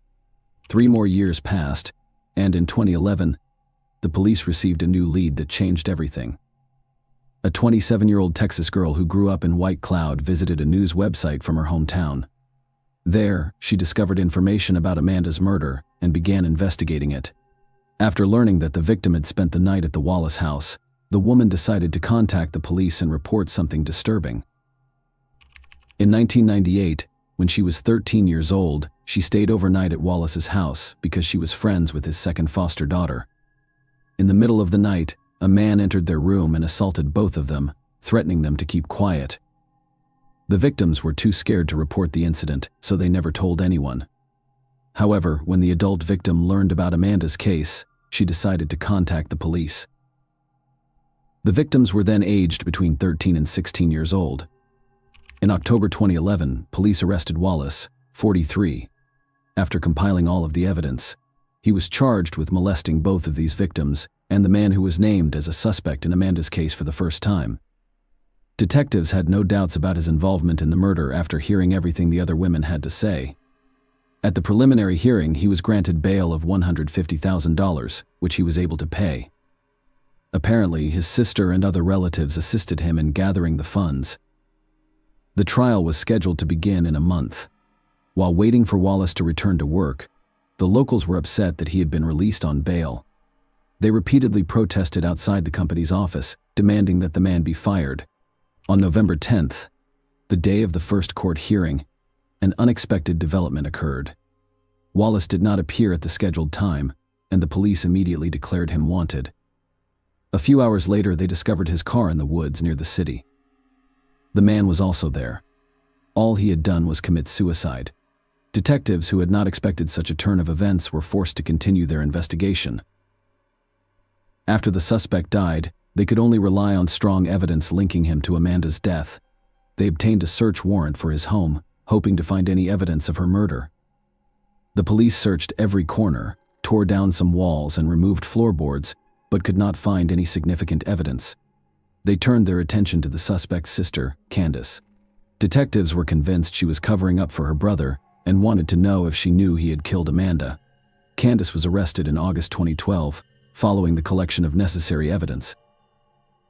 She was charged with intentionally misleading the investigation, but this was just the beginning.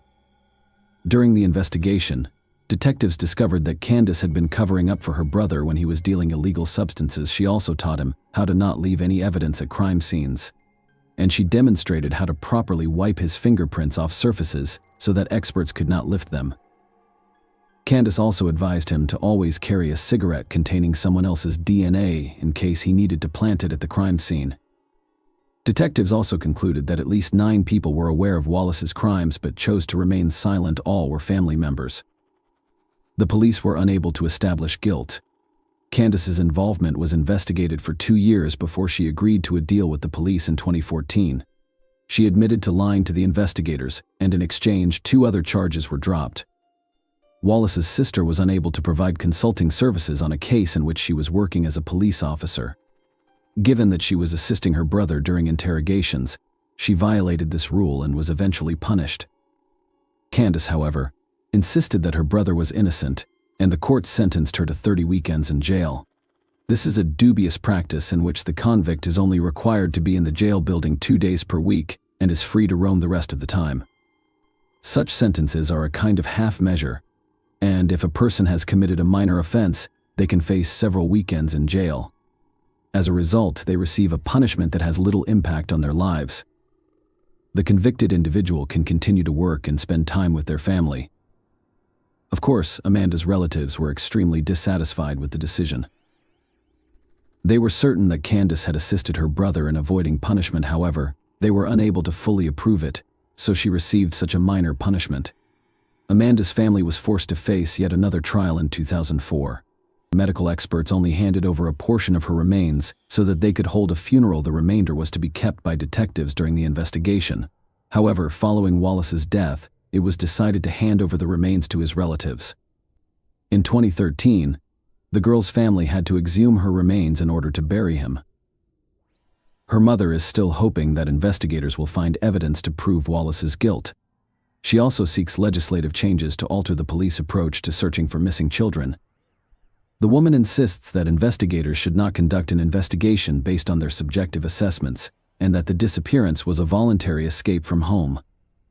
There is almost no doubt that Wallace murdered Amanda, but what was his motivation, given that there is no evidence in the court documents that the victim was subjected to violence? Two assumptions can be made. He likely assaulted her, but did not leave any biological material, so the investigation decided not to reveal this information because it was unnecessary. Detectives could also keep this information secret for the sake of the investigation, hoping that the criminal would reveal previously unknown facts. His past crimes also speak in favor of Wallace being the killer. He assaulted at least 3 victims using the same scheme. All of them stayed at his house overnight. The question remains, why did he kill Amanda? Perhaps he planned to intimidate her, like the others, but the girl threatened to tell the truth to everyone, or she tried to run away from him. And then he panicked. Something else in this case is very alarming. Detectives suggested that all of Wallace's relatives who were in the house on the night of the murder knew about this crime, and even helped the man hide it. In addition to Amanda, his wife, son, and daughter were there. This could explain how he managed to attack the victim without waking any of his relatives. In any case, even without a final verdict from the court, Wallace will no longer be able to harm anyone. The fact that he settled the score with his life before the trial once again speaks in favor of his guilt, even though he took the details of this crime to the grave. Please share your thoughts on this story in the comments section, and thank you for watching.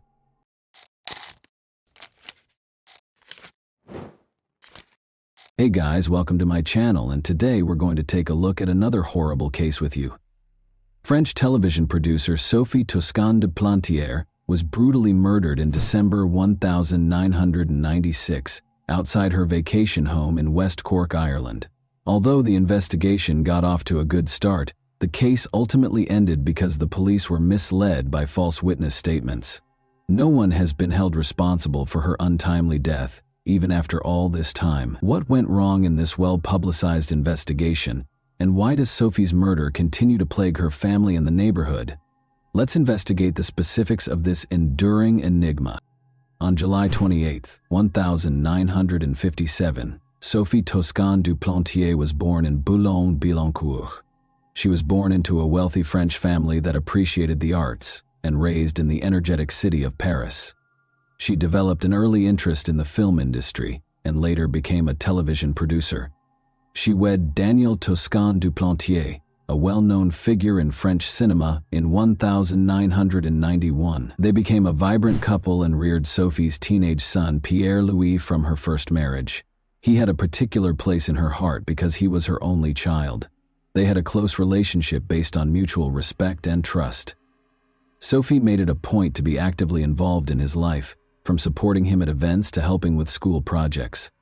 They loved spending time together, whether it was traveling around Paris or hosting comfortable movie evenings at home.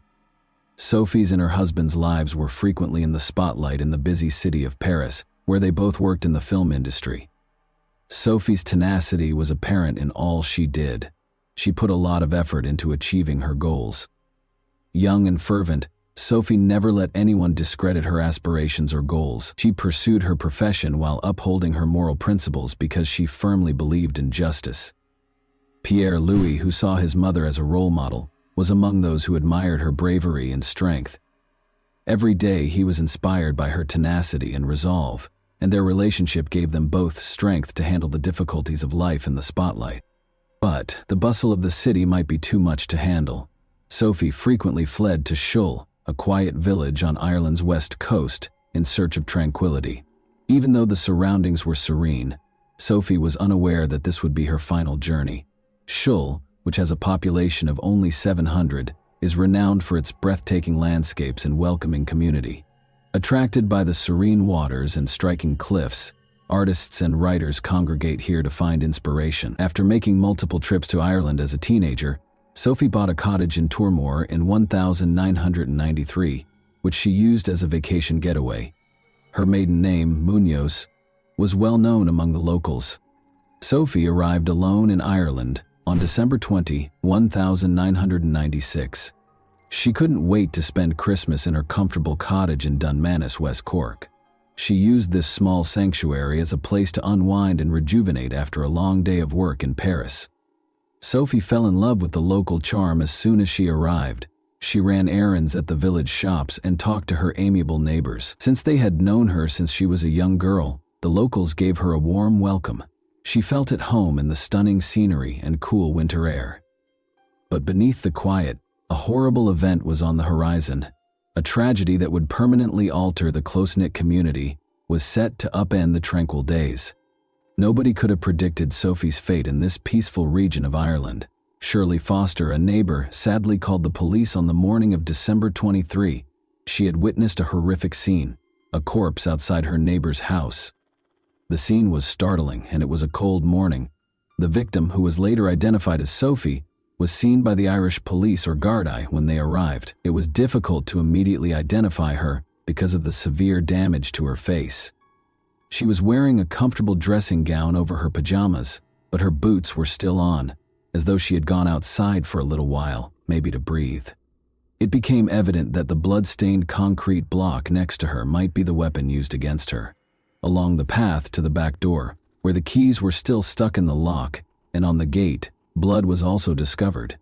Everything inside the house appeared normal. 2 wine glasses were left unattended on the drying rack. Whatever had occurred seemed to have happened outside in the bitter cold. She was attacked shortly after leaving the pub, most likely in the early hours of December 23, according to forensic experts. Given how violently she died, there were immediate concerns about the attack's motivation. The small village of Shull and beyond were rocked by the discovery of Sophie Toscan Duplantier's body. A once tranquil location swiftly became a crime scene, garnering significant media coverage from France and Ireland. It was a difficult task for investigators to piece together the circumstances surrounding her death while the public and media watched closely. Together with forensic teams, local law enforcement stepped in an effort to locate any forensic evidence that could aid in identifying Sophie's killer. They painstakingly gathered evidence from the scene. In an attempt to create a timeline for Sophie's final hours, investigators spoke with locals and customers at the local pub. But their task was made even more difficult by the lack of immediate suspects. Early on in the investigation, one of the major problems surfaced. It took 28 hours after the body was found for Dr. John Harbison, the state pathologist, to reach the scene. Due to this considerable delay, important evidence may have been contaminated or washed away by the rainy weather. This sparked questions about the police investigation and whether it would result in answers or remain unsolved. The Gardaí came under fire for improperly managing evidence during this period. While in their custody, a number of items, including a blood-stained gate, disappeared. More questions were raised, even though they later stated that the gate was thrown away because it wasn't useful as evidence. Although the police investigation was poorly managed, an investigative report found no evidence of high-level corruption. Public concerns were heightened by the fact that the investigation's records had been altered and that some pages were missing. The results of the final examination of Sophie's body were unsettling. She had fought back, as evidenced by the numerous defense wounds and scratches on her hands. She had also taken severe hits to her face and back of her head, leaving her hardly recognizable. Unfortunately, it was impossible to pinpoint the exact moment of her death because her body had been exposed to the cold for so long. Clarity was scarce at the actual crime scene. There were no signs of a struggle inside the cottage, except for some blood traces on the back door and gate. Sophie appeared to have gone outside for a specific purpose because she was wearing her boots over her pajamas. The keys left in the back door suggested that she may have gone outside for a moment, or that someone in the kitchen may have trapped her there. On the counter were 2 wine glasses. They could have been used by Sophie the day before, so their presence did not prove that someone else had been in the cottage. In general, there weren't many hints left at the scene. Only one blood sample from the collection was found to be unrelated to Sophie. Although DNA testing was still in its infancy at the time, it turned out to be the investigators' only meaningful lead. Given the scant evidence, the police started tracking Sophie's whereabouts ever since she moved into the cottage. By contacting local businesses and talking to anyone who might have seen her, they attempted to piece together her last days. As the investigation progressed, it became evident that finding answers would be difficult. The small village of Schull was rocked by Sophie's murder. The fact that a married mother was murdered just before Christmas added to the shock of the first murder in almost a century. The locals couldn't believe such violence could occur in their peaceful neighborhood. The villagers gathered to grieve and support one another, and they stayed up to pray in Sophie's honor. This sad incident sparked important conversations about safety, particularly for women, and the value of being vigilant even in quiet rural communities. The media significantly influenced public perception of the case as the investigation went on. There was a moral panic brought on by the coverage. The murder of Sophie was widely covered by the media as a change from a multicultural safe village to one that is now afraid. Crazy theories about what transpired were frequently included in the stories. Others offered strange theories, such as the idea that Sophie was killed by a horse, while others conjectured about French hitmen. 2 London-based crime podcasters made the decision to delve deeply into the case and produced a multi-episode series that attracted the interest of major networks like Netflix and Sky Atlantic. This renewed interest sparked crucial conversations about how crimes against women were portrayed in the media and the necessity of responsible reporting, even though these documentaries frequently concentrated on sensational elements and the question of who did it. For researchers, these developments brought up 2 important questions. First, how closely did the sensationalized stories that frequently accompany cases of violence against women resemble the recent media coverage of Sophie's case? There was also the question of whether documentaries and podcasts could offer a more serious examination of these crimes, going beyond sensationalism. Some important details that helped tell her story were discovered by the police as they investigated her last days. Sophie was seen shopping and chatting with amiable locals in Schull the day after she arrived. One store owner saw something strange. Sophie was being watched intently by a man wearing a black coat and hat while she was shopping, and he followed her after she left. Sophie made the decision to walk to 3 Castlehead the night before her body was found. The ruins of Dunlough Castle can be seen along this lovely track, which also offers breathtaking views. A local legend about the White Lady, the ghost of a bride who tragically threw herself off a cliff, is another reason for its notoriety. When people saw her, they assumed that something horrible was going to occur. Sophie said she saw the White Lady while out for a walk. She later told her friends about this terrifying experience, even admitting that the idea of having met a ghost frightened her. She returned to a nearby pub for tea after seeing her friends, where she engaged in conversation with the locals. Although it seemed like a typical evening, nobody could have predicted how it would turn out. Daniel, Sophie's husband, was in Paris when she last spoke to him. Around midnight, they received a phone call that was probably full of love and encouragement, but a horrible thing happened after that call. Sophie was murdered sometime between midnight and the time her neighbor discovered her. This demonstrated how urgent and intricate it is to comprehend the events leading up to her terrible destiny. Daniel Toscan, Sophie Toscan Duplantier's husband, was the first person the police looked at as a suspect in her murder. Sophie had learned that Daniel was having an affair, and the couple had made the decision to split up. Strangely enough, Sophie had recently made the decision to break up with the man she was seeing. To alleviate the stress of her separation, she decided to spend the holidays by herself in Schull prior to her trip. Daniel and Sophie's lover were in France on the evening of December 22, not in Ireland. There was a lot of gossip in the little town of Schull as the police started their investigation. People in the area thought that tourists might have been involved in Sophie's murder. But according to the police, the murderer was probably a local who knew the routes to her isolated cottage. Police continued their investigation, concentrating on a man named Ian Bailey, who was born in Manchester, England. Ian was born on January 27, 1957, and in the early 1990s, he relocated to Ireland. He sought a more tranquil life after a challenging divorce and worked as a freelance journalist, occasionally publishing under the name Ian Bailey. In addition, he worked on fish farms and had a market stand where he sold poetry and pizza. From 1992 on, Ian and his partner Jules Thomas resided in Goleen. Despite his enjoyment of life in Shull, he was perceived by many residents as conceited and intrusive. The couple hurried to the crime scene to collect information for a story after learning that Sophie's body had been discovered on December 23, 23 p.m. Ian was adamant about writing about the murder, the first in Shull in a century, even though the police advised them not to divulge any information. Sophie's tragedy garnered international media attention because she was a well-known person. Ian started writing about Sophie's relationships and other aspects of her life. According to the article Sophie's Tangled Love Life, she had been inviting different men to her cottage. Sophie's family promptly made it clear that she was only seeing one man, and that they had broken up with him prior to her trip. This clarification caught investigators' attention and sparked additional rumors. Some neighbors insisted they had met Sophie, despite Ian's claim that he didn't know her well. He persisted in speculating that Daniel was responsible for the murder, implying that he did so to protect himself from financial loss in their divorce.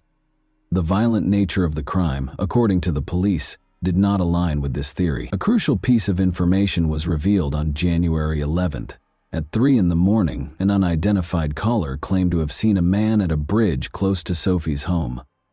December 23. He wore a black coat and hat just like the man a store owner had seen on December 21 after Sophie. The shop owner, Marie Farrell, turned out to be the source of the tip. Because she was at the bridge with another man and didn't want her husband to find out, she had filed an anonymous report.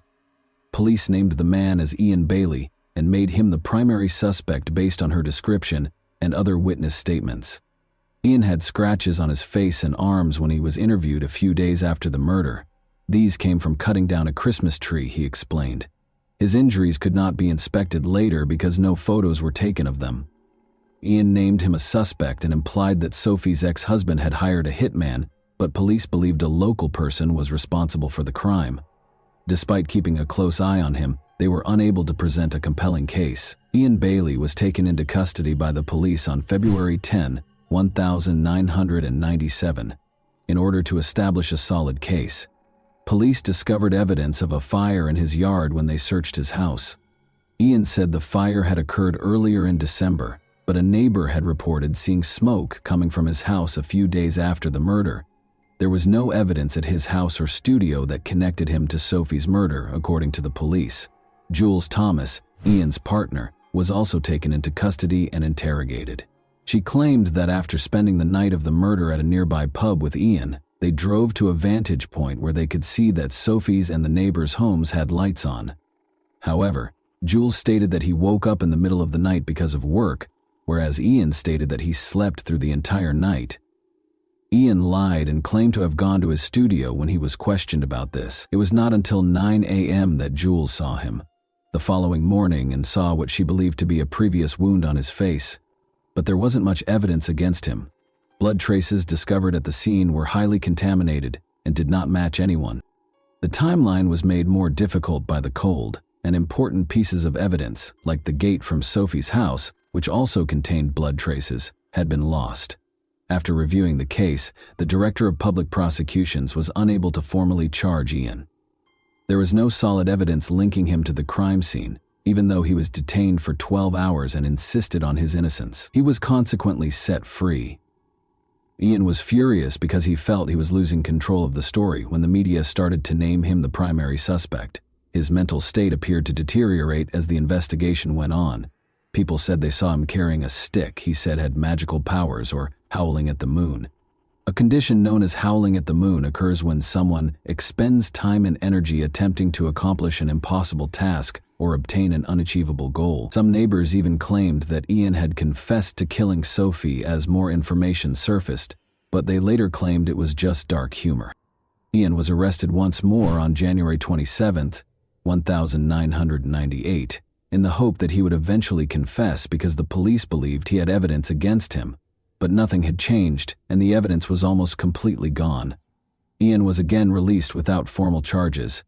The way the police handled the investigation drew harsh criticism once more. After his second arrest, he invited the media to his house to denounce the media frenzy surrounding him and to claim his innocence, despite the fact that many people thought he was guilty. He gave the police samples of his and his partner's hair. No new evidence emerged, and the case cooled off after 2 unsuccessful attempts to coerce a confession. Ian lost his defamation lawsuit against multiple media outlets in 2003.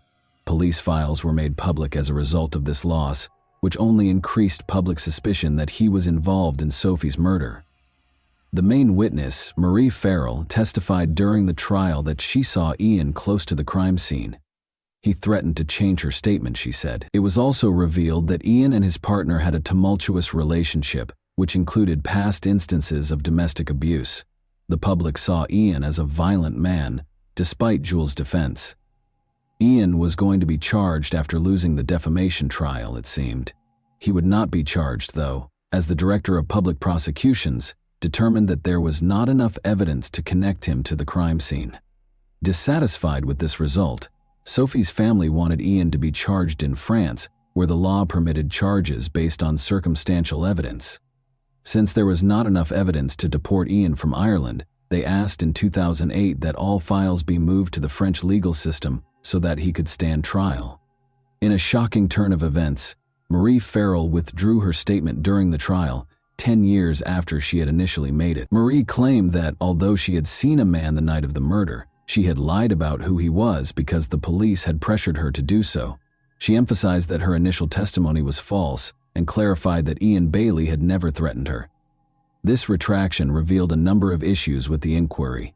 It demonstrated how the case had been impacted by biases in law enforcement's approach, the loss of crucial evidence, and police misconduct. These problems cast doubt on the veracity of the testimony used against Ian, as well as the integrity of the investigation. The Association for the Truth was established in 2007 by Sophie's family to advance the investigation. Ian Bailey's deportation was authorized by the Irish High Court after a French magistrate issued a European arrest warrant for him in February 2010. In March 2012, Bailey filed an appeal with the Supreme Court.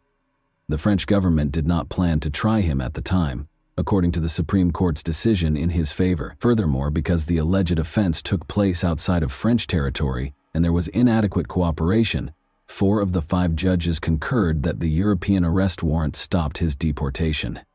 Ian filed a lawsuit against the Irish government in November 2014, claiming that they were unfairly singled out for Sophie's murder. Marie Farrell's withheld statements were to be used by his legal team as evidence that the police had influenced him. She would not, however, reveal the identity of the man she had been with that evening when she was asked to testify. Ian lost the lawsuit as a result of this lack of credibility, which seriously hurt his case. Additionally, it was discovered that phone conversations at Garda stations had been surreptitiously recorded that same year. This sparked worries that there may have been anomalies in the abandoned Garda station's recordings of the Sophie murder investigation. 297 recorded calls pertaining to the case were reviewed by the Fennelly Commission. The commission discovered evidence that suggested the Gardaí had thought about deleting or changing evidence that could have cleared Ian Bailey. It came to the conclusion, though, that there was no evidence that they truly did this. The commission also pointed out that the Gardaí had improperly given journalists and other civilians access to private information regarding the investigation.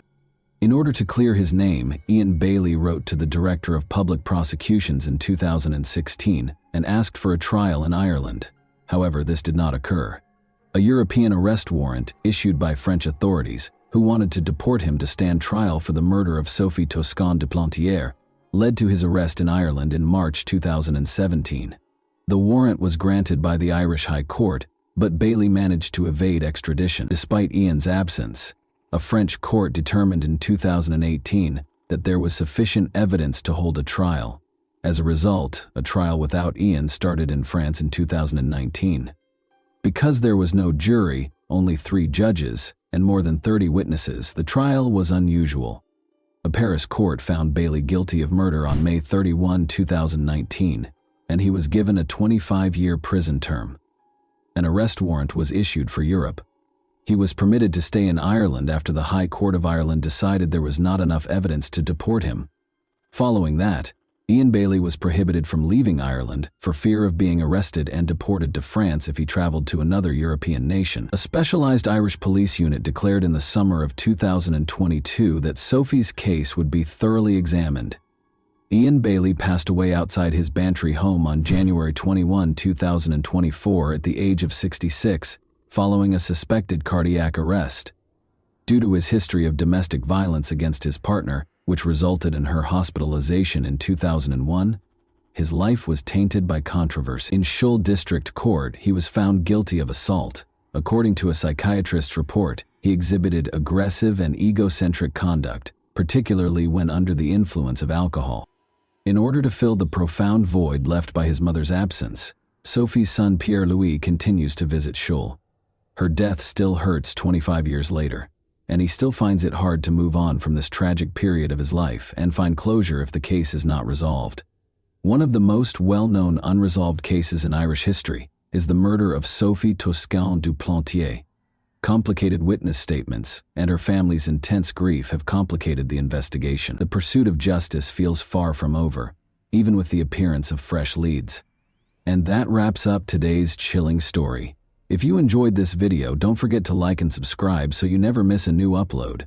Also, let me know in the comments what part of this story shocked you the most. Thank you for watching, and I'll see you in the next video.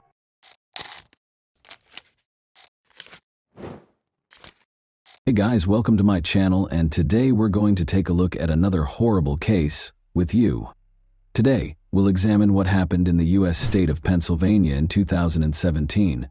Alina Shaykhet, 20, a University of Pittsburgh student, stopped returning calls and texts on October 8, 2017. Her mother and father were unable to get in touch with her, and she was supposed to meet them that morning. The Shaykhet family's life was forever altered by what they discovered when they visited her house. When Alina was 3 years old, her family relocated to the United States from Ivanovo, Russia, where she was born. Alina had extraordinary talent. She had a passion for acting, dancing, and singing. Many people were moved by her beauty and passion on stage. At a very young age, Alina became passionate about the performing arts. At the age of 4, she began her journey at the European School of Rhythmic Gymnastics. She started singing solo in out-of-state competitions when she was 5 years old. She attended the Tammy Lee School of Dance in elementary school, where she was able to secure prominent roles while showcasing her acrobatic dance routines. Alina quickly picked up dance techniques and styles that most kids would take years to master. She had the honor of performing with a group of much older, more seasoned dancers because of her extraordinary talent. Alina started going to the Broadway dance studio with Karen Prunzik in the 5th grade. She mastered a variety of dance forms, such as ballet, tap, and hip-hop. She even performed as the studio's prima ballerina, staying true to her Russian roots. She participated in Access Broadway and Onstage New York, where she received numerous honors for her exceptional performances over the years. Additionally, Alina performed at a number of local Pittsburgh events, such as Light Up Night, Macy's Christmas parades, and other gatherings in Idlewild Park, Robinson Township, and Kennywood. Alina was also able to find her singing talent thanks to the confidence she gained from dancing. Both in front of an audience and at home with her family, she moved audiences to tears with her exquisite performances of numerous well-known songs. Alina had extensive surgery after suffering a serious knee injury in a ballet class when she was 14 years old. Alina was devastated to learn that she would never be able to dance competitively or recreationally again after months of physical therapy. She was determined to find a way to get back on stage, in spite of this significant setback. Alina was able to safely express her love of dancing while attending Montour High School by participating in the musical theater program. As a talented actress, dancer, singer, and comedian, Alina made a triumphant comeback to the stage, illuminating the audience with her love and light. She brought tears, smiles, and a lot of applause to her roles in a number of plays and musicals. Alina continued to shine her light and make everyone happy while performing at numerous events throughout the city as a member of the chorus at Montour. Despite the fact that Alina's injury kept her from pursuing her love of dancing and performing, Her experience receiving treatment motivated her to seek a career in medicine. She wished to assist those who had sustained injuries that hindered them from following their aspirations. Alina made the decision to pursue a career as a physical therapist. Alina and her parents had a close relationship. In 2015, she wrote on Facebook, "Happy Father's Day to the greatest dad out there. Thank you for always being there for me and having my back no matter what. I couldn't get through one day without you. I love you so much, Dad." She also wrote, "Happy birthday to my gorgeous mother. I can't wait for another year of countless laughs and more memories. You are my best friend and I love you with all my heart." After graduating from Montour High School in 2015, Alina attended the University of Pittsburgh-Greensburg for her first 2 years of college. While attending Pitt-Greensburg, she resided in the Outdoor Adventure and Community Service Living Community.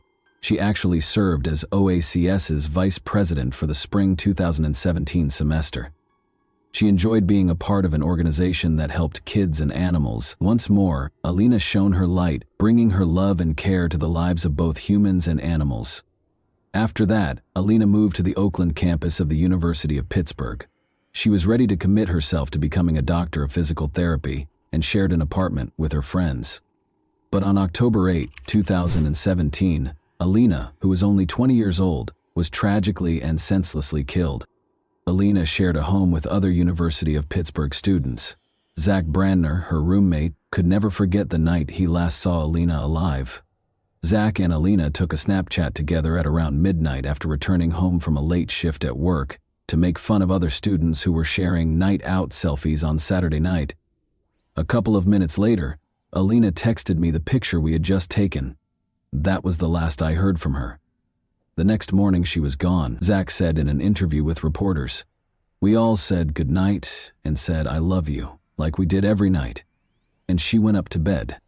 A little more than 8 hours later, Alina's father, Jan, and mother Ellie arrived to collect their daughter. They were scheduled to take a charity walk in the park to raise money for breast cancer. Zach described the specific events of that morning in the interview. He stated, "Her mom came to pick us up at 8:45 a.m. Her mom rings the doorbell and says, 'Is Alina not awake? She isn't answering my calls. Let's go wake her up.' I thought she slept through her alarm. Her dad was still in the car with their dog at this point. We went up and her mom started knocking on the door with no answer. This went on for 5 minutes and it started getting really loud. She started shaking the door. You could tell she was starting to get a bit scared, like this wasn't normal. The dog was barking uncontrollably.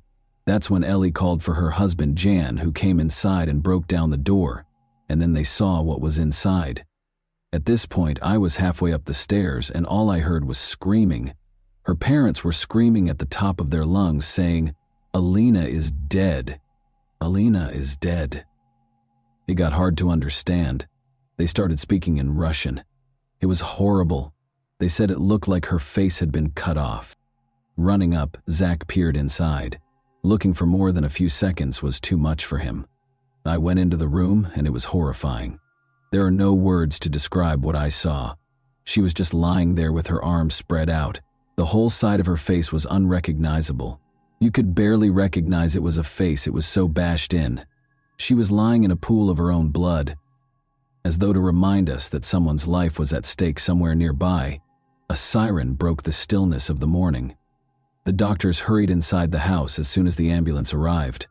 At the door, Alina's terrified mother greeted them with shaking hands and tears in her eyes.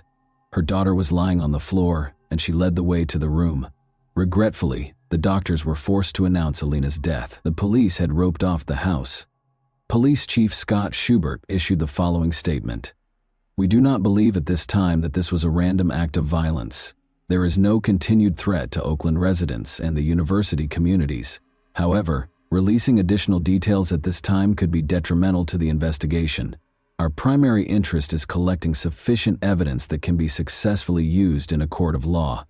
The investigation is ongoing. I encourage anyone with information that could be helpful to call police headquarters and speak to a violent crime unit." According to Detective Schubert, the medical examiner determined that Shiket's cause of death was homicide and that blunt and sharp trauma to the head was the cause of death. The police actually already had a suspect. Investigators suspected 21-year-old Matthew Darby, Alina's ex-boyfriend, of committing the crime. During her time at the University of Pittsburgh-Greensburg, Alina Scheiket got to know Matthew Darby.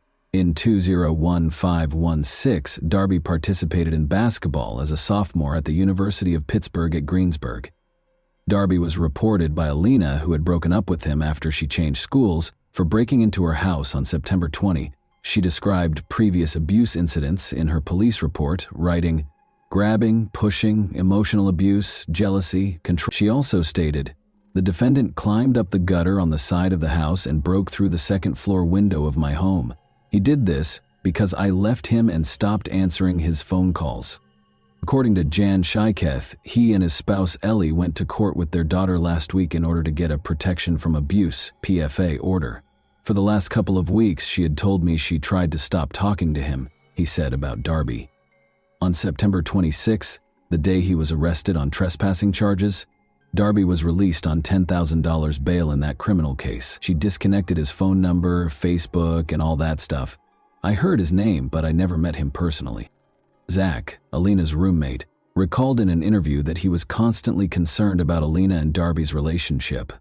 "Halfway through sophomore year was when I started finding out that he was abusive," he stated. Zach recounted an incident last month in which Darby stood outside their room and yelled at Alina, saying, "In the time I knew them, around 3 years, there was a lot of fighting. I'm not just saying this because she was my best friend, but Alina was extremely loyal to him. She never cheated on him, unlike him, and it went on for over 20 minutes, and he kept accusing her of cheating on him with this boy outside my window on the first floor. We heard Matthew screaming at Alina. She never did anything. This boy lives in North Carolina, but he was screaming at her. All she was saying was, 'Matthew, please, stop, stop.' He was uncontrollable." Zach clarified that this was just one of the many times Darby would lose his temper without cause. Zach claimed that Darby's demanding behavior carried over to her social media accounts. "We would go out for pizza and everything would be fine, and then he would just turn on her. He would just go crazy for the littlest thing. If she liked a picture of a guy on Instagram, he would go and unlike it because he had her social media passwords," he stated. This was before they broke up. She changed them when she broke up with him. He would never let her wear clothes that could be considered too sexy looking. He was extremely controlling. He was notorious for texting and calling. Matthew would call her upwards of 20 times if she didn't answer. He just kept on calling and it just wouldn't stop. She blocked his number after they broke up. According to the police report, Darby broke into their house on September 20 following the breakup. According to Zach, it was approximately 12:30 a.m. when he heard glass shattering outside that evening. He texted his house group chat and ignored it, assuming it was a bottle breaking at a nearby party. Then he heard a shriek coming from upstairs, followed by the sound of someone falling. Alina was yelling for assistance. Because Matthew Darby was in her room at that point, we weren't sure what his intentions were, but now we think it was a failed attempt at murder. We caught him and got him out of her room. Then the police came, and he was arrested. She was scared. You could tell, Zach continued. She didn't feel safe at all.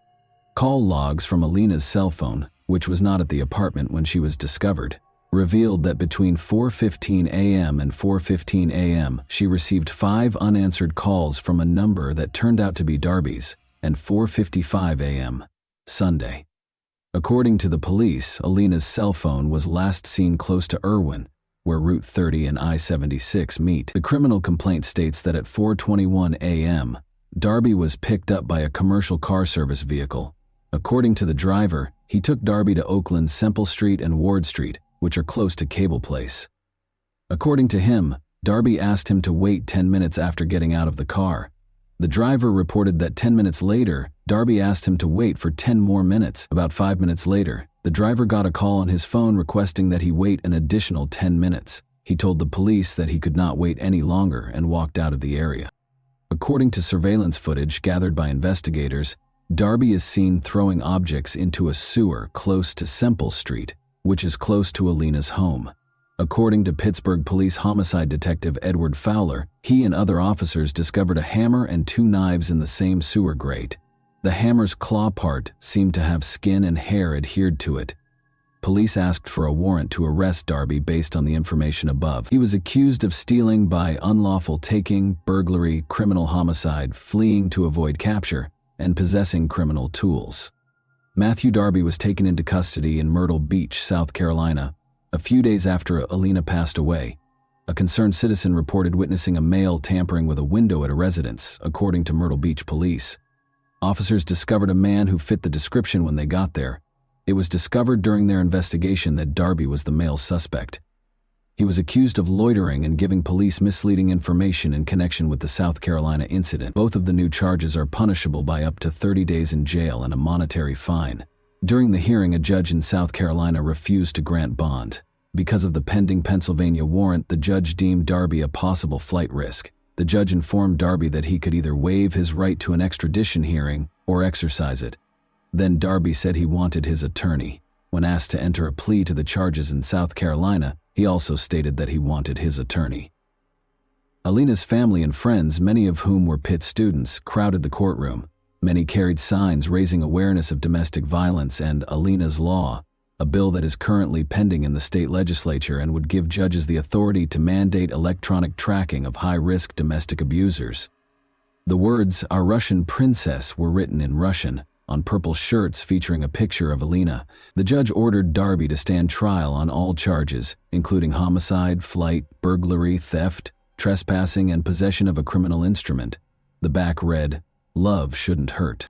According to evidence presented by the prosecution, Darby spent the night of October 7 and the early hours of October 8 on the campus of Duquesne University, where he spoke with Raymond Marr, a university police officer.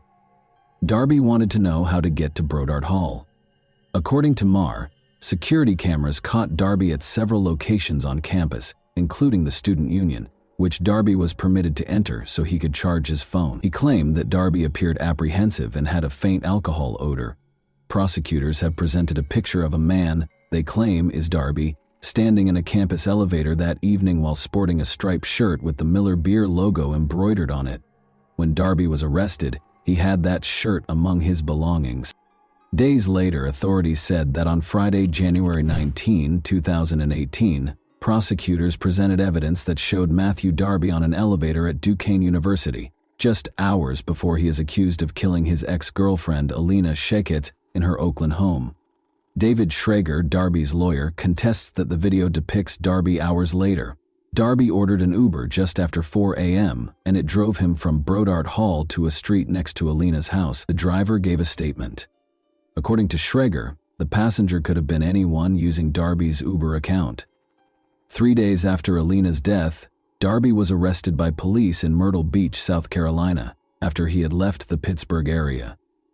2 knives were seen in an Oakland sewer grate in a photograph taken by Pittsburgh homicide investigators. The knives were gathered as proof. After allegedly stabbing and beating his ex-girlfriend to death, Matthew Darby is accused of throwing the knives as he left her house. David Schrager, Darby's lawyer, stated that he was not shocked by the result because preliminary hearings had a low standard for evidence. "We have a lot of discovery. We have to do a lot of evidence gathering," he stated. He insisted that Darby was innocent, saying, "We're going to get to tell our side of the story at a later time. There is no forensic evidence. There's no testimonial evidence," he stated. "All we have is a lot of circumstantial evidence, and that provides a maybe." Using 4 required aggravating factors: that he was the target of a PFA brought by the victim, that she was a prosecution witness against him, and that he had a history of felony convictions involving violence or the threat of violence, prosecutors declared they would pursue the death penalty against Darby. In order to avoid the death penalty, Darby consented to enter a guilty plea to first-degree murder, which carries a mandatory life sentence. Alina Sheket was a bright, energetic college student who wanted to work with young children as a physical therapist. It was her dream, her father Sheket stated, and she worked so hard. She was the best person in the world. "I lost my beautiful princess," he said while weeping. He said, "I don't know what else to say." He said his daughter was popular, friendly, and loved to sing and dance. His words, "She made everyone happy. She had such a bright future. He has taken Alina from us in an unimaginable way," Jan Sheket remarked of Darby. "He has stolen so much from us, including a future with our daughter." Without her daughter, there wouldn't be a wedding gown, a graduation, kids, or family vacations. My daughter died. It's a very short phrase, but it's strong enough to shock and paralyze every single cell of my body when I have to pronounce that phrase.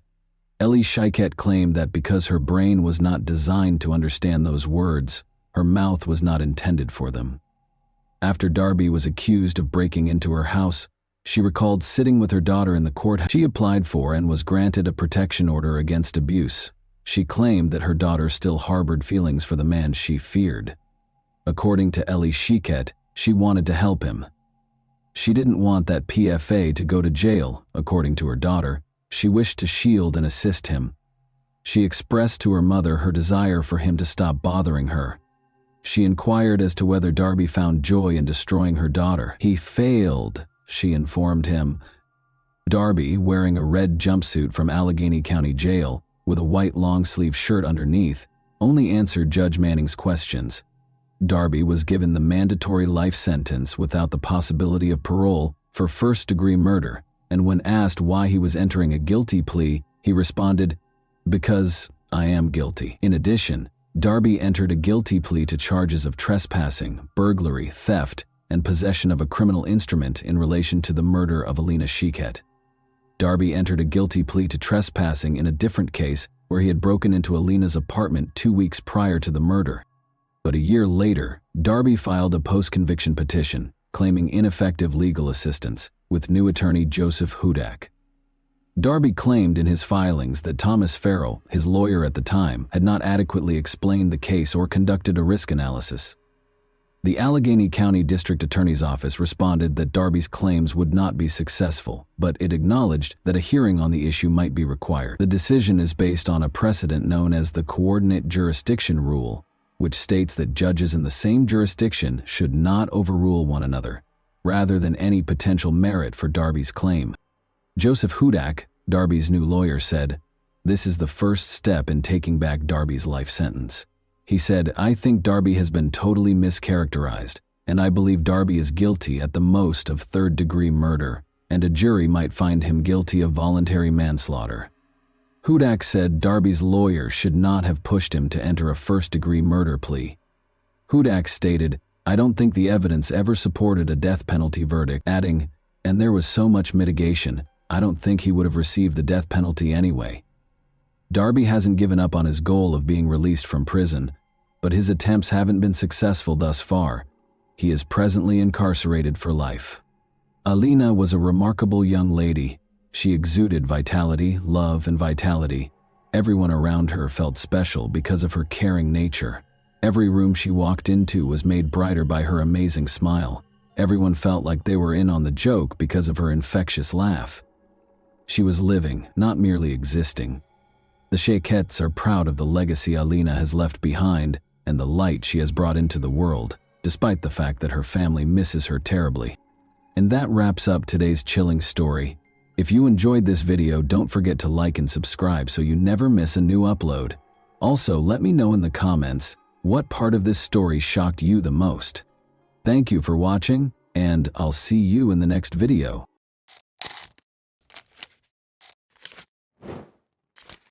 Hey guys, welcome to my channel, and today we're going to take a look at another horrible case with you. Lori Eisenberg called the Idaho authorities in February 2018 with a distressing message. She said she was sailing on Lake Coeur d'Alene with her husband, Larry Eisenberg, when he suddenly fell into the water. But after the body was recovered, a medical examination revealed a different picture, which made authorities believe that a more intricate and nuanced story was involved. Born in 1950, Larry Eisenberg earned a degree in forestry from the College of Idaho. He worked in forest cultivation, maintenance, and harvesting. He started working in the woodworking industry after completing his college education. He spent his entire life striving for success because he enjoyed working hard. In 1974, Larry married his first wife, with whom he had 2 children. But after the kids grew up, the couple got divorced. He soon met Lori Barnes, who was born in 1953. Lori's life used to be extremely impoverished. On occasion, her family even had to stay the night on farms that were deserted. She got married in 1973 at the age of 19, and the couple divorced in 1996, but they had 6 daughters together.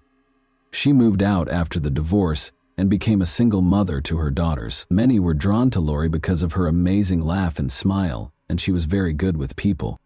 Larry has consistently stated that he loves his wife more than anything else since they were married in 2004. Their neighbors and friends said their 17-year marriage was perfect.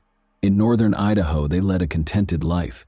Lori was the executive director of the North Idaho Housing Coalition at the time, which remodeled homes for impoverished families to buy or rent. Larry was retired but still involved in a number of community activities, and she was a well-respected member of the community.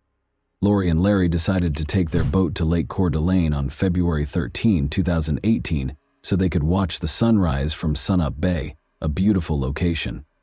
Given that Lake Coeur d'Alene is generally regarded as having serene waters, what happened that day was nearly unthinkable. But soon after they set sail, Lori looked very upset and used Larry's phone to dial 911. She reported her husband's drowning to the authorities. Lori described her desperate search for Larry in the water and her need for immediate help.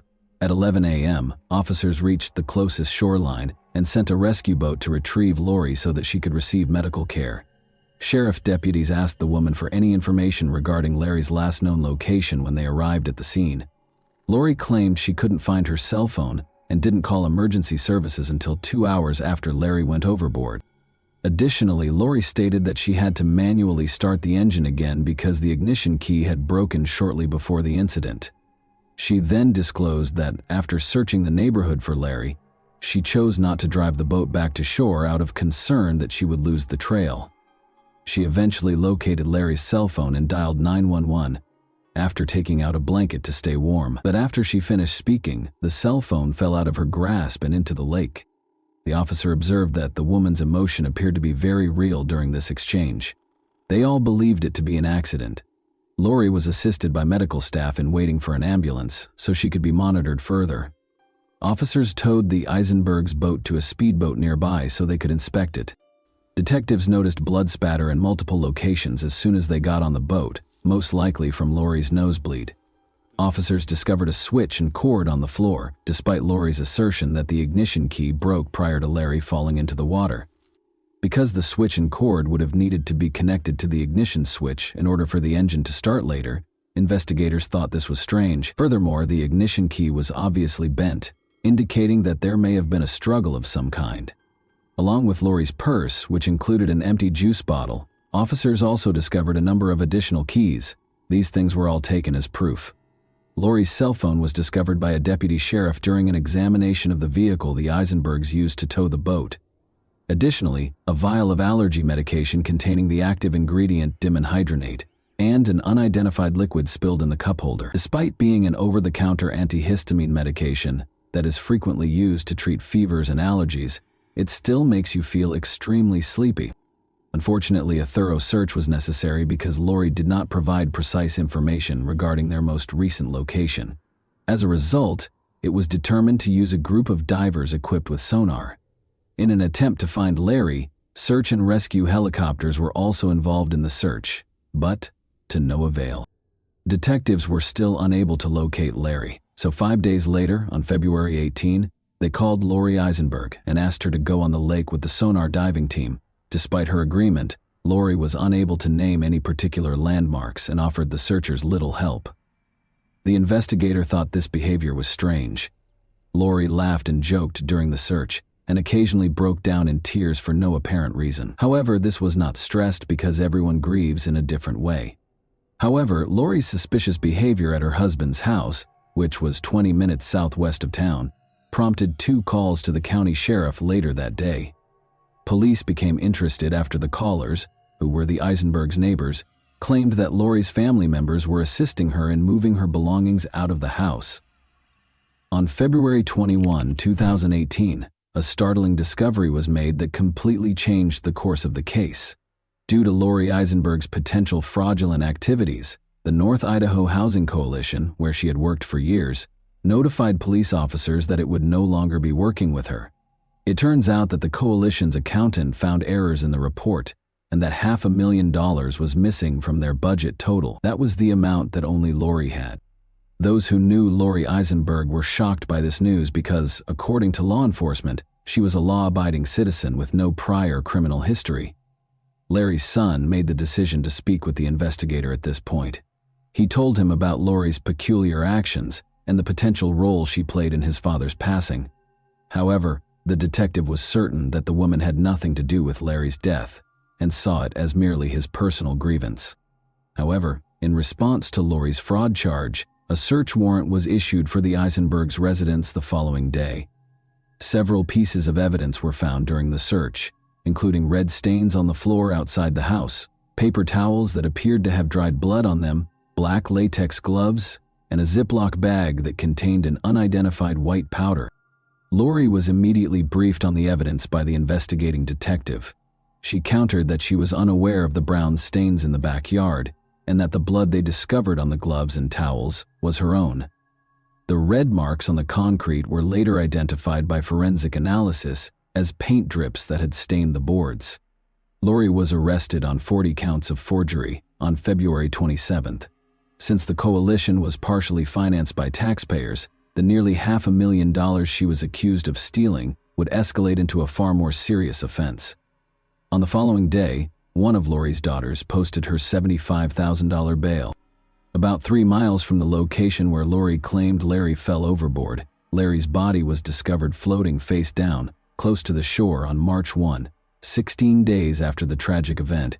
An autopsy the following day verified that the body belonged to Larry Eisenberg. That's not all, though. Toxicology tests conducted by the coroner's office showed that Larry's blood contained deadly amounts of the antihistamine dimenhydrinate. Experts concur that despite the extremely low frequency of overdoses, the drug is fast-acting and can be lethal if taken in excess in a short amount of time. Although the autopsy results were not made public by the authorities, Lori had previously claimed that her husband took several pills daily and frequently neglected to take the recommended dosage. Larry also had flu-like symptoms, according to Lori. Larry only ever mentioned being sick once, in a message to his friend. But was Larry the one who sent that message? The expert analyst concluded that the last time the cell phone signal was present close to Lori's son's house was when Larry vanished into the lake, despite the fact that Larry's phone had drowned. Given that Lori said the phone fell into the lake on February 13, this was strange. Detectives concluded that Larry's death was most definitely not an accident. As a result of all of this, Lori did not show up in court for her fraudulent fraud case in late May. A warrant for her arrest was consequently issued, but she never showed up. Investigators kept questioning the Eisenberg family's close associates, and soon the idyllic relationship started to show signs of weakness. Despite their apparent happiness, Larry had been very dissatisfied with Lori's recent spending patterns and the fact that she frequently provided financial support for her kids. Investigators also discovered that Larry was one of 3 men Lori had cheated on her first husband with. Furthermore, it was found that Lori herself had handwritten modifications to Larry's will a month prior to his death. According to the will, Larry's children would receive 80% of the estate, while his own would only receive 20%.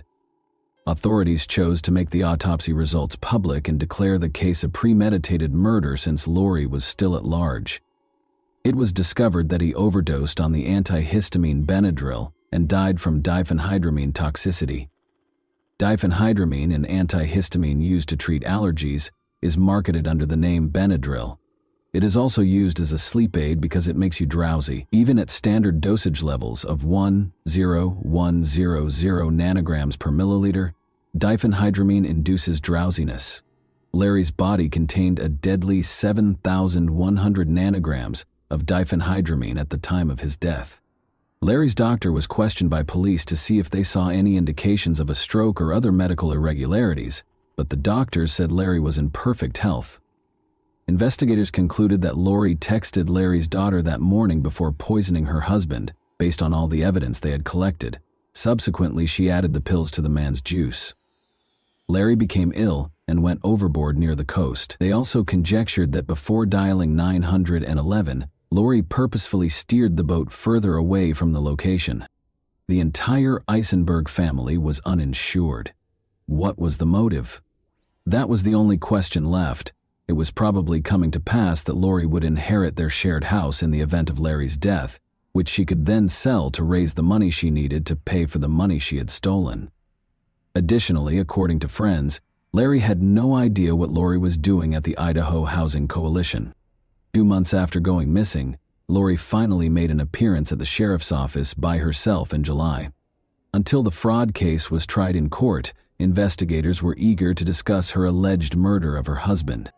Eisenberg consented to enter a guilty plea to 3 counts of wire fraud and 1 count of federal program theft in November 2018. She also consented to make restitution of about $580,000. Eisenberg was found guilty of embezzling over $500,000 and given a 5-year prison sentence. In addition, Lori's daughters entered guilty pleas to individual conspiracy charges. Each of them received a $50,000 fine and a house arrest sentence. Even though that case was resolved, another one was still pending. Lori was questioned about Larry's death once more right after the sentencing. Detectives questioned her directly about whether or not she had killed her husband during that interrogation. Lori behaved apprehensively throughout this interrogation. Her foot started tapping, which is a sign of tension and anxiety. After that, she was informed of the autopsy's findings. The detectives persisted in pressing her with additional compromising evidence, even though she denied any involvement in her husband's death. She eventually demanded an attorney and refused to answer any more questions. Lori Eisenberg was charged by a grand jury with first-degree murder by poisoning, a capital offense, 2 years after her husband's body was discovered floating in Lake Coeur d'Alene. The COVID-19 pandemic caused her trial to be repeatedly postponed. In order to maintain her innocence and admit that she would probably be found guilty if the case went to trial, Eisenberg entered an Alford plea to a lesser charge of second-degree homicide, after initially being charged with first-degree homicide by use of poison. She entered a guilty plea to the lesser charge of second-degree murder in February 2021. Larry's daughter, Jessica McPherson, said she thought the plea agreement, which spared Eisenberg from acknowledging guilt, was a betrayal of her father's family. "The manner in which I lost my father," Lori Eisenberg, "has left a hole in my soul that I will never be able to fill. And for 3 years, that hole has just continued to get deeper and deeper at the web of lies, deceit, and manipulation that have continued to expand," Jessica McPherson said. Larry's son, Dean Eisenberg, stated, "It is impossible for me and those who are deeply impacted by the loss of such a great man and wonderful father to find closure." In an unforgettable way, he referred to his father as his best friend. "Even those who hated him loved him in a way," he stated. As her stepson talked about the man she confessed to poisoning, Lori Eisenberg wiped her eyes with a tissue. He spoke of a decent, industrious man who cherished his family, especially his wife. "I can only hope she did what she did to save him the embarrassment of finding out what his soulmate had done behind his back," said Dean Eisenberg. Lori's daughter, Amber Barnes, claimed that her mother controlled the household. "Larry dedicated his life to Lori. He loved her, he trusted her, and she killed him," Barnes stated. The pain felt by everyone who lamented Larry's passing was exacerbated by Lori's plea to Alford. "She deserves to be held accountable for her actions and be seen for who she really is," Amber Barnes stated. She saw Lori Eisenberg as a father figure and a great-grandfather who would give her children bear hugs and stroke their hair while telling them he loved them. "Our family lost 2 people that day on the lake. We lost Larry, the grandpa we loved, and we lost Lori, the mother and grandma that we loved, trusted, and thought that we knew. Lori shattered our lives when she took Larry's life. But it didn't stop there," Amber Barnes stated. Before the judge sentenced Lori Eisenberg, she spoke to the court for over 45 minutes. She claimed that she started stealing from the coalition because she was having financial difficulties with her daughters, one of whom she had expelled from her house when she was 15. She claimed that she felt unable to express to her husband her desire to support her daughters financially. She emphasizes that they lacked health and dental insurance. "I saw my precious little grandchildren suffering because their mothers were not able to have a double-income family and not able to provide what they needed," she said. "So what do they do when the kids get sick and have to go to the doctor?" According to her, "I got to the point where I was torn between adhering to the life and Larry's standards of life and being able to do what I thought I had to do And so I came up with the most stupid, shameful plan ever, and that was to steal money from my employer. Eisenberg killed her husband, according to the prosecution, to avoid the additional humiliation of losing half of her assets in a divorce. Eisenberg, however, told the court that her husband wasn't supposed to consume the poisoned drink that killed him. Eisenberg claimed that she had considered suicide ever since her embezzlement was uncovered. Her words, "I knew my life was over." She claimed that after drinking the drink she had tainted with Benadryl, she intended to drown in Lake Coeur d'Alene, but her husband discovered it while she was asleep on the boat. "I had two options, death or life in prison. I never wanted to get away with anything. I know Larry would still be alive if it weren't for me," she replied. According to the judge, he was convinced that Eisenberg's account of what happened in court was accurate, at least the version she had chosen. "Your truth doesn't hold up in the light of all the evidence," he responded. Eisenberg was given a life sentence with 30 years fixed and credit for time served, according to the judge's ruling. Following the delivery of the sentence, Larry Eisenberg's family silently embraced it. And that wraps up today's chilling story. If you enjoyed this video, don't forget to like and subscribe so you never miss a new upload. Also, let me know in the comments what part of this story shocked you the most. Thank you for watching, and I'll see you in the next video.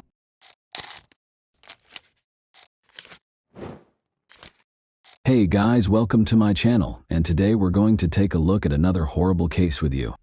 Have you ever pondered how a fatal occurrence could result from a single poor choice or harmless action?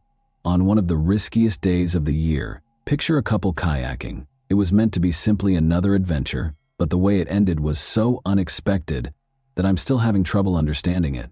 Where do you think the distinction between mistake and truth lies, people? How can a single word or deed alter everything? Will this story leave you wondering about every detail, or will you be able to form your own opinion?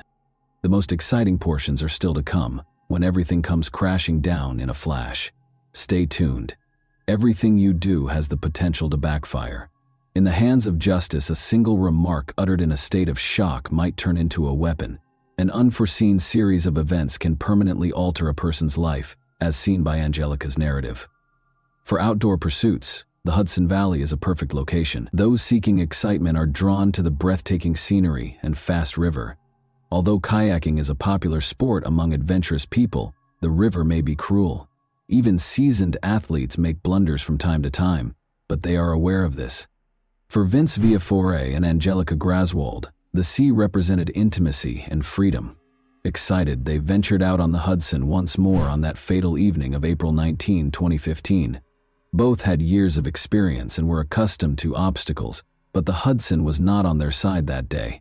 Strong waves were created by the rising gusts, and they chose to continue forward even though their gut told them to turn around. Their destination was an island with a Scottish-style castle that always pulled them in, with its enigmatic and historic ambiance. They enjoyed the outdoors during the day, but things suddenly changed in the evening. Although the frigid seas and powerful waves were a warning, they were forced to return since it was simply too dangerous to spend the night on the island without any equipment. The situation took a terrible turn when water started to enter Vince's kayak. Vince was in the chilly water without a life jacket, and he was in danger. Angelica called the emergency services because she was so shocked.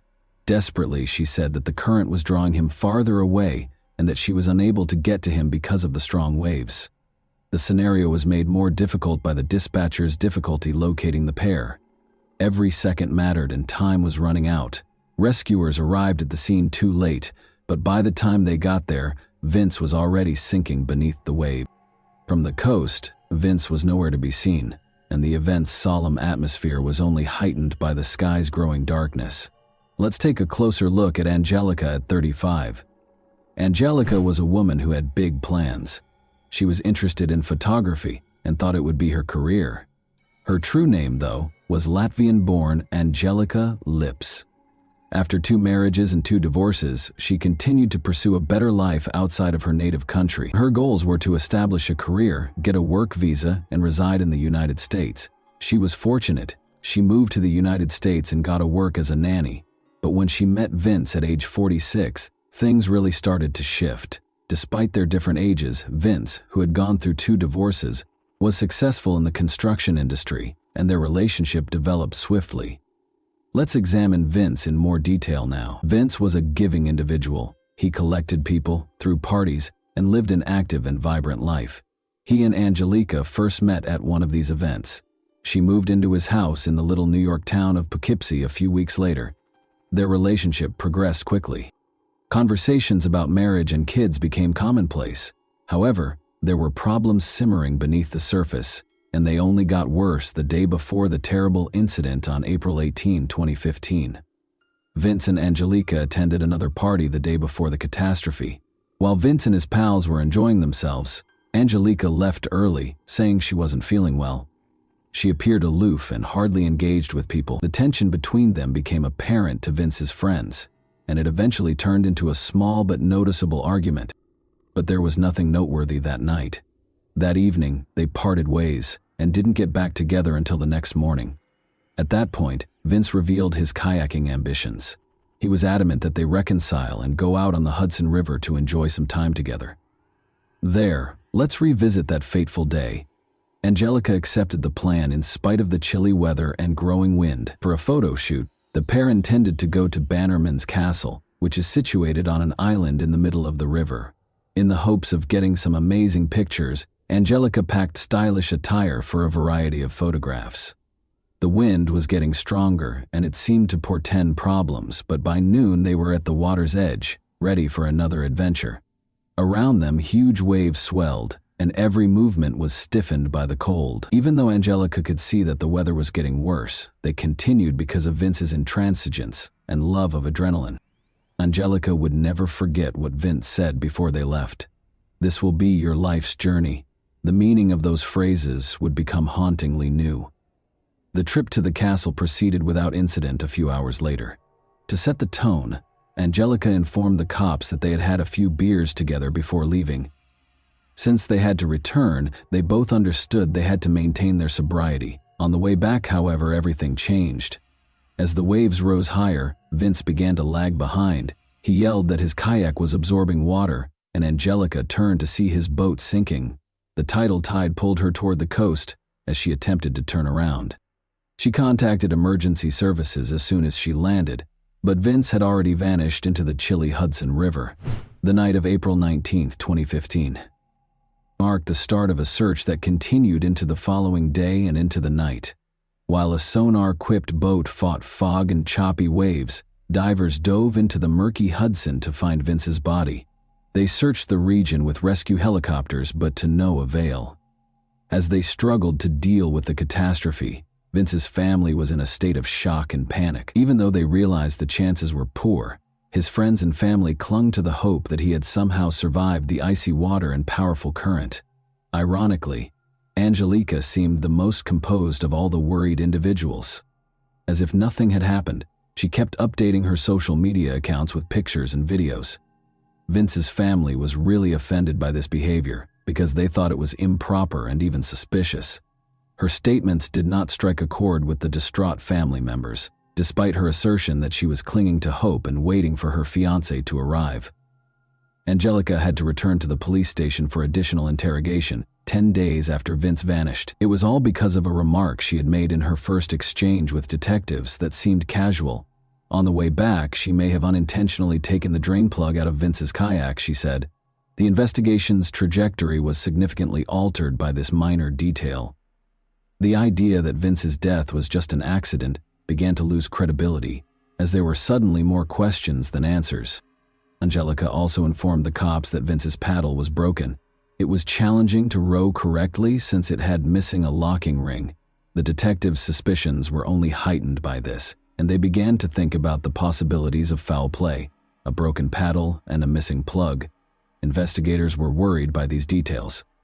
When taken together, these minor details led the authorities to believe that Angelica might have purposefully created the conditions for Vince to drown. However, why would she have done this? The whole picture felt lacking without the motive, which was still a mystery.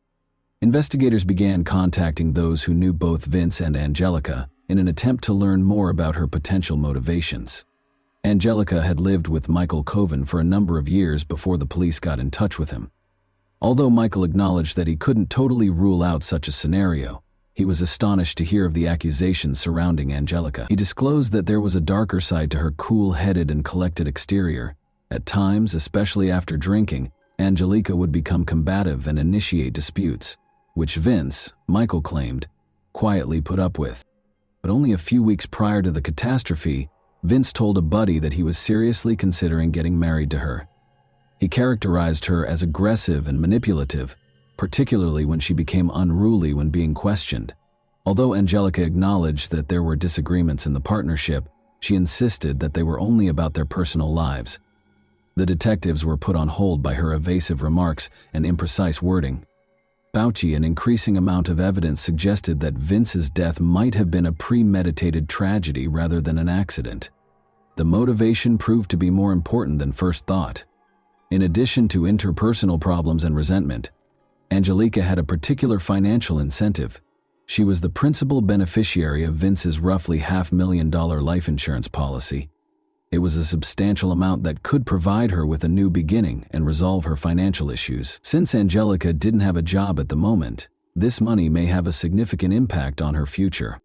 Due to these fresh disclosures, Angelica was no longer the heartbroken fiancé but rather the main suspect. She insisted on her innocence in spite of this. Nevertheless, she was arrested on charges of second-degree criminal wrongdoing and released on bail of $9 million, 0 cents, which, considering her foreign nationality, she could scarcely afford. Angelica was kept in detention pending trial because investigators were concerned that she could try to escape. According to Angelica's defense, her remarks during the 11-hour interrogation were not legally enforceable. Since Vince's body had not yet been found, her lawyer maintained that it was impossible to verify any foul play or deliberate crime in the absence of forensic proof. He maintained that Vince died in a terrible accident. He said that a wave caused the kayak to capsize and that the drain plug may have fallen off later when the boat began to sink. The defense set up an experiment on the Hudson River to bolster their version of events. There was a person sitting in a kayak of the same model who looked like Vince. Even on a calm day, the tests showed that the ship was resting very low in the water, only a few inches over the surface. This proved that even if the plug hadn't been loosened, big waves could readily fill the kayak with water. The lawyer also reminded everyone that Vince had been drinking, which might have affected his ability to coordinate and react in a flooded kayak, make dubious confessions, and conduct water experiments. This led to a great deal of discussion. Even though Vince's body had not been found, the inquiry was moving forward. The drain stopper, a tiny hole little larger than a fingertip, was the primary source of conflict. The idea that such a minor detail might have led to such a tragedy was difficult to accept. Since Vince's kayak had a drain opening on top, it seems doubtful that enough water could have entered the boat for it to sink. As doubts grew, Angelica's attorney demanded more studies to help solve this riddle. A precise simulation was carried out using the same kind of kayak, a mannequin that had the same size and weight as Vince, and circumstances that were very similar to those of that fateful day. According to the studies, the kayak didn't fill with water fast enough to capsize even after the drain plug was removed. Only a few droplets of water were able to enter through the drain hole, far too little to have resulted in a deadly situation. This implied that Vince's kayak could have easily made the final mile or two back to shore even without the plug. But the prosecution turned its attention to the paddle after the experiment appeared to totally refute the plug argument. Angelica stated that the paddle was broken and lacked the locking ring, which investigators thought might have made it more difficult for Vince to maneuver the kayak. The defense, however, refused to concede even in this case. They showed that the paddle's operation was unaffected by the ring's removal. It was still robust and totally functional and could be used efficiently. This did not alter the fact, though, that Angelica confessed to touching Vince's paddle and the plug while being questioned. This admission served as the impetus for the accusations against her. Even the smallest elements, like touching the paddle or unintentionally brushing across the plug, were used by the police to suspect Angelica of intentional acts because they appeared to be part of a well-planned crime. However, the defense persisted in its struggle in spite of the prosecution's seeming rational argument. According to Angelica's lawyer, during the interrogation, her comments were taken under emotional stress. After reviewing all 11 hours of the recorded interview, the defense called in a false confessions expert who came to the conclusion that the police had used significant psychological pressure. According to the expert, the investigators employed traditional methods intended to force a confession. Question. During the questioning, they forced her to repeat words that supported their story, played the parts of the good cop and the bad cop, asked leading questions, and didn't give her time to process the situation. Angelica was frequently perplexed. Her emotions became more erratic and her answers became less specific. The expert contended that her statements should have been interpreted cautiously because she was in a condition of shock. Her brief statement that she had previously considered ending the relationship was one that the investigators took note of because it was taken to be an admission of intent to hurt Vince. The defense actually argued that this statement had nothing to do with what happened that day. It simply alluded to their long-standing marital problems. Although Angelica discussed freedom in a more general context, the police decided to take a different tack. According to the interrogation specialist, Angelica never used terms like crime or death in such contexts, and the investigators' manipulation of her admissions was more likely to be the consequence than the truth. However, after they got what they wanted, the investigators ignored these information and rejected whatever else Angelica said. The defense contended that the drain plug in Vince's kayak had been broken for months prior to that fateful day. Angelica claims that they had gone kayaking multiple times without the plug, and that there had never been any significant issues. Although there were hazardous circumstances on the river that day, the disaster was caused by the weather rather than any deliberate activities. However, the prosecution did not waver in its position. It all made sense to them. A woman fed up with the partnership, looking for money, arranging an accident to earn insurance payouts, and becoming independent. The questioning of Angelica seemed to go on forever. She felt trapped and had lost all sense of time. She initially made an effort to resist, but her determination waned as the officers kept bringing up the drain plug problem. Her account of the plug, whether it was present or not, got confused, which the investigators decided to take advantage of. The pivotal moment occurred when a tired Angelica requested to go home to feed her cat. The moment the investigators had been waiting for came when tears filled her eyes. They increased the pressure since they could feel how vulnerable she was. Despite the fact that she never explicitly admitted to a crime, the police persisted in asking her a series of leading questions. According to an expert who later watched the interrogation video, Angelica looked worn out, overburdened, and obviously unable to think straight. Her erratic answers were the usual outcome of emotional exhaustion rather than a deliberate admission of guilt. The expert claims that she only wanted to get away from the constant interrogation, which caused her to provide a number of evasive responses that served as the foundation for the case against her. Vince's body, meanwhile, was still unaccounted for. His friends and family were left in limbo, their suffering getting worse every day. His body was not found in the Hudson River, close to the same Bannerman's Island the couple had visited on the day of the tragedy, until the morning of May 23, 2015, over a month after he vanished. Drowning was verified as the cause of death by the autopsy. There were no indications of struggle or foul play.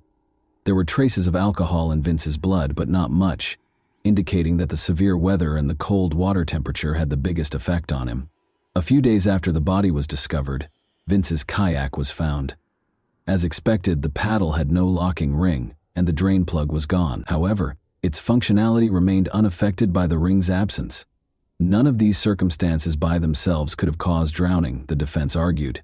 It was a confluence of factors, including the chilly water, high winds, absence of a life jacket, and drinking. The catastrophe was brought on by this combination rather than anything Angelica did. But the prosecution wasn't going to back down. They concentrated on the contradictions in Angelica's claims, interpreting them as proof that she was responsible for Vince's demise. They had a simple theory. She purposefully damaged the kayak in order to put Vince at danger of dying. But Angelica's attorney maintained that Vince's own carelessness was to blame for the regrettable mishap. Under the influence, he decided to go out on the sea without a life jacket and, in bad weather, he took that gamble even though he knew he had little chance of surviving in the icy water. Even though Angelica insisted she was innocent, the case changed course when the prosecution saw that charging her with willful injury would not stand up. It was insufficient to persuade a jury that breaking a paddle or pulling out a drain stopper were simple crimes. In addition, the defense made strong arguments and experts attested to the possibility that such a disaster might occur in given conditions. The prosecution reached a standstill and made a plea offer to Angelica. She consented when they suggested that she enter a guilty plea to involuntary manslaughter, which would only carry a few years in prison rather than a life sentence. Angelica was found guilty of involuntary manslaughter and given a 4-year prison sentence. She only had a few months left to serve, though, given the time she had previously spent awaiting trial and throughout the legal proceedings. As part of the plea agreement, Angelica spent less than 4 years in jail, 32 months, before being released on parole in December 2017. Although she was given a 4-year sentence, she actually served less than half of that amount because of time served and early release. Therefore, the parole system permitted her to become released earlier in late 2017, even though her term was legally 4 years. Tensions persisted, even after she was freed. The result was too difficult for Vince's family to accept. They were outspoken in their displeasure with the light sentence, believing that Angelica was the cause of their son's death. However, Angelica insisted that the truth was known only to her and to God. She insisted that Vince's death had been a terrible accident and that she was not to blame. She encountered fresh difficulties after being freed. She had trouble finding work and faced deportation. Angelica's guilty plea prevented her from claiming Vince's insurance benefits. She was compelled to return to her own country 16 months later, where she started to reconstruct her life and put the trauma of those incidents behind her. She claimed to be completely recovered from the experience, enrolled in a university, obtained employment, and carried on with her life. People, this is a story with many unanswered questions that may never be resolved. A complicated and intense picture is painted by Vince's passing, Angelica's actions, and the contradictory testimony. In these circumstances, it's simple to be influenced by the narrative of the prosecution or by public opinion, but it's crucial to keep in mind that the truth isn't always clear. In my opinion, the legal system is capable of errors. Particularly in situations such as these, false confessions can result from coercion, psychological weariness, and interrogation techniques. Angelica was in a predicament where she was disadvantaged by both the external factors and her own blunders in speech and behavior. However, was she really to blame for Vince's passing, or was it really a terrible mishap that turned into a nightmare for all those concerned? I want to now address you, the audience. Which do you believe is more significant in this tale, chance or guilt? Has a judge made a mistake in Angelica's case, or is she really involved in Vince's demise? If you were in her shoes, what would you have done? More significantly, can we always rely on judgments based on contradicting evidence? I want to know what you think. Stories like this one make you wonder about the thin line that separates accusation from truth. And that wraps up today's chilling story. If you enjoyed this video, don't forget to like and subscribe so you never miss a new upload. Also, let me know in the comments, what part of this story shocked you the most?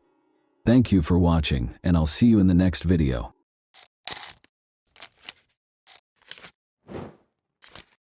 Hey guys, welcome to my channel, and today we're going to take a look at another horrible case with you. In a blueberry field in Michigan, a metal trunk containing the charred remains of an unidentified man was discovered in 2002.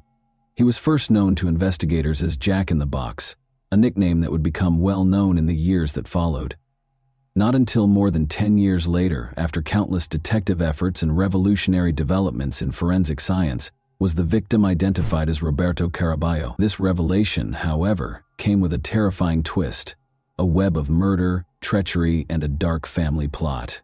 This is the tale of how the Jack in the Box case was resolved, illuminating a horrific homicide that permanently altered Michigan's past. An unusual and unsettling sight was discovered by a farmer on May 8, 2002, while working in a remote blueberry field in Ottawa County, Michigan. An old metal trunk tucked away among the bushes. The trunk had been badly burned, and it smelled awful, as if it contained something gory. The horrific reality of a body that had been mercilessly burned beyond recognition and left to decay in the trunk was what he had hoped was only an illusion. The remains of a body that had been burned beyond recognition were discovered when police arrived and forced open the charred lid. The man had been placed in the trunk, covered in gasoline, and set on fire after suffering blunt force trauma, according to detectives. Investigators couldn't make sense of the scene. Since the fire destroyed any fingerprints or distinguishing characteristics, The condition of the body made identification all but impossible. Detectives thought the murder must have occurred somewhere else before the trunk was left in the remote field, because there were no indications of a struggle at the scene. Because there were no witnesses or hints to help identify the victim, investigators had a difficult time figuring out who this man was and how he met such a terrible end, and the case ultimately went cold. Early leads in the case produced no noteworthy progress, despite the best efforts of law enforcement. In order to gather information about missing people, odd behavior, or anything that might help identify the victim, investigators canvassed the local communities. Due to the limited forensic technology available at the time, detectives were left without answers in the absence of fingerprint identification or DNA database matches. The forensic analysis, which showed that the man was probably middle-aged and had died violently, was the only information available for years. The case turned into one of the most puzzling unresolved mysteries in Michigan. After the story was reported by the media, the victim was dubbed Jack in the Box. The public and fans of true crime were enthralled, curious about the identity of this man and the reason behind his body's ruthless disposal. Detectives kept returning to the case in the hopes that new technology or a different viewpoint would reveal the truth, but the case cooled without any clear direction. The long-forgotten case received new attention in 2015, more than 13 years after the unidentified body was found in 2002. Previously, investigators had run out of leads, but they gained the momentum they required from a new tip from an unexpected source. In early 2015, Deneen Ducharme, a Texas woman, contacted law enforcement, expressing her suspicion that the unidentified man known as Jack in the Box might be her stepfather, Roberto Caraballo, who had vanished for no apparent reason years prior. Around this time, the case also gained more public attention, in part because of a documentary called Jack in the Box that was produced by a group of local students. The movie brought the unsolved murder back into the public eye, attracting more interest in the case and urging anyone with information to come forward. Together with developments in forensic technology, this spike in public involvement created new avenues for investigation. Following the Texas woman's call, investigators reopened the case and used modern DNA testing techniques to examine the victim's remains. Detectives followed the woman's lead and compared her DNA to samples from the Texas family. The woman's suspicion was validated by the findings, which showed that Jack in the Box was in fact 37-year-old Roberto Caraballo, who had resided in Charlotte, Michigan at the time of his disappearance. This discovery changed the course of the case from an unsolved mystery to a targeted investigation, enabling detectives to concentrate their efforts on identifying the people who caused Caraballo's untimely death. Authorities now had a plethora of new information thanks to this identification, including a name and a life story to piece together. Roberto's identification shed light on his family ties and past, generating new leads and providing a novel viewpoint on potential suspects and their motivations. Let's now examine Roberto Caraballo's biography. Friends and family characterize Caraballo as a gregarious and diligent person. He shared a home with his wife, Beverly McCallum, her daughter, Deneen Ducharme, and Christopher McMillan, Deneen's friend. However, his relationship with Beverly was said to have been turbulent at the time of his death. Family conflicts, tension, and financial arguments were reported by friends and family. Detectives looked into the possibility that someone close to Caraballo was responsible for his murder, after it became clear that his life had not been peaceful. Authorities focused on Caraballo's immediate family after his identity was established, especially his wife, Beverly, her daughter, Deneen, and her friend, Chris McMillan. Prior to his body being transported to the Ottawa County field, the investigation found that Caraballo had been murdered in the basement of their Charlotte, Michigan home. Investigators believed that Beverly McCallum, driven by family strife and financial gain, had planned the murder. Witness accounts and interview reports presented a terrifying image of premeditation. The murder was thought to have been meticulously planned by McMillan, Deneen, and Beverly. Although no life insurance policy was verified, there have been rumors that Beverly might have hoped to profit monetarily from Caraballo's passing. Rather, it seemed to be a murder motivated by animosity and personal strife, with McMillan carrying out the scheme and Beverly controlling her daughter. Investigators discovered that the three suspects had enticed Caraballo into their Charlotte home's basement on the night of the murder, where they fatally wounded him with a blunt object. According to reports, they disposed of the evidence by putting Caraballo's body inside a metal trunk after he passed away. With the intention of erasing any evidence of their crime, they drove the trunk to a blueberry field in Ottawa County, doused it with gasoline, and set it on fire. The painstaking preparation and graphic method of disposal demonstrated the brutality and resolve of those involved. In order to link Beverly, Denane, and McMillan to the crime, forensic science was essential. Traces of gasoline and accelerant on the metal trunk were consistent with attempts to destroy the body, and any forensic traces and blood evidence discovered in the basement matched Caraballo's DNA. A clear narrative that positioned the murder in the family home prior to the body's transportation to the field was established thanks, in large part, to the efforts of forensic analysts, advancements in DNA testing, and cooperation with local law enforcement. Christopher McMillan finally consented to a plea bargain in exchange for a lighter sentence after increasing pressure. He gave a thorough explanation of what transpired before Caraballo passed away. McMillan explained how Beverly had planned the murder and tricked him and Denane into helping to carry it out. His admission that Caraballo had been murdered in the basement gave the prosecution's case more weight and provided a strong basis for Beverly and Denane's conviction. In relation to Roberto Caraballo's murder, Denane Ducharme was charged with both murder and conspiracy to commit murder. Ducharme made an effort to portray herself as a reluctant participant during the trial by claiming that she was coerced into committing the crime by her mother, Beverly McCallum. She asserted that her mother had manipulated her, forcing her to participate in both the actual murder and the disposal of Caraballo's body. According to her defense team, Ducharme was a victim of circumstance and had fallen victim to McCallum's web of coercion. They made an effort to portray her as obedient and passive, implying that she was motivated by a stronger personality rather than intending to actively participate in the crime. Her defense was questioned by the investigators and prosecution, who contended that the evidence refuted her allegations of manipulation. They implied that Ducharme had not only been aware of the scheme but had voluntarily taken part in it, taking important steps to hide the crime. From the physical attack on Caraballo to the actions taken to destroy his body and obfuscate evidence, the evidence showed that she was not merely a passive bystander, but was actively involved. When Beverly McCallum found out that the investigation was refocusing on her, she left the country in 2015. After evading authorities by moving to different countries, she was eventually found in Rome, Italy in 2019. The case became more complicated due to the international nature of her arrest, necessitating cooperation between Italian and American authorities in order to extradite her. Ultimately, McCallum's attempts to thwart extradition were unsuccessful, and she was sent back to Michigan to stand trial for Caraballo's murder. Beverly McCallum and her daughter Denane Ducharme were charged with first-degree murder, conspiracy to commit murder, and mutilation of a dead body at the start of their legal proceedings in Michigan. According to the prosecution, the murder was premeditated, and Beverly was the one who carried out the heinous deed, driven by both malice and financial greed. Beverly allegedly carefully planned Caraballo's murder and enlisted her daughter Denane and friend Christopher McMillan to carry out her plan, according to the prosecution.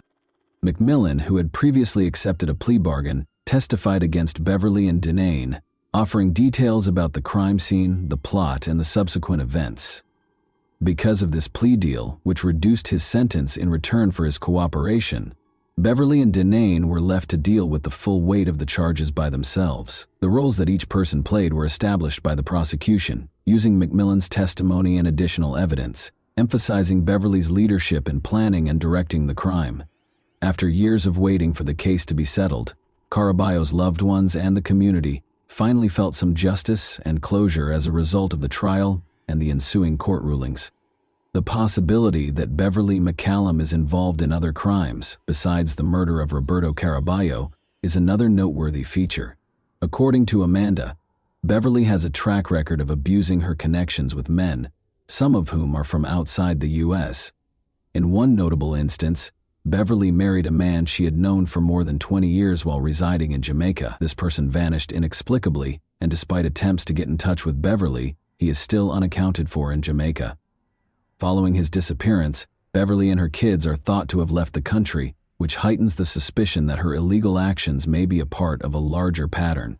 Given Beverly's history of violent and manipulative relationships, and this man's abrupt and unexplained disappearance, it is possible that she is connected to additional unreported crimes. The question of how many more victims might be linked to Beverly's past is raised by this unsolved mystery. The conclusion of the Jack-in-the-Box case, one of Michigan's most eerie unresolved cases, attracted national attention. Audiences found great resonance in the tale of Roberto Caraballo's murder and the treachery of those closest to him. The case's place in American crime history has been cemented by ongoing media coverage and true crime documentaries. Even when all hope seems lost, the investigation's legacy serves as a testament to the commitment of law enforcement and the value of forensic science in bringing about justice. A terrible reminder of the darker side of human nature is the murder of Roberto Caraballo, who was hidden in a metal trunk and set ablaze in a Michigan field.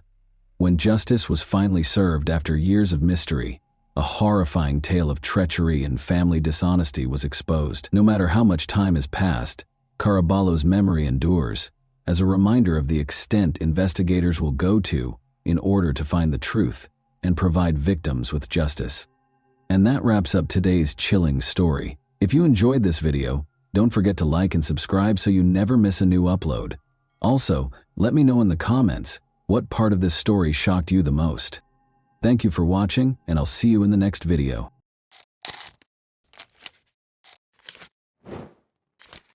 Hey guys, welcome to my channel, and today we're going to take a look at another horrible case with you. After opening in 1954, the Fontainebleau Hotel quickly gained popularity among Miami's elite. Benjamin Novak founded it and oversaw the property until 1977. Bernice Novak, his wife, was a prominent figure in Miami's social life. In 1956, Bernice, a former fashion model in New York, and Benjamin welcomed their only son, Ben Novak Jr. Ben carried on his famous family's legacy while growing up in the glitz and glamour of this iconic American hotel, making use of his connections and power. Ben's life wasn't without its difficulties, even though his parents were famous and socialized with celebrities. He missed out on deep friendships with peers and frequently felt alone as a child because he was surrounded by adults. Many of his early experiences seemed to him to have been staged and fabricated by the adults in his life.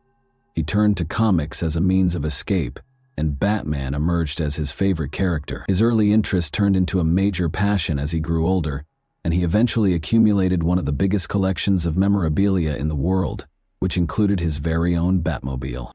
Ben Novak Jr. inherited his parents' business sense in addition to their wealth. He was more than just a comic book fan. He was a clever businessman who loved what he did. He entered the convention industry with the intention of becoming well known because he was determined to establish his own identity apart from the family legacy. He continued to work in the hotel sector, organizing conventions with success and making good money each time. Unfortunately, he would ultimately meet a tragic end at one of these conventions. Ben, however, pursued a different interest prior to that depressing development. His life took a drastic turn when he met Narcisa, a stripper at a Miami strip club. He had a thing for strippers. In 1983, Narcisa Sierra Valise Pacheco relocated to Miami. Being the youngest of 6 children and the family favorite, she grew up in a rural part of Ecuador and was well protected by her older brothers. She married Angel when she was 17, and the two of them had a daughter, May Abad. The family moved to New York City when May was 4 years old, but Angel soon left Narcisa and their daughter after the marriage rapidly soured. Narcisa remained in New York as a single mother and put in a lot of effort as a seamstress, but she felt that a life of more luxury was her destiny. In her ideal world, she would be able to drive fancy cars, go to glitzy parties, own and flaunt expensive clothing, and take luxury yacht cruises. Driven by this aspiration, Narcisa imagined a life devoid of worries about money and rent. But in the end, this dream would take her in a problematic direction. Narcisa made the decision to move to Miami with her daughter in the summer of 1983 in order to start over. At first, she struggled to find work because of her poor command of English. Narcisa started working as a stripper in order to make quick cash and provide for her and her daughter. She saw it as a chance to meet rich men who were prepared to spend a lot of money. When Ben Novak Jr., a 27-year-old millionaire, entered her club shortly after she opened, She struck gold. She and Ben clicked right away after a lap dance. Ben gave Narcisa lavish presents, lavished her with lavish vacations, and gave her sizable sums of money. Narcisa's fascination with luxury only grew as a result. But this new relationship didn't exactly sit well with Ben's family. His mother, Bernice, who was very close to him, was unimpressed, and his father had died. Ben's mother's disapproval of Narcisa did not stop him, even though they spoke every day and she had a big influence on him. Instead of marrying a stripper, Bernice had hoped he would wed a reputable Miami socialite. When Narcisa married Ben in 1991, she accomplished her goal. She had a knack for it and was actively involved in his business from the start, managing bookings, attending conventions, and interacting with clients. Narcisa, however, favored a relaxed way of life, engaging in endless shopping and leading a carefree millionaire's lifestyle. While Ben followed his passion for Batman collectibles and became the second largest collector in the world, she developed an obsessive shopping habit. They enjoyed their gourmet meals, fancy cars, and mansion vacations. They also took in May Abad, Narcisa's daughter, who was in her late teens at the time. Ben became the father figure she had been missing for 18 years, and they grew close. May, Ben, and Narcisa led a lavish lifestyle, but on April 4, 2009, Ben's mother, Bernice, died suddenly, turning his life upside down. A neighbor found Bernice's body in her Fort Lauderdale residence. Her death was officially declared an accident, despite the suspicious circumstances. Blood was discovered flowing through the kitchen and into the laundry room from her car. According to the authorities, she must have fallen and hurt herself, striking her head on the car mirror, before bleeding as she entered the vehicle and eventually passing away. After his mother passed away, Ben was devastated by the loss and went into a deep depression. Narcisa pretended to be a helpful wife while attending the funeral. Ben threw himself into his work at Convention Concepts Unlimited as a way to deal with his loss. Ben and Narcisa arrived in New York on July 12, 2009, where Ben was in charge of a significant conference at the Rye Brook Hilton. More than 1,000 people attended the event, which was for the esteemed client Amway Global International. Around 7 a.m. on the morning of the 12th, Narcisa left their room to join her daughter for breakfast. About 30 minutes later, she came back into the room to find her husband bleeding and bound on the floor. He had already passed away. Another member of the well-known Novak family had been murdered only 3 months after Bernice's passing. Ben's death was promptly deemed a homicide by the authorities. Ben was discovered with his hands bound behind his back and his legs duct-taped together below the knees, only wearing his underwear. He had been lying in bed, probably asleep, when he had been hit in the head by something. The attacker left his body face down on the floor after bludgeoning him to death. Police discovered the bed covered in blood that had spilled onto the floor around his dead body. Ben's eyes had been gouged out at the scene, which was a terrifying detail. Narcisa told the police right away that she thought the murder might have been a robbery, but the room didn't seem to be lacking anything. Not even a few $100s in an envelope was damaged. One would anticipate that valuables, particularly cash, would have been taken if it had been a robbery.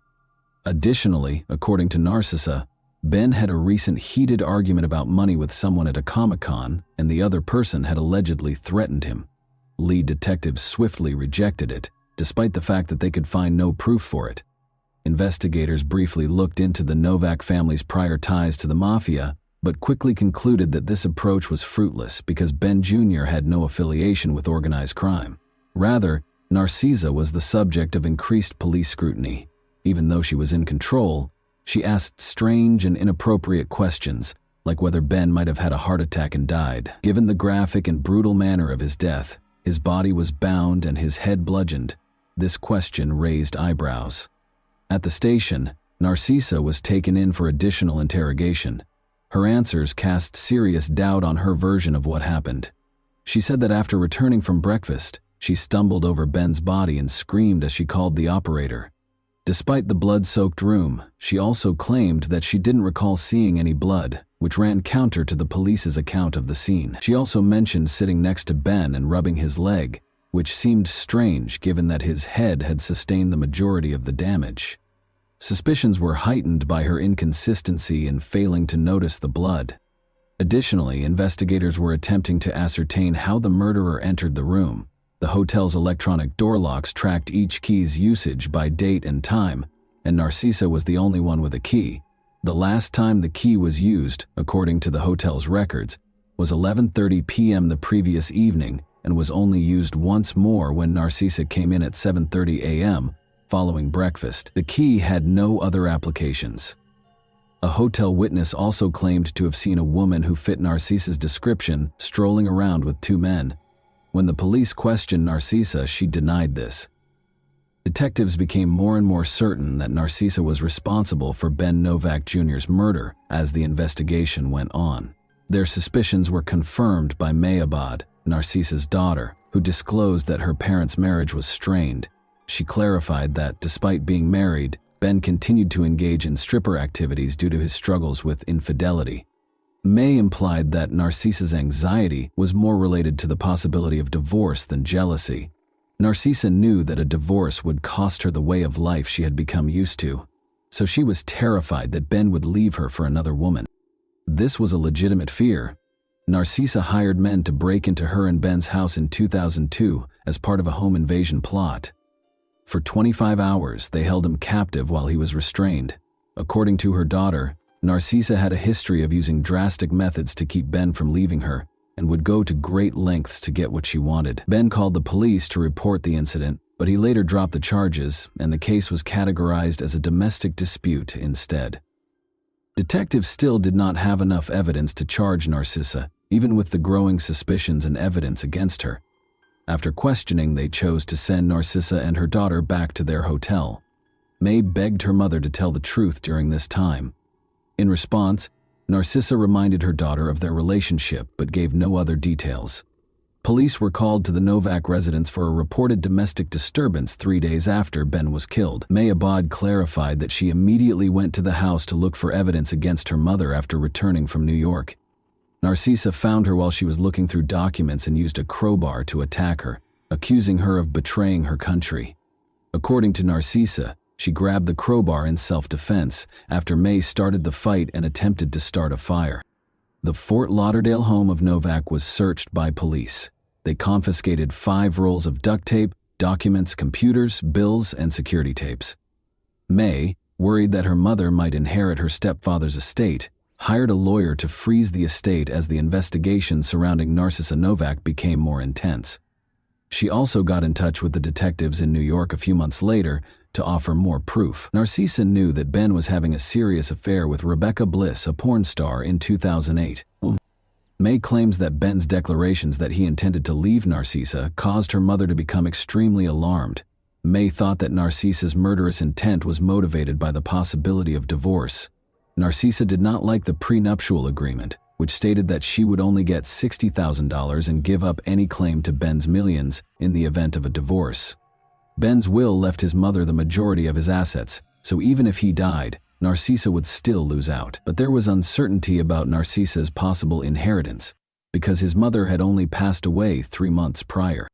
The police also questioned Cristobal Veliz, Narcisa's brother. He claimed that Narcisa's daughter May Abad was the murder's mastermind. Cristobal implied that there was a cover-up behind May's tardiness in disclosing Ben's affair with Rebecca Bliss. Narcisa told the FBI that she had found explicit love letters from Ben to his stepdaughter May, which further complicated things. According to Cristobal Veliz, he could demonstrate that May Abad had framed her mother and hired a hitman, Alejandro Garcia, to kill Ben. Garcia was taken into custody for an unrelated offense in November 2009. He was questioned about the Novak murder while he was in detention. When Garcia realized how serious his situation was, he made a deal and admitted to killing Ben Novak Jr. He asserted, however, that Cristobal Veliz, not May Abad, had employed him. According to Garcia, Veliz paid him $5,000 to commit the murder. Police were unable to locate any receipts from Cristobal's residence to verify the transaction, but surveillance footage showed Garcia retrieving a payment receipt from Cristobal. Garcia decided to cooperate further because he was already facing prison time, and he disclosed a shocking fact. This was not the first murder he had committed under Cristobal Veliz's supervision. Alejandro Garcia was hired in April 2009 to murder Bernice Novak, as she went into her garage. Garcia viciously struck her face after attacking her with a monkey wrench. It was discovered that in order to inherit Ben Novak's wealth, Narcisa Novak had planned the murders of Bernice and Ben with the assistance of her brother, Cristobal Veliz. To take over the estate, Narcisa had to get rid of Bernice. Alejandro Garcia testified during the trial that Bernice was supposed to be beaten severely and struck in the teeth. While Ben was asleep on the morning of July 12, 2009, Narcisa opened her husband's hotel room to Garcia and Joel Gonzalez. They started attacking Ben after she led them to his bedside. Narcisa told one of the men to gouge out Ben's eyes and gave Garcia a pillow to muffle Ben's screams. Garcia's testimony aligned with the police-discovered evidence. A rumpled photo of Narcisa's daughter May Abad was discovered in Garcia's pocket upon his arrest, indicating that she was also a target. Cristobal and Narcisa had also plotted May's murder. Police questioned why Ben's burial was delayed after his body was kept at the Westchester County morgue for 2 months. The investigation found that Narcisa was preoccupied with rifling through Ben's Batman collection, embezzling funds from his business accounts, and swaying bank tellers to gain access to his safe deposit box instead of attending his funeral. Narcisa and Cristobal were taken into custody for the killings on July 8, 2010. They were officially charged with the murder of Bernice Novak. Their trial started on April 23, 2012, a year later. Despite his decision to testify in his own defense, Cristobal gave a terrible performance. During cross-examination, he contradicted himself several times. Both Narcisa and Cristobal maintained their denials of involvement, even after video footage showed Garcia and Gonzalez monitoring the hotel and phone records showed a 2-year correspondence between the two that implied premeditation. Ben had been preparing to leave Narcisa, according to Rebecca Bliss, his mistress, who testified. Rebecca disclosed that Ben was willing to improve their relationship after expressing discontent with his marriage. Every day he assured her of his commitment to her and declared his love for her. Rebecca had previously been confronted by Narcisa regarding the affair, and she had turned down her offer of money to leave Ben. At one point, Narcisa even pretended to be Rebecca, which led to Rebecca's apartment losing power. Furthermore, Rebecca said that 6 months prior to Ben's actual passing, Narcisa had lied to her condo management by claiming that he was dead and therefore unable to pay rent. Narcisa threatened that no one else would have Ben if she couldn't, according to Rebecca. In an attempt to receive lighter sentences, Narcisa and Cristobal both tried to place the blame on the other during the trial. Cristobal was the main mastermind behind the killings, according to Narcisa's lawyer, who argued for a reduced sentence of 27 years. Cristobal continued to blame his niece May Abad as the main conspirator in the meantime. Narcisa was found guilty on 12 of the 13 charges against her, while Cristobal was found guilty on 14 of the 15 charges, even though detectives had thoroughly investigated and rejected these claims. Narcisa's conviction resulted in her losing all claim to the inheritance she had hoped to inherit. The 2 sons of May Abad will now inherit Ben's estate. Evidence provided by the prosecution showed that Narcisa had paid her brother to employ 2 hitmen. According to the murderer's testimony, Cristobal had enlisted their help and given them instructions from Narcisa on how to carry out the assaults. Binding Ben and gouging out his eyes were among the instructions. When the murderers reached the hotel early on July 12, Narcisa let them into her husband's room, led them to Ben, who was asleep, and gave him a pillow to stop him from screaming. Ben was severely beaten with dumbbells until he passed out, leaving him for dead. According to Garcia's testimony, the initial intention was not to kill Ben and Bernice, but rather to cause them severe injuries. Both Narcisa and Cristobal were found guilty at the end of the trial of murder, conspiracy to commit murder, stalking, domestic abuse, money laundering, and witness tampering. When the guilty verdict was read, Narcisa gave up her right to appear in court. Both were convicted and given life sentences without the possibility of release. As a result of their cooperation with the investigation, Alejandro and Joel entered guilty pleas to lesser charges and received sentences of 17.5 years. And that wraps up today's chilling story. If you enjoyed this video, don't forget to like and subscribe so you never miss a new upload. Also, let me know in the comments, what part of this story shocked you the most? Thank you for watching, and I'll see you in the next video.